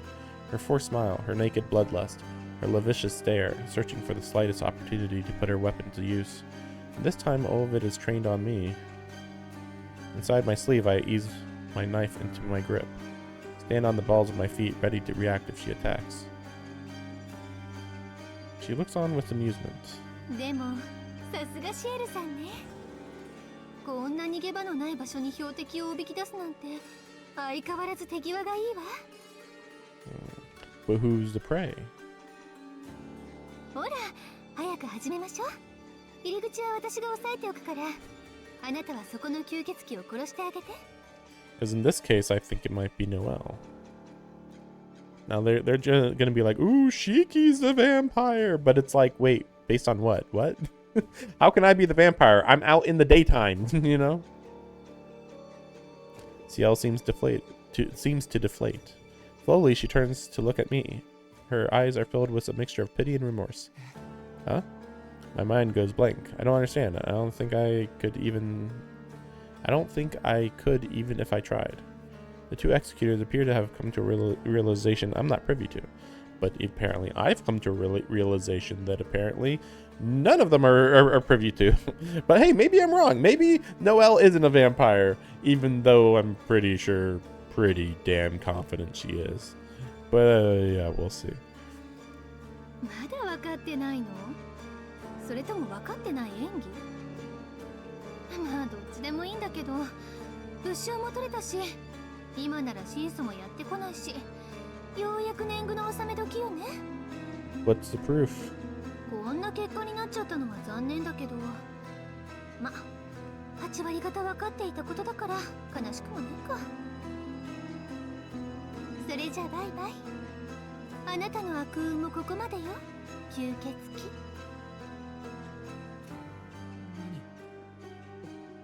What the hell is she talking about? No idea what's going on. I feel the strength fading from my legs. My fingers tremble so violently I almost drop my knife. My whisper sounds like a sinner begging for clemency. But Ciel refuses to meet my gaze, almost as though she's siding with Noelle in her insane delusions. あのさ、いつまでも被害者面しないでもらえないかな。この付近でロアの転生先に該当する家柄は遠野家だけ。その遠野家には長男と長女がいたけど、次の転生先は男子であることだけは分かってた。だから必然、君が今代のロアなわけ。Now I'm even more confused by their understanding. I mean, first of all, really? Only one family? Really? But also, do they have to live in Soya? Can't they just operate in Soya, but be like a few miles outside of town? also, like, are they trying to say that Shiki was always the vampire? Like, all along? Although, how would that work when you're in the sun and all that? Hmm.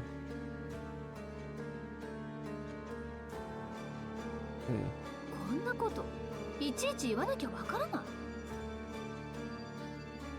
It's you. You're Roa. This is even more confusing because, again, like, are they saying that he jumped bodies as in is now in his body, in Shiki's body, or that Roa was always in Shiki's body, period? Which would be weird. I'm not a vampire. I didn't even know Roa existed until a few days ago. Sheer indignation breaks me out of paralysis. I mean, none of that even makes sense. All I've done is try to rid the city of vampires. How can she think I'm one of them? あれ？もしかして本当に気づいてなかった？ What's your proof? 四季君たらそこまで見事にシエルさんと同じなわけ？ What does mirror image of innocent little Ciel even mean? これはちょっと悪いことしちゃったな。でも。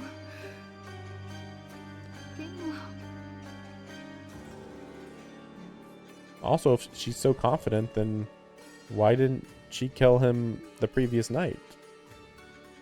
Also, like, if she thinks that he's acting, why is she confident? Like, remember, she doesn't believe that she can kill an ancestor.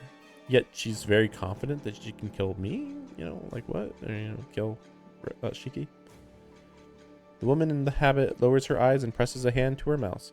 Her shoulders start to tremble. She's holding her breath, struggling to fight something back. She's gonna start laughing maniacally. For some reason. No, I'm gonna skip laughing. She starts laughing, unable to contain herself. Look, she's crazy. Oh, this is delicious. What? That's Roa hiding in there, alright.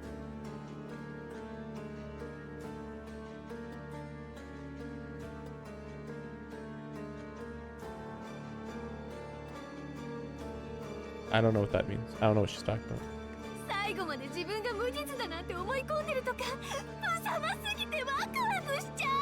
That's not how Roa's host works.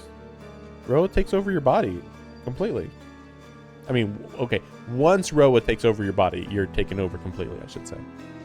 It's not, there's no in-between state, as far as I'm aware.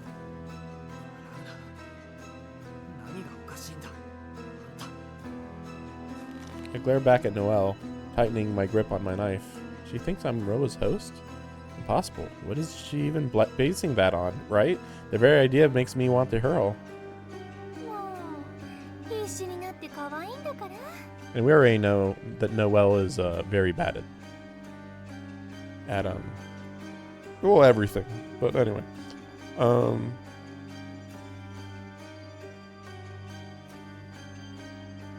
It's funny because, like, I know that, or I'm highly suspecting that Roa is taking over Shiki's body right now.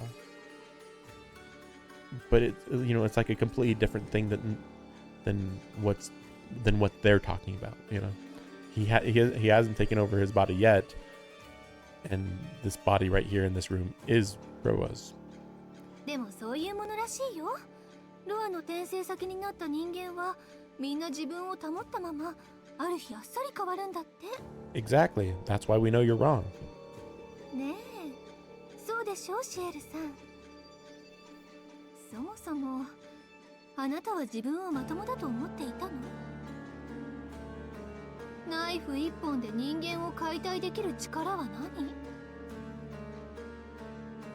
Who doesn't even blink where anyone else would go mad? I don't know what that's supposed to mean. No, I mean, maybe, yeah, again, she's just like, you're not normal, therefore you're Roa. That's it, I think. That's her proof. Amazing. Like, no, actually, I'm part of a mage family. Anyway. 常人離れした判断力は？いくら吸血鬼だからって人間だったものをあっさり殺してしまえる価値観はまともだと言えるのかしら？ What's your excuse then? What? A lot of church officials kill vampires. What's their excuse? And also, they're not aware about Arkwood though. They're talking about the minions. They do not know how you killed Arkwood. Sparks burst inside my eyeballs. Also, it's worth noting, I don't know how much they even understand the mystic eyes of Death's perception either. No eye. いい加減自覚したらあなたは人殺しを何とも思わない。いえ、殺人だけが得意な非人間なのよ。あなた自身が気がついていないだけで、Yes, you. 本当はとっくの昔に死んでいる。気の狂った殺人鬼なんだって。This would have been a lot more effective if this was the first route, but being the second route, it's like, well, we know that's not true. I mean, it would actually make some sense. Again, cool twist, but no, not true. That's, I want to protest, to deny it, but can I? I mean, he's been, you know, confused about this event the entire time, and we still don't understand it, so yeah.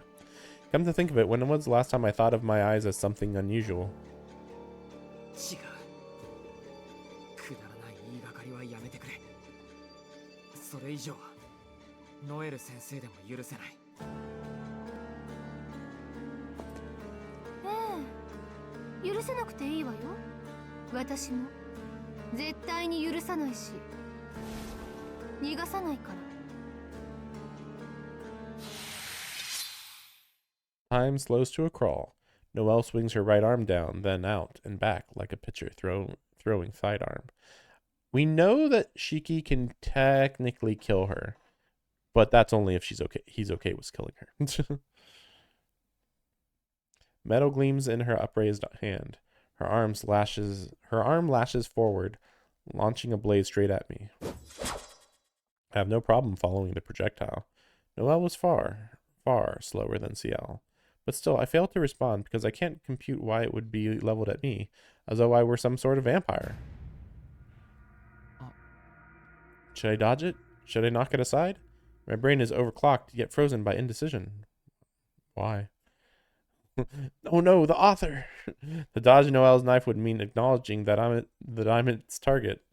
Or it could acknowledge the fact that Noelle is wrong, but okay, whatever. But that can't be right. It doesn't make any sense. I'm no vampire, so it must be meant for someone else. It doesn't require a response. Logic errors compound, keeping me locked in place. The metal tip touches my chest, and to prove my claim of innocence, I offer it my heart. Was that a dead end? Yeah, I was gonna say, no way. That did not make sense. Senpai! Yeah, I was gonna say, like, that literally makes absolutely no sense. In a lot of ways. In many, many ways. It's like, really? Like, everything that Noelle said was wrong. But anyway, I escaped death by a hair's breadth. Ciel knocks the black key aside and sends it spitting into the darkness. She plants herself in front of me, squarely opposite Noelle. I mean, what you should be wondering is, wow, that black key got within freaking 3 inches or 2 inches or 1 inch of his heart, and he did literally nothing to stop it from piercing him. That alone is proving his innocence. Like, Roa just stood there and just took it and then died. That would have been weird. And what, Noelle just would have been, huh, that's weird. And that's it, like.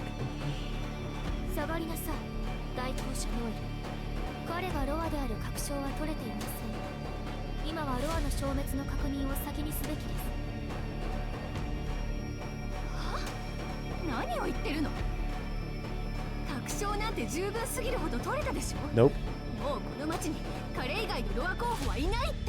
Roa can jump. I mean, first of all, they don't know shit. But also, like, Roa can go into any body, technically. Like, literally any body. Literally any body. Oh, also, she's probably going to be like, okay, except that I was literally with... Wait, yeah, like, she was with him all night one time. I would think that would mean something. I mean, there's just so much proof that it just would be too confusing to believe that he's Roa for the last several weeks.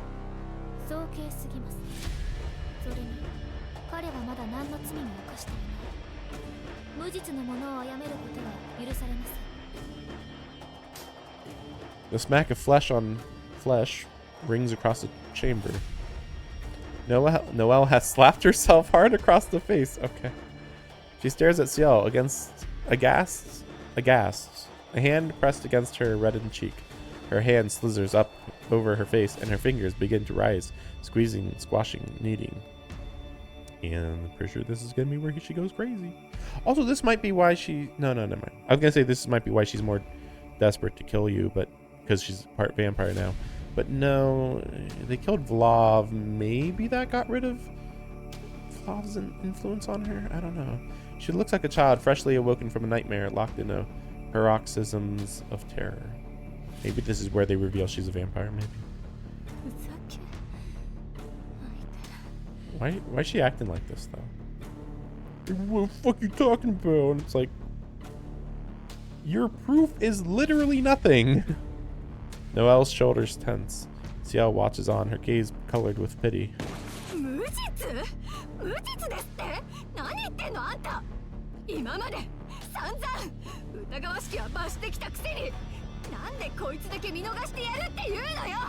Presumption of guilt?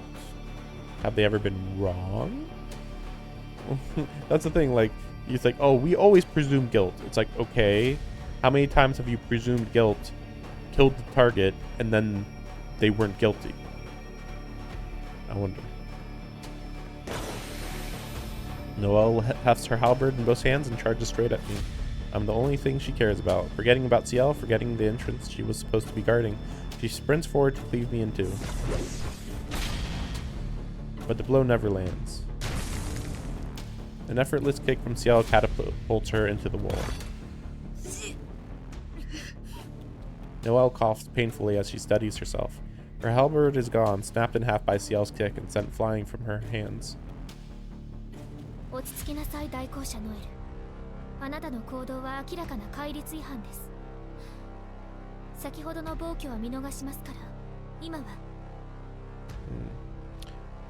Oh yeah, we still haven't heard what the true ancestor tenets are, because she was mentioning how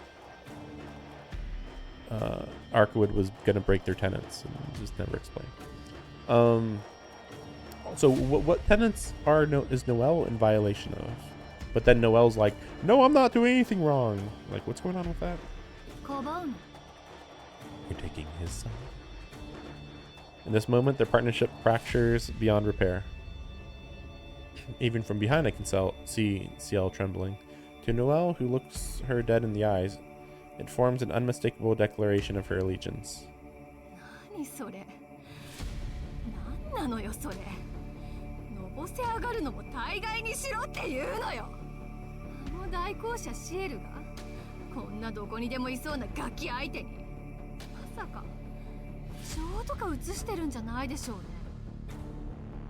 Dime a dozen city kid.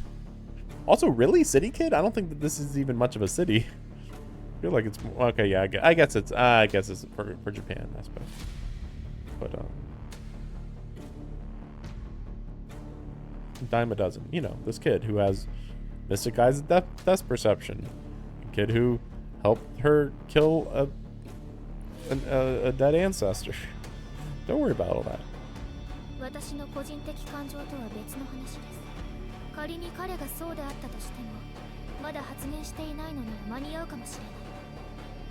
See, that's why it's confusing. See, that's why it's confusing. Because here she's saying that he hasn't transformed yet.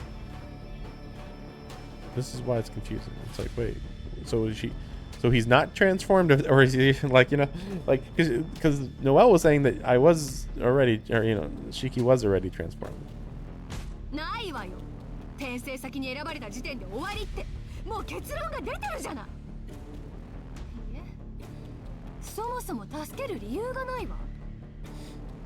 I mean, if you can stop him from taking over the host, then it would probably kill him forever.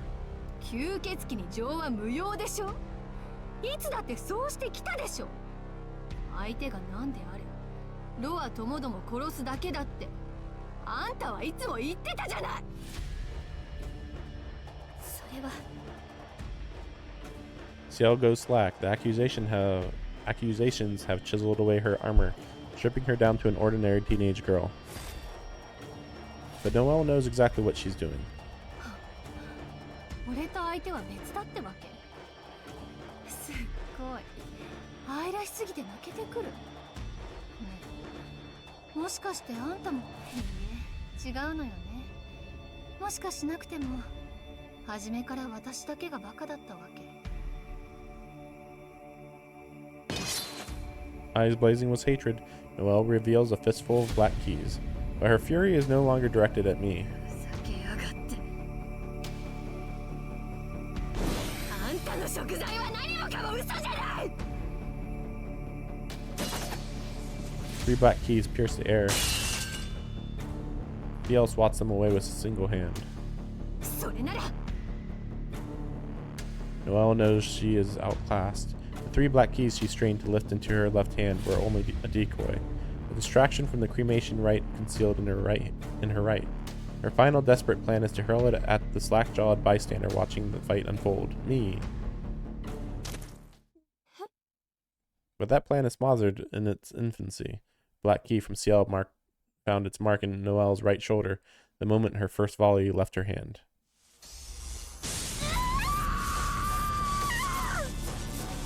A shrill scream pierces through blinding light. The black key in Noelle's shoulder ignites, sending a wave of electricity surging through her body. Configured to incapacitate rather than kill, it does not scorch Noelle's skin, but instead ravages the muscular beneath.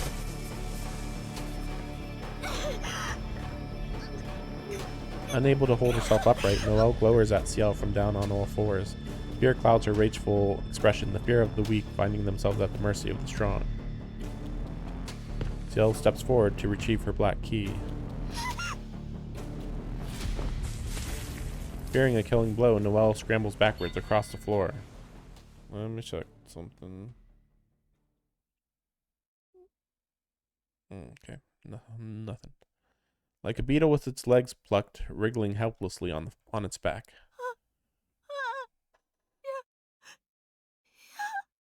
Her trembling lips beg Ciel to spare her. 立ち去りなさい、シスターノエル。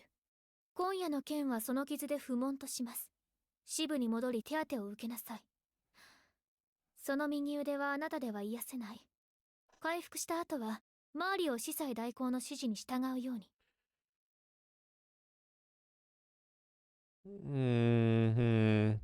Yeah, she's not gonna do that.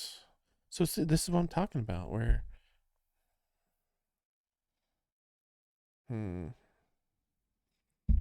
Ciel's being like really callous with sending her to Mario.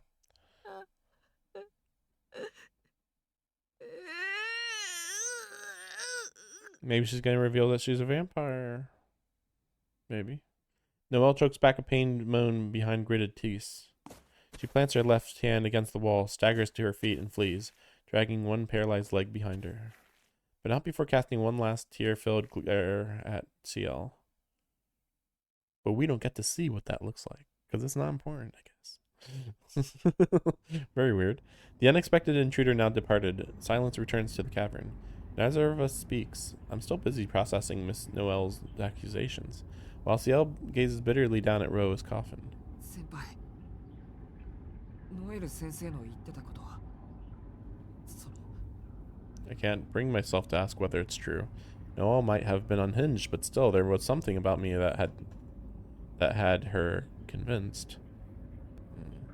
Roa looks for 2 very specific qualities in its host. How about address the fact that Arkwood said she killed Roa, and here we have a coffin that's been already made by Roa. You know, and here's the host, and it's dead, and you might be like, well, but like the vampires are still alive, I guess, but like, why would you assume that it's Shiki? You know what I mean? Like, oh, because he's rich, and it's like, yeah, but Ciel's family wasn't rich, but she got taken over. You just haven't realized it yet, and there's no denying that both of them apply to me, which means that maybe I really am. それはありえません。まったく。遠野君まで本気にしないでください。ノエル先生の言い分はあくまで可能性の話で、だいたいロアはここで死んでいるんですから、それでいいじゃないですか。Yeah. でもロアは遠野家の長男だって。え、だってここで死んでいる遺体がその長男なんですから。Yeah, we're addressing the fact that Shiki's actually not part of the family. 長男ってそのミイラが。ミイラ、まあミイラですけど、私の調べでは遠野家にはもう一人子供が、養子がいたんですよ。7年前に死亡したと記録にはありますが、その遺体はどこにもなかった。おそらく秘密裏に生き延び、ここでロアとして活動していたのでしょう。じゃあそいつは遠野家の養子だったのか。I have already forgotten from the first route. I believe Shiki is the adopted brother. 間違いなく。そうでなければ死体の数が合いませんから。But she's not really addressing it. Not that she would know. 遠野くんは覚えがありませんか？遠野の家にいた子供のはずなんですが。いえ、それが。No, there it is. すみません。ちょっと記憶にないです。But he doesn't? Okay. 親父が養子を取っていたこと自体、初耳でした。Guess he hasn't been traumatized enough to remember it, I guess. そうですか。遠野家も古い家柄ですから、叩けば埃が出るのでしょうけど。As old as the Tonos. ああ、そういえば遠野名義でオフィス街の土地売買で不自然なお金の流れがありましたっけ？あれなんかいかにも非合法スレスレな感じでしたが。No, okay. I don't know what that's ちょ about. っと待ってください。親父はともかく秋葉にやましいところなんかありませんから。養子のことだって秋葉は知らないだろうし。おやおや、こんな時でも妹さんを立てるとは感心です。I don't know why she's trying to ease the situation, but okay. 家ではさぞ頼りにされているお兄さんと見ました。あ、いえ、それはその。So I don't think that's how Akiho would describe our relationship. そのあたりの事実関係は今後の調査ですね。下級使徒の遺体が出てこないのは気になりますが、思い返してみればデパート地下の件がありました。Oh, グ right. ローブが暴れたことで下級使徒の大部分は瓦礫に埋もれたのでしょう。 Wait, so they're saying that even though the rubble, the fight with Vlav was in Vlav's catacombs with all of Vlav's vampires, they're saying Roa's vampires were also there and maybe they got buried there? Whatever. It's also worth noting that we know that Roa has inhuman monster mutation things. We have not seen any of them, which would make you think they died when Roa died. You know? Now, to be fair, that you would think that they were also higher, so I don't know. Like, you'd think they were ranked 4 and above, so there's that too. But I don't know. I mean, they were pretty much mindless. But it's still weird that they were like, the proof is that the bodies weren't found. But it's like, wait, but the church is here, so wouldn't they be cleaning up the mess and hiding everything that happened, you would think? But so it's weird that was like the biggest piece of proof that all the vampires didn't die yet. It's like, first of all, it's only been like 4 days. Like, would it really be found that quickly? 繰り返しますが、遠野くんがロアのはずがないんです。今日だって普通に学校に来ていたでしょ。ロアは使徒なんですから、太陽の下には出歩けません。Why does this have to even be addressed here? This is why I don't understand. あ、 Oh, right. じゃあノエル先生の考えは Like I poked the holes in the guess like so quickly. The game's just like, oh man, Shiki's dumb as fuck. でしょうね。まったく早とちりにも程があります。 That's why I'm like, I'm not sure how much I should believe Noelle, because going by this, Noelle's saying that normally Ciel would have agreed and just instantly killed Chiki just based on the almost zero evidence that we had. Like, what? 遠野くんは遠野くんです。ちょっと特別な目があるだけの危なっかしくて放っておけない男の子ですよ。 Slightly unusual eyes, okay. As she flashes me her usual smile, I realize just how badly I wanted to hear those words. A great unease lifts from my shoulders. Oh boy. As I finally catch my breath, my anemia returns. Today's barrage of surprises numbed me to my exhaustion, but it seems I can't ignore it any longer. I don't think he's eaten anything. あとはこの遺体の処理ですね。 See, why didn't Mario dispose of the body? 遠野くんは離れていてください。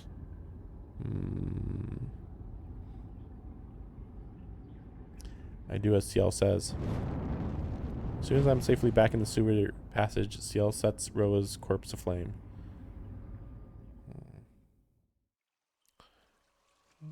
Okay.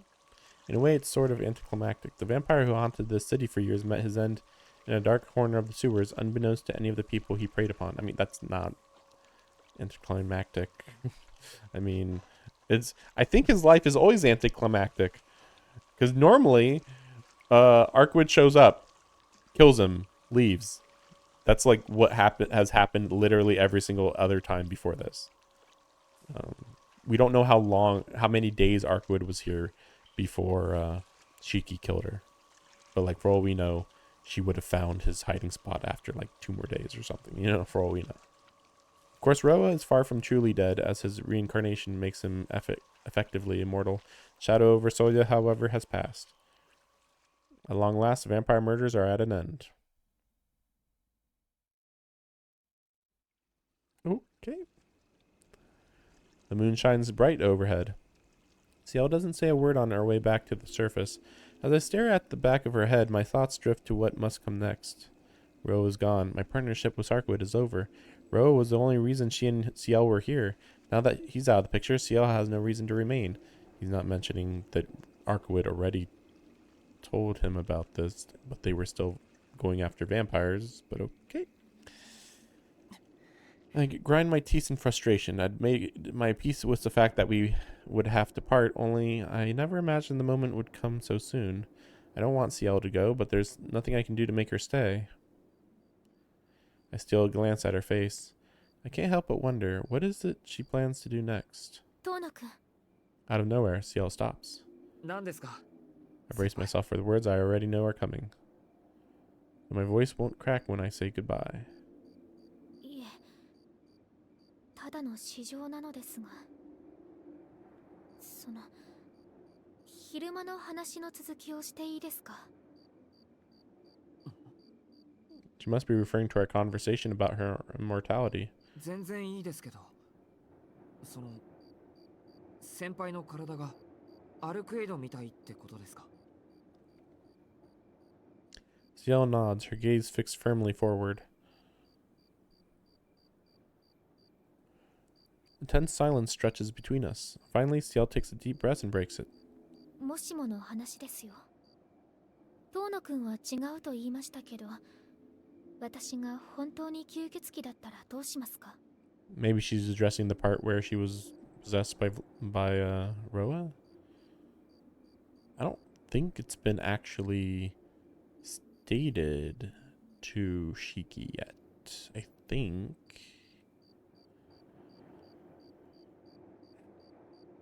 Again, I'm still confused about did she become immortal? Again, is there implications that she was immortal before Roa took over her body?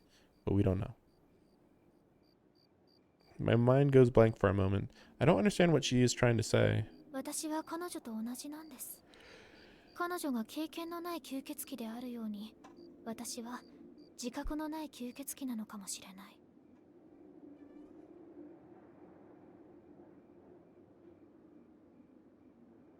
Wait, how does Arkwood lack experience? She sounds more like she's talking to herself than to me. I don't know what to say. I'm not qualified to offer her comfort nor to argue her point. But what I do know is that she's laying her greatest vulnerability at my feet. So a lie or a half-truth won't cut it. I just have to tell her my honest feelings. いいです、そんなの。え？だからいいって言ったんです。たとえ吸血鬼でも俺は先輩が好きだよ。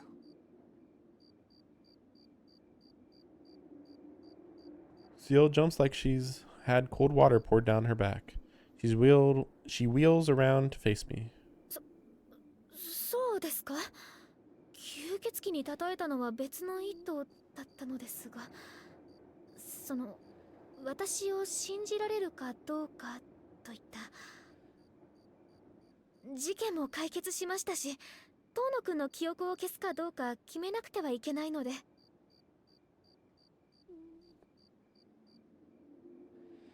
Thought the memory eraser only lasts 3 days though.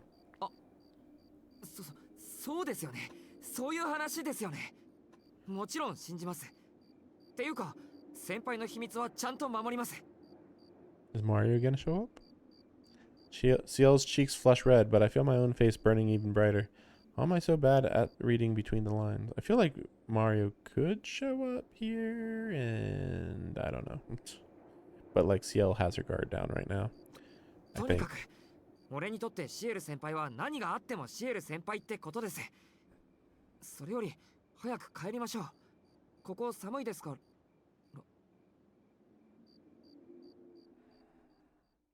In trying to change the subject, I end up blundering headfirst into the very topic I've been trying to avoid. We should head home. What does home mean to Ciel now? My brain freezes. I stare at the ground, terrified to look Ciel in the eyes. 遠野くん。 Her voice rings clear through the frigid air. Its colorless tone tells me that there's no avoiding what comes next. 何？ I keep my eyes firmly lowered. 私が何のためにこの町に来たか知っていますよね。 So are we acting like all the vampires are dead now or something? I mean, nothing has changed from a day ago. Nothing has changed at all. So it's like, wait, you know, like you still have to hunt the rest of the vampires that are rank 4 and above, right? So I thought that was like the whole point of what was going on here. もちろん。ロアを退治するためです。ええ。けど、その理由までは話していませんでした。 Okay, so we are going to address this. 本当は今夜、二人で街に出た時にお話ししようと思ってたんですけど、なんか。そうですね。拍子抜けするぐらい、あっけなく終わりました。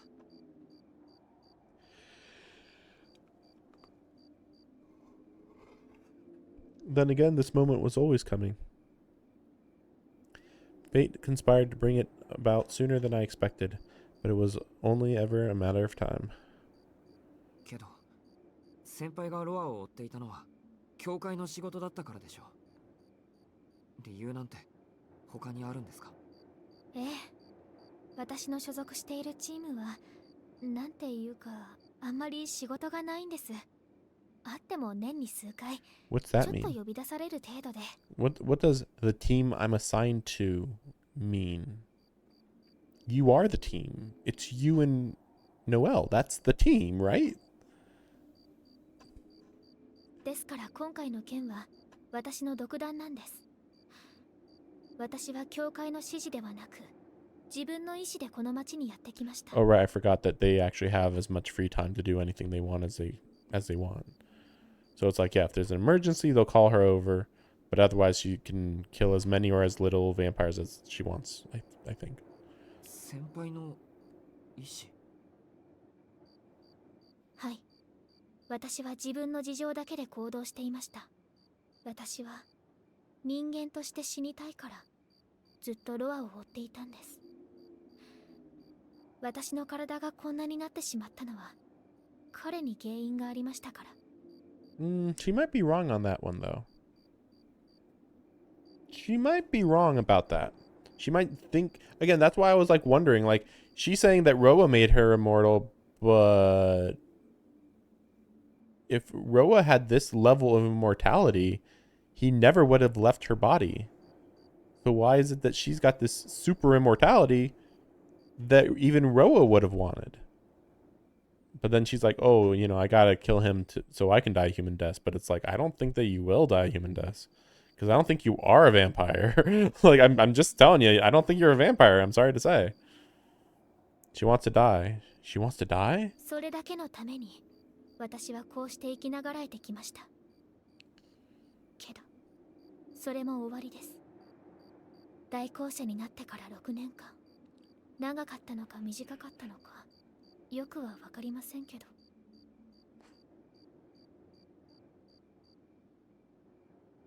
Also, even if she did kill Roa, that wouldn't kill her.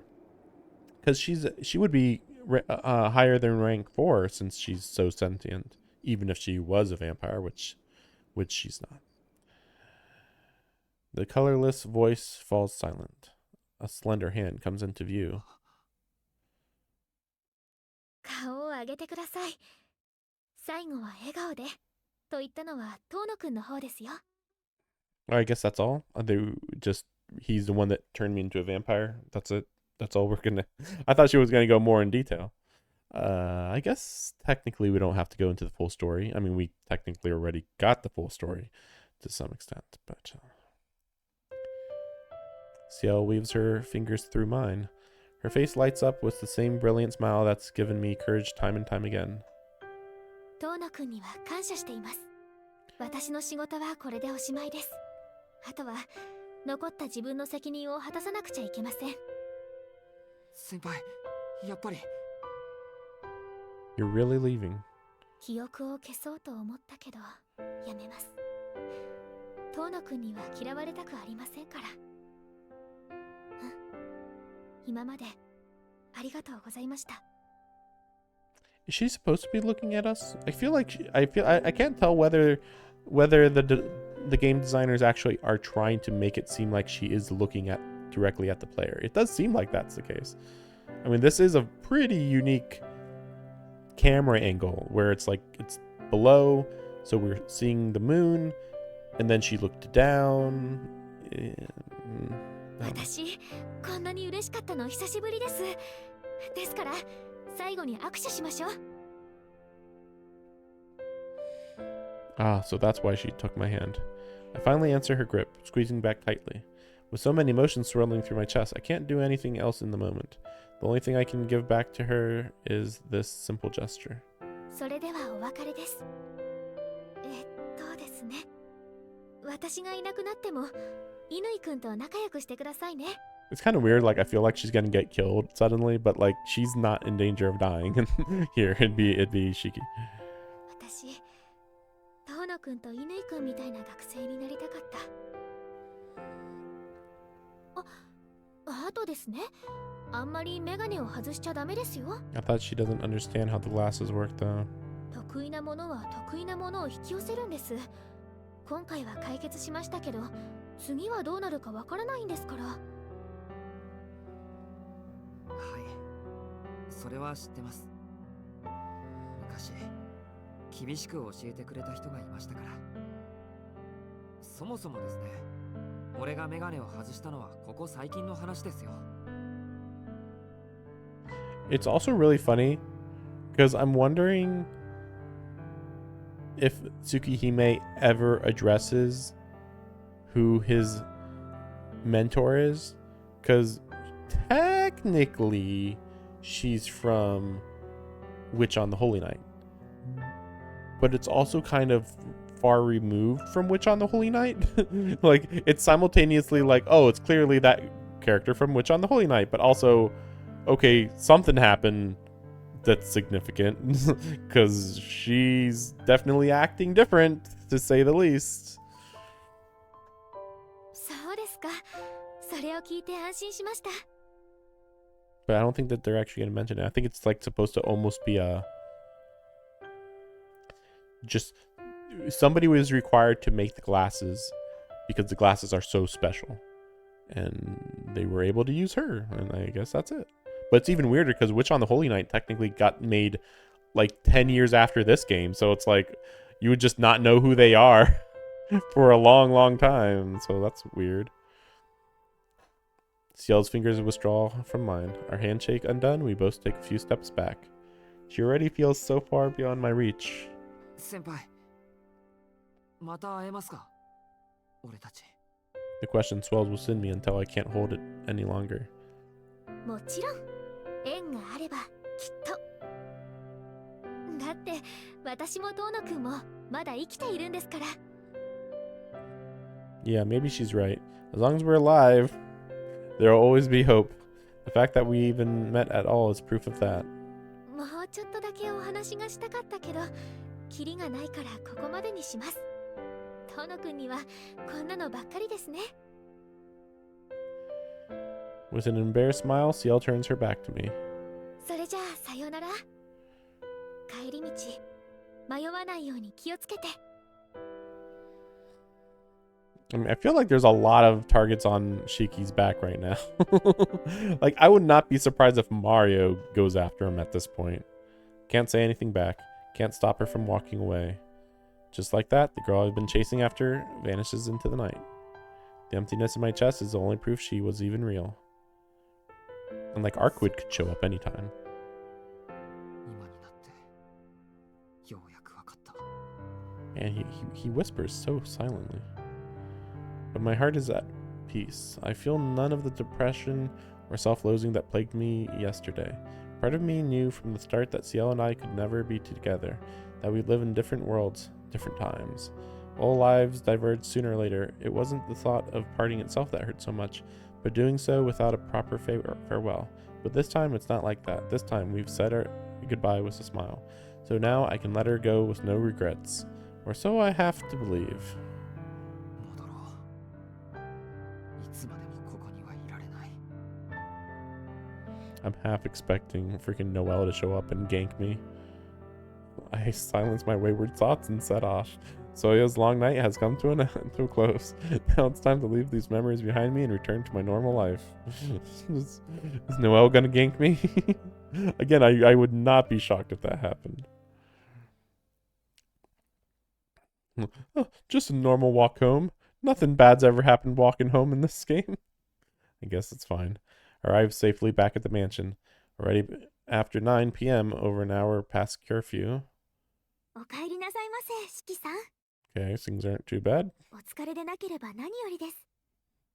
今日は幾分遅いお帰りになりましたが、お体の具合はいかがですか？ Kohaku greets me in the lobby. She must have been waiting here for a while now, watching the front gate for my return. ただいま琥珀さん。それとごめん。ちょっと潮で遅くなっただけで具合を悪くし。いえ、無事に帰ってきていただけたのならいいんです。ご夕飯でしたらすぐにご用意いたしますので、今の方でお待ちいただければ。 Please eat. I'm confident he's gonna say no, I'm good. But please eat, man. あ、今には Okay, maybe he will eat. Okay. I'm used to breaking curfew at this point, but I'm not sure I can face Akiha while Miss Noelle's words still weigh on my mind. いえいえ、秋葉様でしたらお部屋の方に戻られていますので、どうかご安心くださいな。 I wonder if he's gonna ask any of them 明 about 日の朝にまで持ち越しということで。 the brother, you know? Just like that lore bomb dropped is like dropped, time to leave the room. That い quickly. や、そういうわけじゃないんだけど。Oh? さ、琥珀さん。この家に俺と秋葉以外の兄弟がいたって話。 How is she going to react to this one? 四季さんと Wow. 秋葉様以外の Casual as hell. おですか？ Then again, I get the feeling that Hisui was around us more than Kohaku. I mean, I don't think I've ever seen Kohaku in the flashbacks. Is it a coincidence that we're not asking this question to Hisui right now, you know? そういった話はないと思いますよ。どうしたんですか、四季さん。 No 何 reason. か？いや、ただ俺に兄貴がいたかもしれないってそんな話を聞いてさ、ちょっと記憶に自信がなくて。四季さんと秋葉様は二人きりの兄弟ですよ。 I mean, even if, let's say I just didn't know anything about the first route. that still would be suspicious. That, like, I was told by somebody that this is my brother and he's dead. And then she's like, I can promise you that there's no brother. And it's like, well, okay, this is officially extremely suspicious. 幼い頃からお屋敷で働いている私が言うんですから、間違いはありません。 I wonder what that's about. Maybe she has repressed memories. Kohaku beams with pride. Guess she would know, especially if she's been working here since. 琥珀さん、昔からここで働いてたんですか？ And then this is when he's like, wait, I didn't know you until I just came back here. はい、見習いとしてですが、翡翠ちゃんと一緒に簡単なお手伝いをさせていただいておりました。何分昔のお話ですから、四季さんが覚えていらっしゃらないのは当然だと思います。Suspicious. いや、でも会っているなら少しは覚えているべきですけど。 Yeah, see, doesn't remember at all. Can't believe I'd forget something like that. それは仕方のないことです。昔の遠野邸はご来賓の方も多かったですし、何より子供の頃の話ですから。今ですらこんな大きなお屋敷なんですよ。子供の視点では果てのない迷路のように思えたものです。この本館だけでも覚えきれなかったのに、今はもう取り壊されたテニスコート横の迎賓館や植物園、離れのお屋敷もありました。 Tennis court? Excuse me, tennis court? What? Also, it's not being mentioned that Hisui literally was his personal maid. Did Kohaku not know this? ご親戚の方々も滞在していましたし、あの頃誰がどこにいたのかを把握していたのは、それこそご当主であらせられた牧久様だけかと存じます。そうですね。言われてみれば確かに。 I do remember being warned at great lengths that for my own safety I was never to enter the second floor or the guest house unsupervised. In a mansion this large, two people could conceivably live out their entire childhood without ever seeing each other, if you say so. そうですとも。秋葉様がお忙しいので、今はお暇を出されていますが、乗馬用の馬屋もあったんですから。 She's just saying stuff over and over. Sheesh. This is way too much here. あの頃のお庭は毎日がお祭りのようで、大変楽しゅうございました。 With a wistful smile, Kohaku departs for the kitchen. 俺より年上で何年も前に死んだ養子か。 No, Kohaku's right. There's no point in dwelling on this. Perhaps there really was someone in the mansion who Roa chose as his host, someone who really was transformed into a vampire and fled the mansion to live on in the city's underbelly. But tracking them down won't change the past. Okay. 秋葉が知らないなら無理に伝える必要はないよな。もう終わったことなんだから。 Like, maybe that's just going to be how he addresses this in this route. Admittedly, it's like, well, it's literally never affected us before, and that's it. Like, it's just like, this is crazy, but like, you know, it's not relevant if he's dead now and it never affected things before this. With that, I head to the parlor. I'm not particularly hungry, but I shouldn't skip meals. I need all the energy I can get right now. Okay. See what I mean though? Not hungry, even though he hasn't eaten and we don't know how long. I'm not sure how much he had for lunch. I didn't get the feeling that he had food really. Need all the energy I can get right now.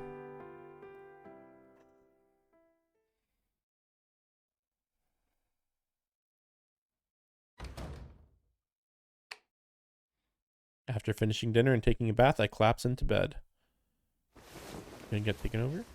I draw the covers over myself and stare vacantly at the ceiling. Where once I felt a sense of foreboding at the prospect of sleep, I now feel only release. Or perhaps that's just another word for emptiness.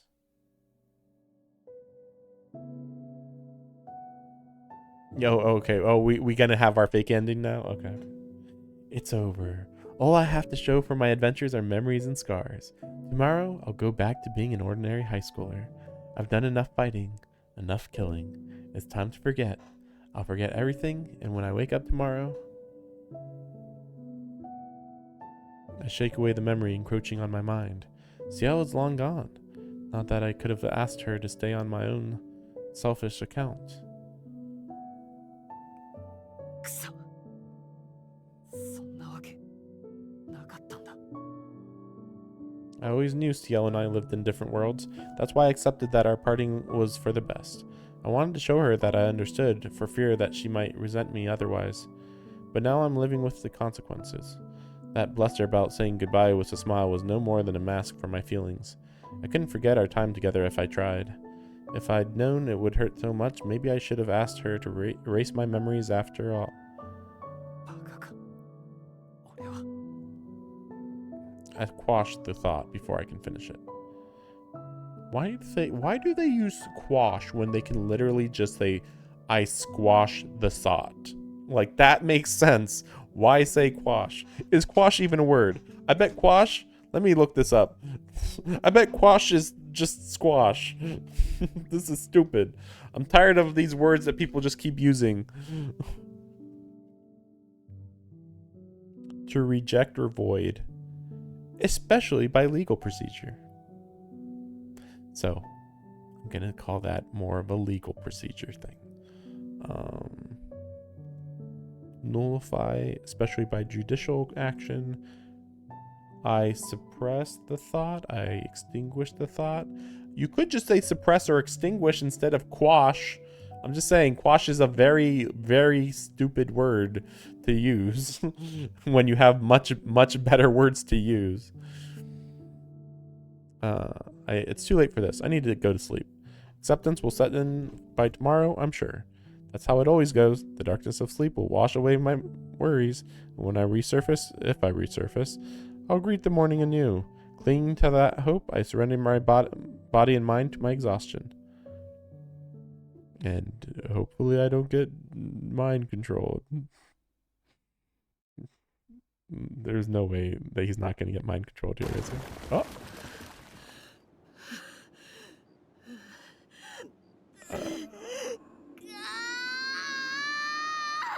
I'm going to say that's Noelle. Where there once was a public park, now only a sea of rubble remains. Though the investigation into the mysterious gas explosion that burst it was shelved within a day, the area remains sealed off by the public. The crater is as desolate and silent as the grave, and it is to be this blasted wasteland that Sister Noelle has fled in agony and desperation. With her paralyzed leg unable to offer support, she descends the debris on hands and knees. Her face is smeared with filth. Her habit is torn to shreds. Her wounded shoulder is black with necrosis. Necrosis? I thought they said that it didn't do any physical damage. It would be hard to imagine a more pitiful sight. Someone in the know might think her a lesser dead apostle, or even one of the shambling dead. None would believe that she was, until mere hours ago, an executor.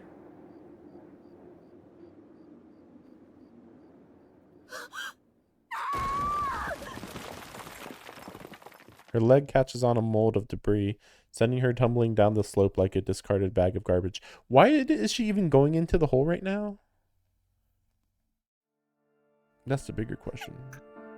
Spider. Implying Roa. She stifles a scream that wants to tear her through her throat. Although no one is chasing her now, silence is still imperative.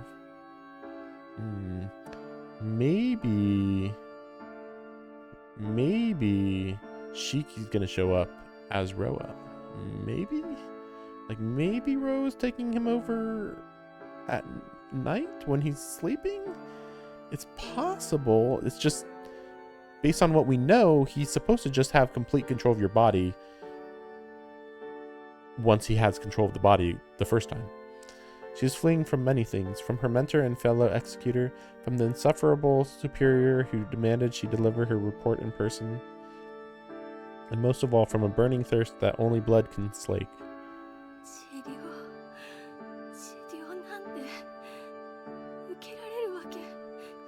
Like, is Ciel unaware that she's a vampire, or part vampire or whatever? The agony in her shoulder is enough to make her weep. Ordinarily, she would visit the church's local headquarters for treatment, But that is no longer an option. Submitting to a medical inspection in her current condition would be tantamount to suicide.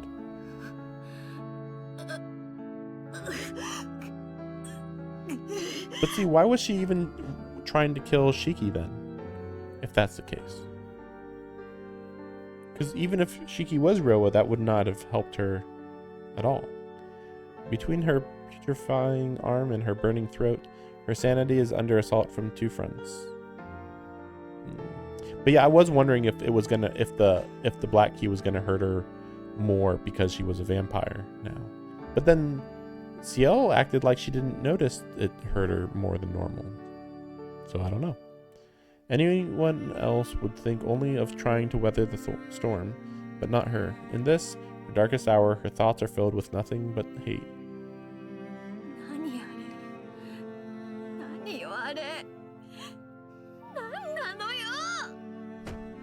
She pounds her left fist, her only functioning limb, into the ground. With a surge of bitterness, she reflects on the battle she just lost. It was over before it began. She knew she had no chance of winning a fair fight. Her only hope was the element of surprise. So she would draw her enemy's attention with a feint, create an opening, kill the young man behind her. It was a perfect plan. Why was she doing this, though? Like, why? But her perfect plan never stood a chance. Then how about this? She threw her first black keys with all she had, deflected, and then she got hit by, you know, yeah, she got stabbed. Masochistic self-loathing. I never even saw her move. How am I supposed to fight that? I always knew I was weaker, but I worked all 6 years to catch up, and I was so sure I had. What? She literally. I mean, did she even look at the fight against Vlav? She's literally going the speed of sound, dude. Why would she fool herself into believing that for even a second? How has she widened that gap even more than before? It was not more than before. I don't think. And then again, technically, I wouldn't be surprised if I mean, well, Ciel has said that she is a Black Keys master. We don't know how good she was before that. I mean, they'd both be training. I don't know. I'm not even a worm beneath her boot. On your feet, Sister Noelle. She called her sister then. Not executor, not disciple, but sister. As if to say her other titles no longer applied.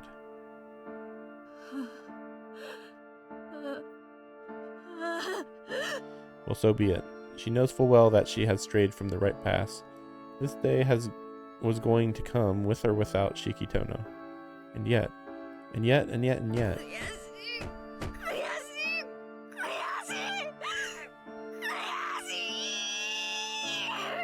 Why'd she try to kill Shiki, though? She howls her resentment into the night. How dare she look so weak? How dare she act so vulnerable? How dare she bare her heart? How dare she show humanity? So underhanded, an unforgivable betrayal. How dare she? For 6 years, Noelle kept her resentment in check. For 6 years, she repressed her envy of Ciel's genius. She's not a genius, though. I'm pretty sure she's admitted to dying several times, and therefore has to learn from her death, basically. Comforted that her partner was bound by chains no amount of talent can break. What's that supposed to mean? But then how is she to explain what just transpired? Her thirst for vengeance was quelled by one thought alone. Ciel is no longer a human being, but a hero? But what if that were proven false? What if Ciel's inhumanity was only a facade? What if in her heart of hearts she thought happiness like anybody else? Then there could be no greater betrayal. Ciel must atone, that much she owes to Noelle. She must pay the price for ruining everything. Does she think she can sneer at that obligation from behind her mask? Only on account of her freakish strength was she allowed back into the fold. Only because of her inhumanity were her sins forgiven. A mere human would be granted no such clemency. Sin demands punishment, evil demands retribution, cruelty demands cruelty in return. If Ciel were human, her crimes would cry for answer.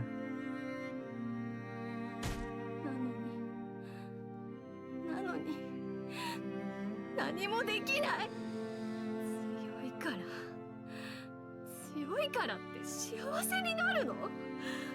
私は弱いからこのまま死ねっていうの？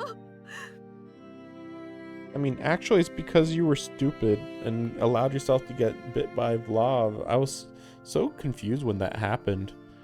It was just such a weird thing where like she wasn't paying attention to her surroundings. Like, really, you're in the belly of the beast. You're literally as deep into Vlav's headquarters, whatever hideout as you can be, and she wasn't thinking that maybe he was gonna sneak up on her. You know, like what the heck? It's not fair. If only I was stronger. Strong enough to deliver God's punishment. Strong enough to show that Iron Maiden, that mindless killing machine, her place. She claws mindlessly at the rubble, tearing out her nails, wearing her fingertips down to bloody nubs.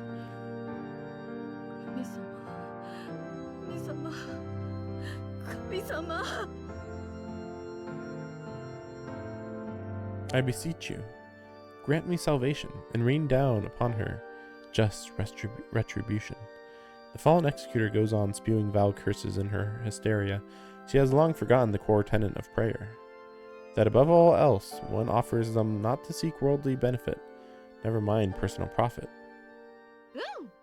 でもそれが大変いいのです。私、その祈りだけで十分おかずにできちゃいそう。 Who? Noelle spins around to face the source of the voice, oblivious to the trap that has just snapped shut. Okay, I don't know how it could be a trap, but okay. はーい、こんばんは。こんなところに隠れ家を作ってるなんていけない子ね。Okay. I was thinking it'd be interesting if these two met, though the situation is not ideal. ま、そのあたりはどうでもいいけど。なに？ノエルちゃんは強くなれればそれでいいの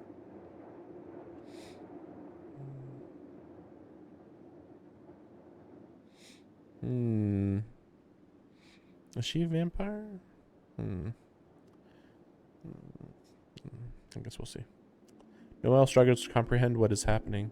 She has been camping out in this crater to avoid being found by Mario, but not even Ciel knows of her hiding place. So how did this strange woman track her down? 来ないで。誰よ、あなた。私は通りすがりの善人よ。ノエルちゃんにちなんでスクルージとか名乗ってもいいんだけど、私キャロルはなんか嫌いなのだわ。だってあれ、強者が弱者になっちゃう話じゃない？愛が足りないんだってば、愛が。その点私はラブ大サービス。弱者を強者にするのがライフワークなの。どう？今なら底辺で出会った記念にあなたを強くしてあげるけど。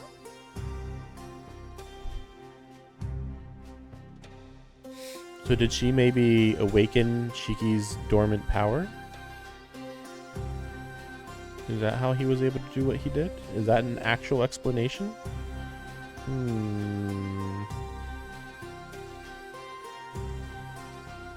I guess we'll see. Noelle laughs at the absurdity of it all. This bizarre stranger is so nonsensical, so farcical, that she can't even bring herself to be afraid. ふざけないでよ。何も知らないくせに何気軽に歌ってるのよ。強くなれるのならとっくになって。私みたいな凡人じゃあの天才には何をやったってかなわない。 Rage and frustration spill from my lips. Emotions she has repressed for 6 years. No, 13 years now. Okay. 何をやったって？今そう言ったのかしら、お嬢さん。 It is as though a switch has been flicked. High-heeled shoes click sharply against stone as the white-coated figure approaches. あなたはまだ何もしていない。ただ生きてきただけ。強くなる努力も工夫も対価も愛も何一つ支払っていない。 How does she know? Still trying to think if she's a vampire. I don't know. Hard to tell. Could just be a mage that can read minds, I suppose. It's possible. Spindly fingers brush Noelle's lips. A pale hand lifts her mud-smeared chin. でもまだ間に合うわ。ねえ、かわいいお嬢さん。 I wish they actually were showing her holding her chin like that, you know? 強くなれるのなら本当に何をしてもいいのかしら。 I can visualize it plenty, but come on, this is a visual novel. Visualize it for me. A newfound spark of resolve is lit within her. Ignoring her creeping dread, she nods in agreement, and her fate is sealed. でもどうやって。 I mean, I'd have to assume this is going to be vampire related, but we'll see. そんなの簡単よ。私があなたを本物の吸血鬼にしてあげる。 Okay, so she is a vampire. But for real this time, like, what's that mean exactly? Also, again, how is there? That's why I'm like confused about Dr. Arash. Like, how does her being a vampire make sense? Like, very odd, especially with Shiki telling Akiha about vampires and Akiha not believing us, and not believing Shiki, even though they literally house a vampire in their house. 待って、何言ってるの。吸血鬼にするって。それより本物って。そう。ノエルちゃんたら血を吸われたから使徒化してると思ってるけど、それただの勘違いだから。 I mean, I feel like Noelle should know what would turn you into a dead apostle. あなたには使徒になる才能すらない。本当の凡人であることをまだ受け入れてなかったのね。 Well, I mean, then shouldn't she, like, be a mindless husk, if that's the case? でも安心して。私の方法ならどんな人間も。それこそ虫けらだって吸血鬼にしてあげられるわ。 I also can't really imagine any route or any route in which Dr. Arash would just get killed. But I don't know. I mean, she's a vampire. Feels like it's inevitable to happen in one of the routes. 待って。私汚染されてないの。だって喉が渇いてこんなに苦しいのに。ああ、それただの思い込み。あとちょっと風邪気味なだけなんじゃない？ Okay. And why is she burned really horribly? It could be a placebo, I suppose. But it doesn't really change the fact, though, that it was brought up. Noelle, I think Ciel brought it up to Mario that Ciel thought that she was contaminated by the vampire. And Mario's like, yeah, maybe. And so it's like, huh? Like, it was acknowledged. As Noelle tries to scramble away, a weight gently settles on her back. She looks around to find her body entangled in sticky white thread. She's spider-related? Something horrifying is on top of her, straddling her, running its glistening tongue over her lips, like a colossal, hideous spider toying with a fly. さあ行ってみましょうか。かわいい虫けらさん。いやー、臨床実験は私も初めてだからドキドキして思わず食べちゃいそう。やめ、お願い、やめて。やだ、吸血鬼になるのだけは死んでもいいや。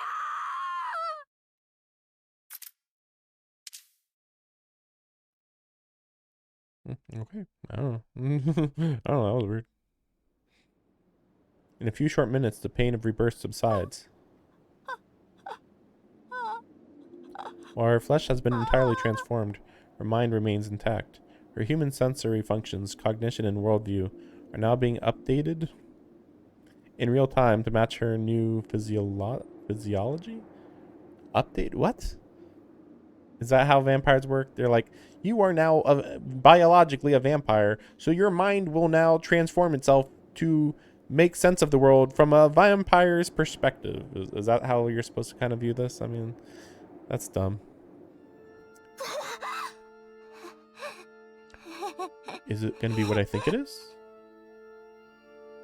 Her voice swells with equal parts joy and agony. Oh, this is going to be who I think it is, isn't it? She once swore that she would never become a vampire. That vow remains unbroken. For even now, seeking revenge on vampires remains her raison d'etre. But within minutes, that too will fade. Is she going to have pink hair? As the ecstasy of immortality courses through her, her human obsessions will come to seem petty and small. ほら、なってしまえば楽でしょ。そういう姿になったのは予想外だけど、そっか。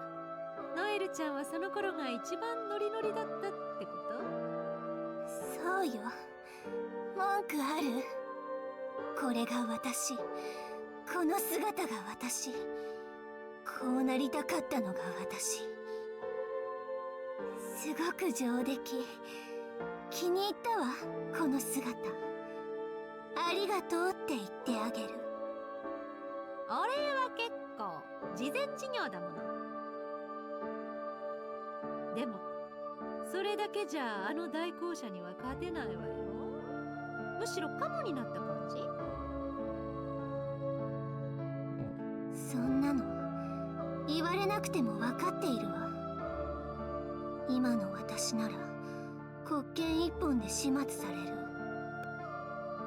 どうすもちろん追加の注射をしなくちゃね。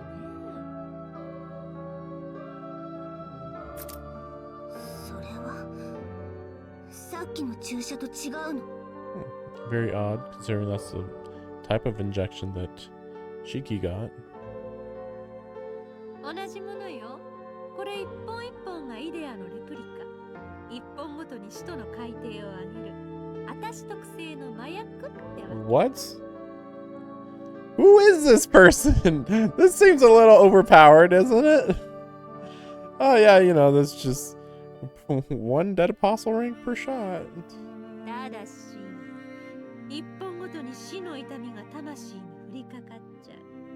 痛覚のない人にとって原理の書き換えは死の痛みだもの。命の保証はできないってのが泣きどころかしらね。And again, what's her motivation, you know?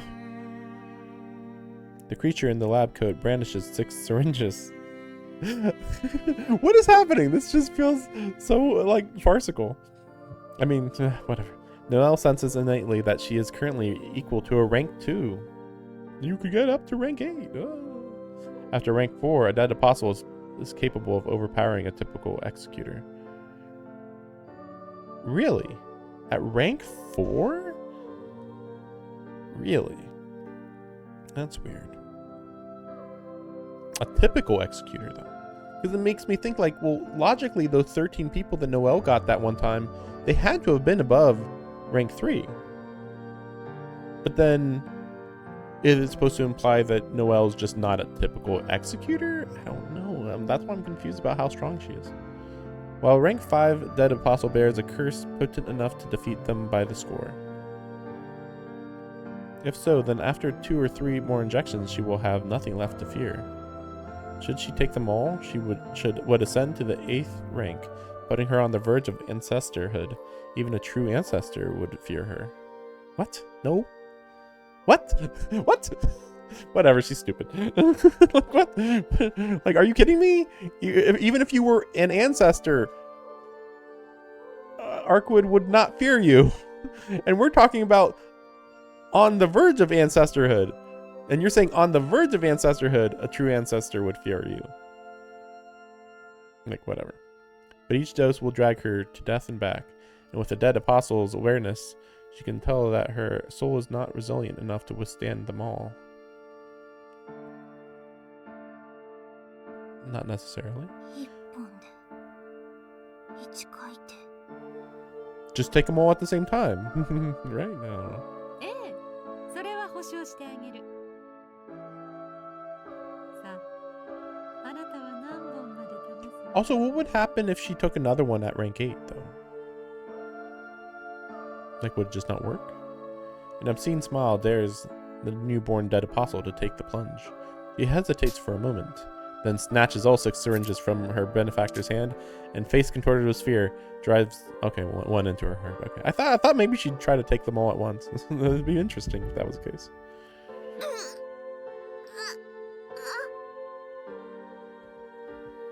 A synthetic principle, idea mosaic, courses through her veins.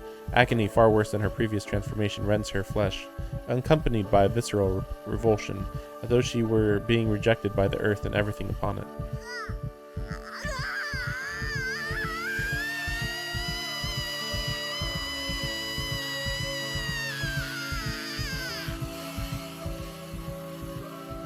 One would think the capacity for pain is all that was left of her. A series of alterations are attempted, rejected, and revised in this nightmarish caricature of an experiment. Grotesque death and gruesome rebirths alternate in the span of seconds. Agony racks her crimson body, stripping her even of the ability to call for help. No moon shines down from above. No stars gleam in the sky. This is hell on earth, an inescapable 8-legged cage. So her cries go unheard, swallowed by the darkness, until she has become a true vampire in body and in soul. Okay. Weird. Okay. I don't know. I don't know what that means. I guess we'll see in the future. Next stream, I guess. I don't know. I don't know. Weird. But so in the video game, as usual, the video game giving us spoilers, because I thought that like the sequel to this, Other Side of Red Garden, was going to come out. What the fuck? Why does this say epilogue? Why does it say epilogue? I thought that Other Side of Red Garden, the sequel to this, was going to come out a lot sooner, and so like all the ideas are already made up and stuff. But the video game, Melty Blood, it came out with, you saw everything. Vlav is in there, and just, it's got everybody, some Fate Grand Order stuff, but mostly, Tsukihime for the most part. And it's all the new stuff, none of the old stuff. So it's interesting that they had this pink-haired girl who's a vampire. Now, I thought that it was Yuzuriha, the brown-haired girl from their class. I thought that was her because she vaguely looked similar. I don't remember what the name was supposed to be. It's been too long. Maybe I was aware that it was Noelle. I didn't think I was, though. I didn't think it was. Or maybe they changed the name when she's a vampire. But I think that's her, which is like a 13-year-old pink-haired girl, something like that. Yeah, I wasn't expecting Noelle to be the main villain here. Okay. Yeah, I don't know how that's gonna come down to how Arkwood is going to be involved in this. Arkwood could still be a major component of this, but like, again, like day 11, we're introducing a brand new villain. Maybe we're gonna get to beyond day 14, maybe. But yeah, like day 11, we introduce the new villain. Okay. But seemingly, Roa should still be inside of Shiki's brain. Seemingly. And then Ciel's gonna have to come back into the story again. I don't know. Yeah, I don't know. A lot of stuff potential to happen, I guess. We'll see. But yeah, that's a story for next time. We'll see when I play. It might end up having to be a few days from now. Then again, I could maybe do it on Friday. It's Wednesday today. We'll see what happens. But I would be surprised if I can do more than one one in-game day per stream. I just really doubt it. This stream alone is 6 hours coming up on 6 hours. I think it was about 1 hour to finish up day 9. So if we're averaging 5 hours per day, that's a lot of days left. I don't know. We'll see what happens. Hopefully, I don't think I'll be able to play this weekend, but well, maybe Saturday though. Maybe. Yeah, we'll see what happens. Yeah, maybe I do have time to play this on Saturday. I just don't think I'd be able to stream more than 8 hours. I mean, my voice is doing okay right now, so that's a good sign. I could have drank a bit more honey, but we'll see. We'll see what happens. I'd like to get this done very soon, but yeah, we'll see what happens. See you next time.